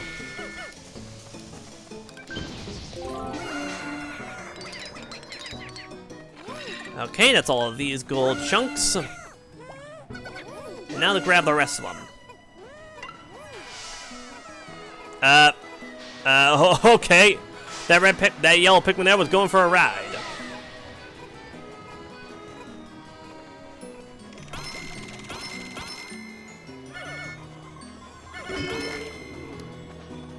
Okay, now let's speed this process up. Because I'm pretty sure these should be the last 2 items.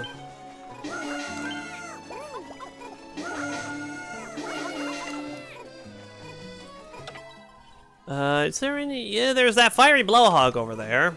It might be holding something. Let's go try to kill it.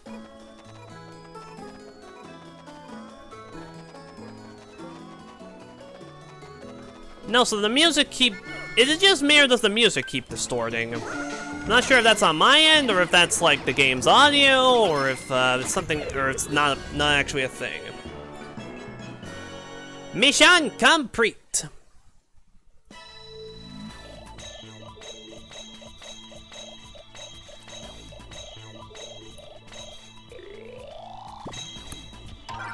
100% complete!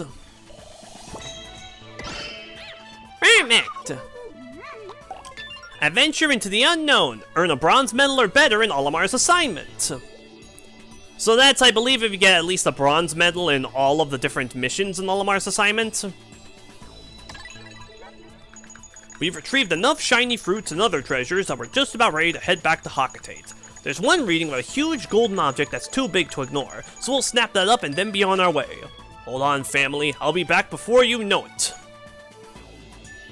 Yep, I'm sure you will, Olimar. I'm, sure that you will. Olimar's expedition log. Oak survey. This is Olimar, captain of the SS Dolphin. I've been to this planet twice before already. I never tire of hunting for treasure here. Our survey has revealed a massive golden object in this region. It'll be worth a fortune for the company. My taciturn partner, Louis, didn't want to come here for reasons he refused to explain. Where did he get to anyway? Well, it doesn't matter. I'll just get this treasure myself, and then it's back to Hakatate.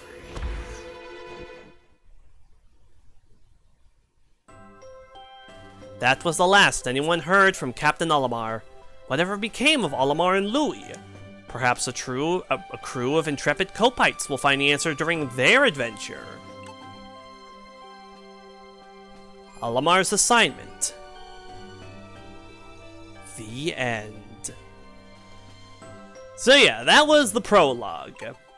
Extraordinarily short and not too difficult, but you know, it's still pretty neat. I appreciate the fact they went to the effort to create this more than anything.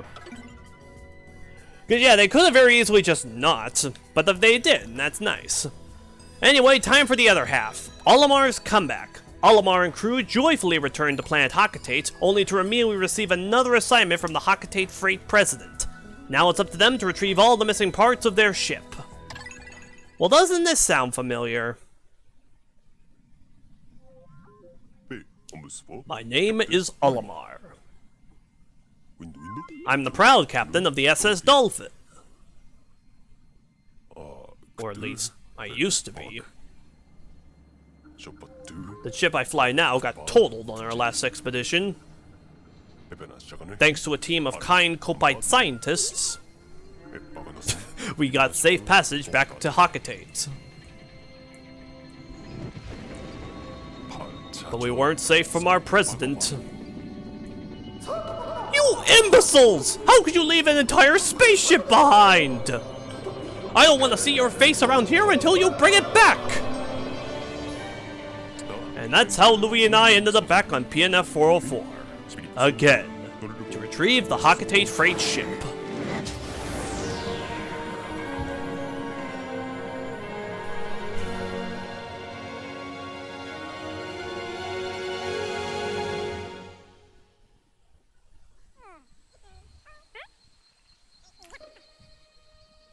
So yeah, turns out this is how the ending of Pikmin 3 ties in. Or like what happens after this whole sequence. Hello, Pikmin. Did you miss us?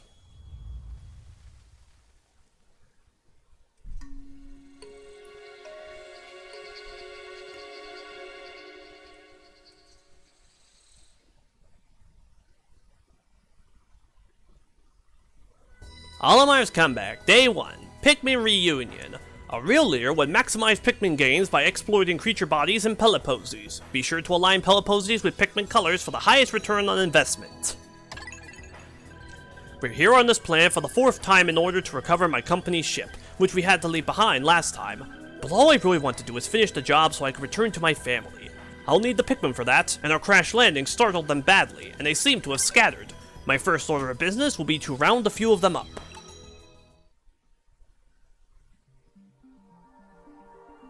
Alright, 8 minutes.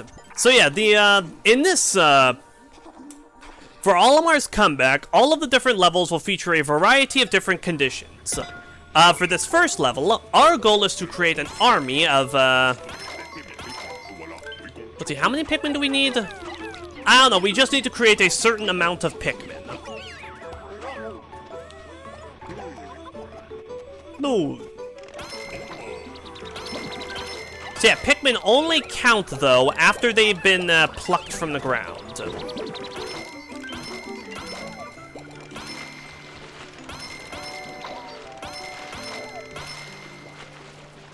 Ba, ba, ba, ba, ba.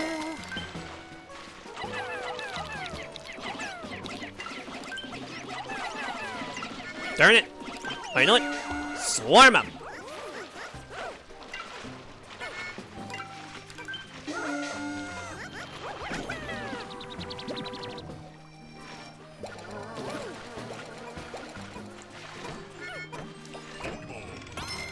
Olimar.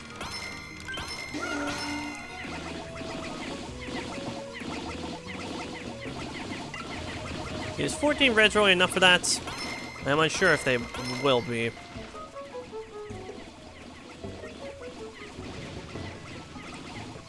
Oh, but there are some reds over here that we can grab.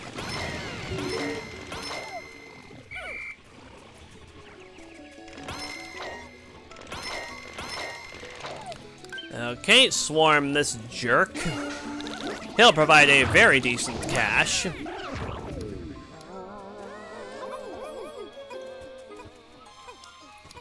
Then, let's try crushing a few smaller enemies. Aha!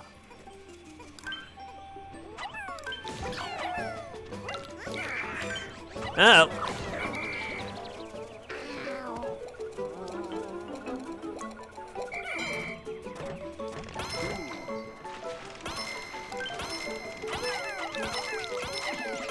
So yeah, I would imagine we are meant to make a squad of 100. That's what I would imagine that's what it's supposed to be. And oh man, you know, do 10 pellets exist in the main story mode? Because I think this is the... Oh wait, no, I think that the Quagmire Clops creates some.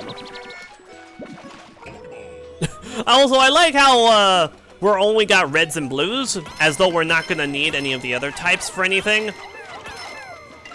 And also, come to think of it, why are all the Pikmin types, all the onions separated now? Because they were all together at the end of the game, right? So, yeah, no, they absolutely were. and why are all these areas blocked off now? Like, who put up all these cinder blocks? Like, the canonicity of this mode is becoming rather questionable.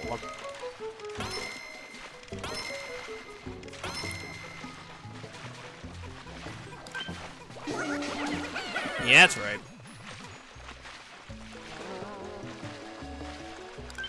But hey, you know what? I'm still having fun here. This is fun.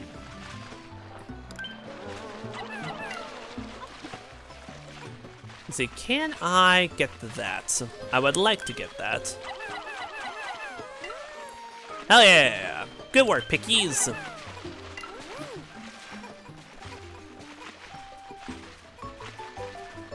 Okay, then swarm a few onto these bridge fragments to build these. And then leave Louie by the onion to collect the Pikmin that sprout.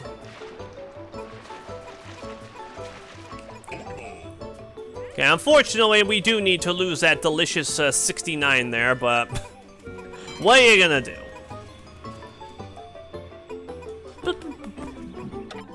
Let's see. Oh, there's 2 patches of Pikmin over there. There's another patch over here. And then we got that big old Bulborb that I'm gonna give to the blues. And why'd you all go that way? Why didn't you go through the water? If there's one thing I've learned, is that we must investigate every nook and cranny.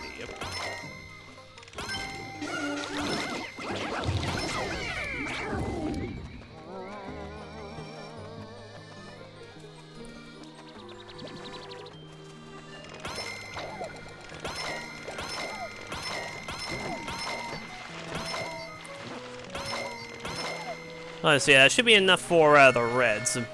Now to create a few more blues. Although I suppose I could have had the reds take back this corpse and get it done even faster. Whatevs. It's not like there's really any worry here. Okay, 91, 92, 93, 94. 495. Okay, so we plucked all the Pikmin that are out on the field right now. So just carry back this last corpse, pluck the blues that spawned. And that's mission 1 completed. And looking at the stream time right now, we should have enough time for one more side story mission. And then we can wrap up the stream there.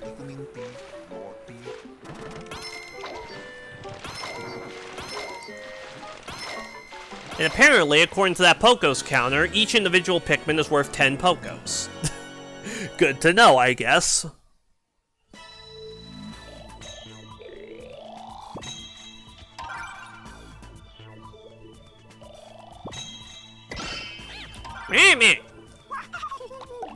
President's Favor. Earn 5 platinum medals in side stories.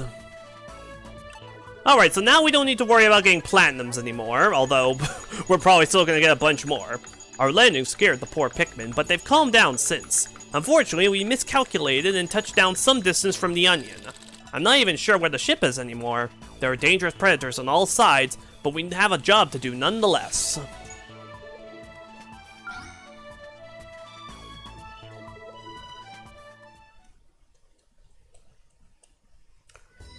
Alright, battle enemies. Timing is everything. If you can't throw those bomb rocks just right to take out the strongest creatures, I don't know what else to tell you. Mission log day 2. We're homing in on a signal that might be coming from one of the ship's parts. But the way there will take us across an area swarming with bulborbs. Still, I don't see any other way to progress with our mission, so we'll have to face the danger head on and do what we can. Creature hunting. So yeah, this is just a battle as enemies mission, I believe. Just kill all the enemies to win. And if you do it fast enough, then you'll win, plus a bit of extra score. Okay, we're over here. Neat.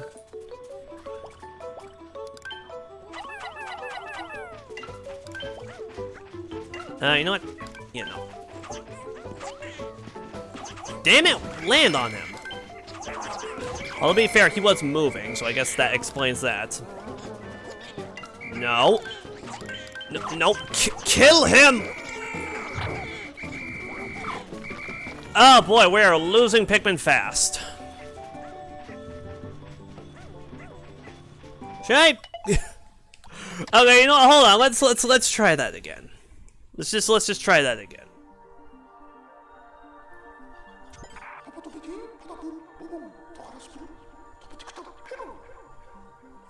Oh god, that was atrocious. Okay, now we know. Don't kill the bulborbs with anything other than red Pikmin, because they actually land on their feet. They don't roll around like little rocks, because they are not rocks. See how that works? It's very, very simple. Very, very simple. An easy scientific premise for all of us to follow. There. Let's see. 3. 3. Now yeah, despite having 100 Pikmin at the end of the last mission, we're just down to this, so, grow the Pikmin again. You know, Luke, get over here. And also, why is the camera so low? Like, this is weirdly low for this camera in this game. Like, did I do something to cause this, or what, is it glitching?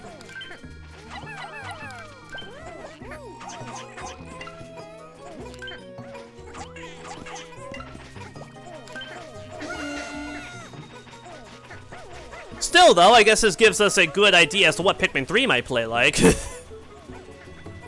So, hey, you know, I count that as a victory, because Pikmin 3 is coming out in just a few weeks. Yeah, yeah, yeah. Oh, excuse me. Ugh.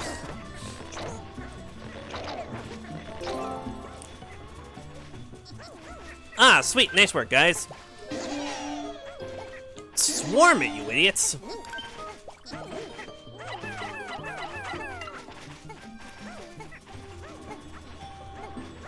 Oh yeah, you know, actually, someone from the last stream mentioned that the rock Pikmin are apparently just as good as digging as the yellow Pikmin.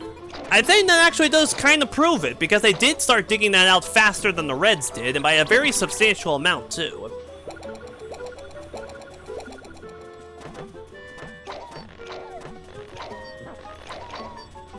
Okay, now let's deal with Bulby over here. Man, I don't know what's causing this camera angle, but this is honestly really cool. This is honestly really cool looking. I think I wanted in the wrong spot. Ah man, the camera fixed itself.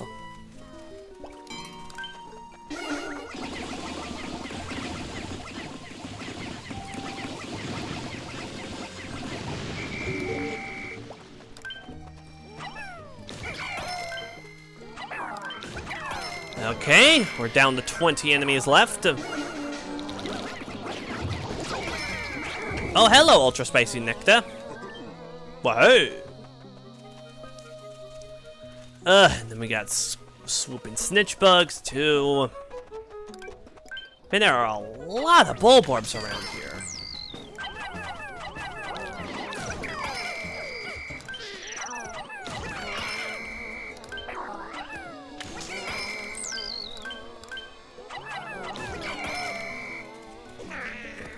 Okay, now let's see.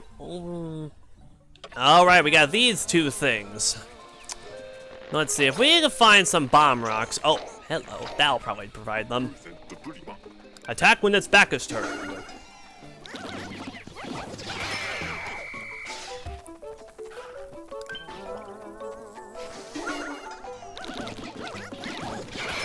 Okay, throw Louie up here to pluck these guys out. And then send them all down this hole. That'll probably provide us with some bomb rocks. They would be really useful against those two Crush Blats.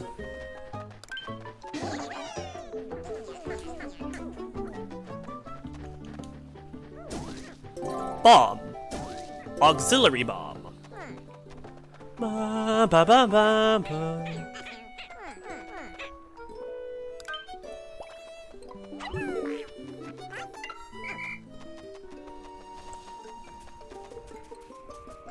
But yeah, it is neat seeing these areas slightly remixed from when we were here before. Oh boy, oh, there's that guy too.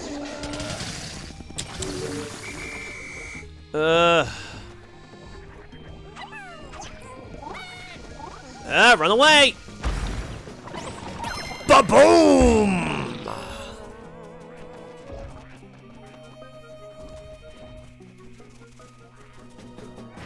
Okay, then a Chromad. The ship appears to be missing. Oh, hey, another bomb rock. Sweet. Because, yeah, if we could use that against that bull bear, that would be delightful. Not the crab. This thing.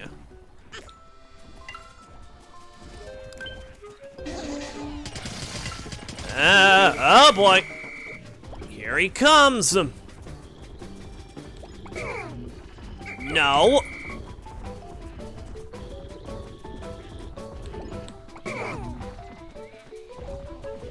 A-doop-doop-doo-doo-doop-doop-doo, just walking my Pikmin, having a good old time, and dead. And oh hey, he dropped another bomb rock! Sweet!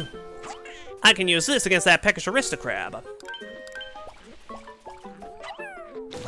You. Okay, 6 more to go. There's 2. Oh, and there's a skitterling between them, so that's 3. Okay, now for the rest. There's a skitterling over here. Some rocks. I'll have Louie pluck these guys. Now, where is... Ah, there you are. Hey, you! Look at this cool thing I got here.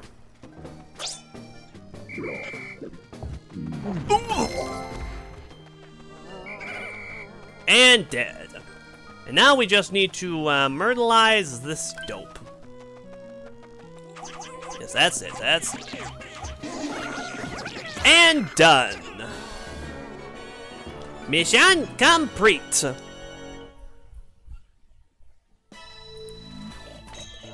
10, 303, 101, 101, 202, 202, 101, 202, 101. But yeah, these missions are very, very fun. I'm enjoying them a lot. Words cannot describe how I'm feeling, Your Highness. Please accept the platinum medal and a song written by yours truly. Well, we didn't find the ship we came for. It's tough to keep the Pikmin safe through the constant attacks from this world's inhabitants, but they do anything for me, so I have to do what I can for them. Besides, I'm not so bad off. I have the benefit of experience, decent equipment, and Louis. With all that, I should be home with my family in no time. Unfortunately, we will have to see how this epic adventure fares in the next stream, because we are a little bit over time, so... But it's okay. I was going to stream Pikmin 2, starting with the challenge mode after I finished Pikmin 3's story. But, you know, I would consider this an extension of the story mode, so I suppose we will be coming back to Pikmin 3 in the next stream. So yeah, let's see. Next stream is going to be tomorrow, Sunday, from 1 to 5 p.m. CDT, so same time that this one was in. And yeah, first order of business, head back into the side stories to wrap up all of their challenges. And after that, let's see, well... Well, I guess mission mode and bingo battle will probably be the next targets. So yeah, only thing we have left to do is get a bronze medal or medal in all stages of Olimar's comeback for the side story missions. Oh, we're also going to have to complete one of those levels while co-op is active, which shouldn't be too difficult. But yeah, so we're going to complete side stories first thing, then yeah, we'll probably work through missions and bonus and bingo battle first. So yeah, it'll be a fun old time. For now though, thank you all very much for watching. Hope you liked, hope you enjoyed, hope it was fun for all involved. And yeah, I will see you all in the next stream. Have a good rest of your day, everybody.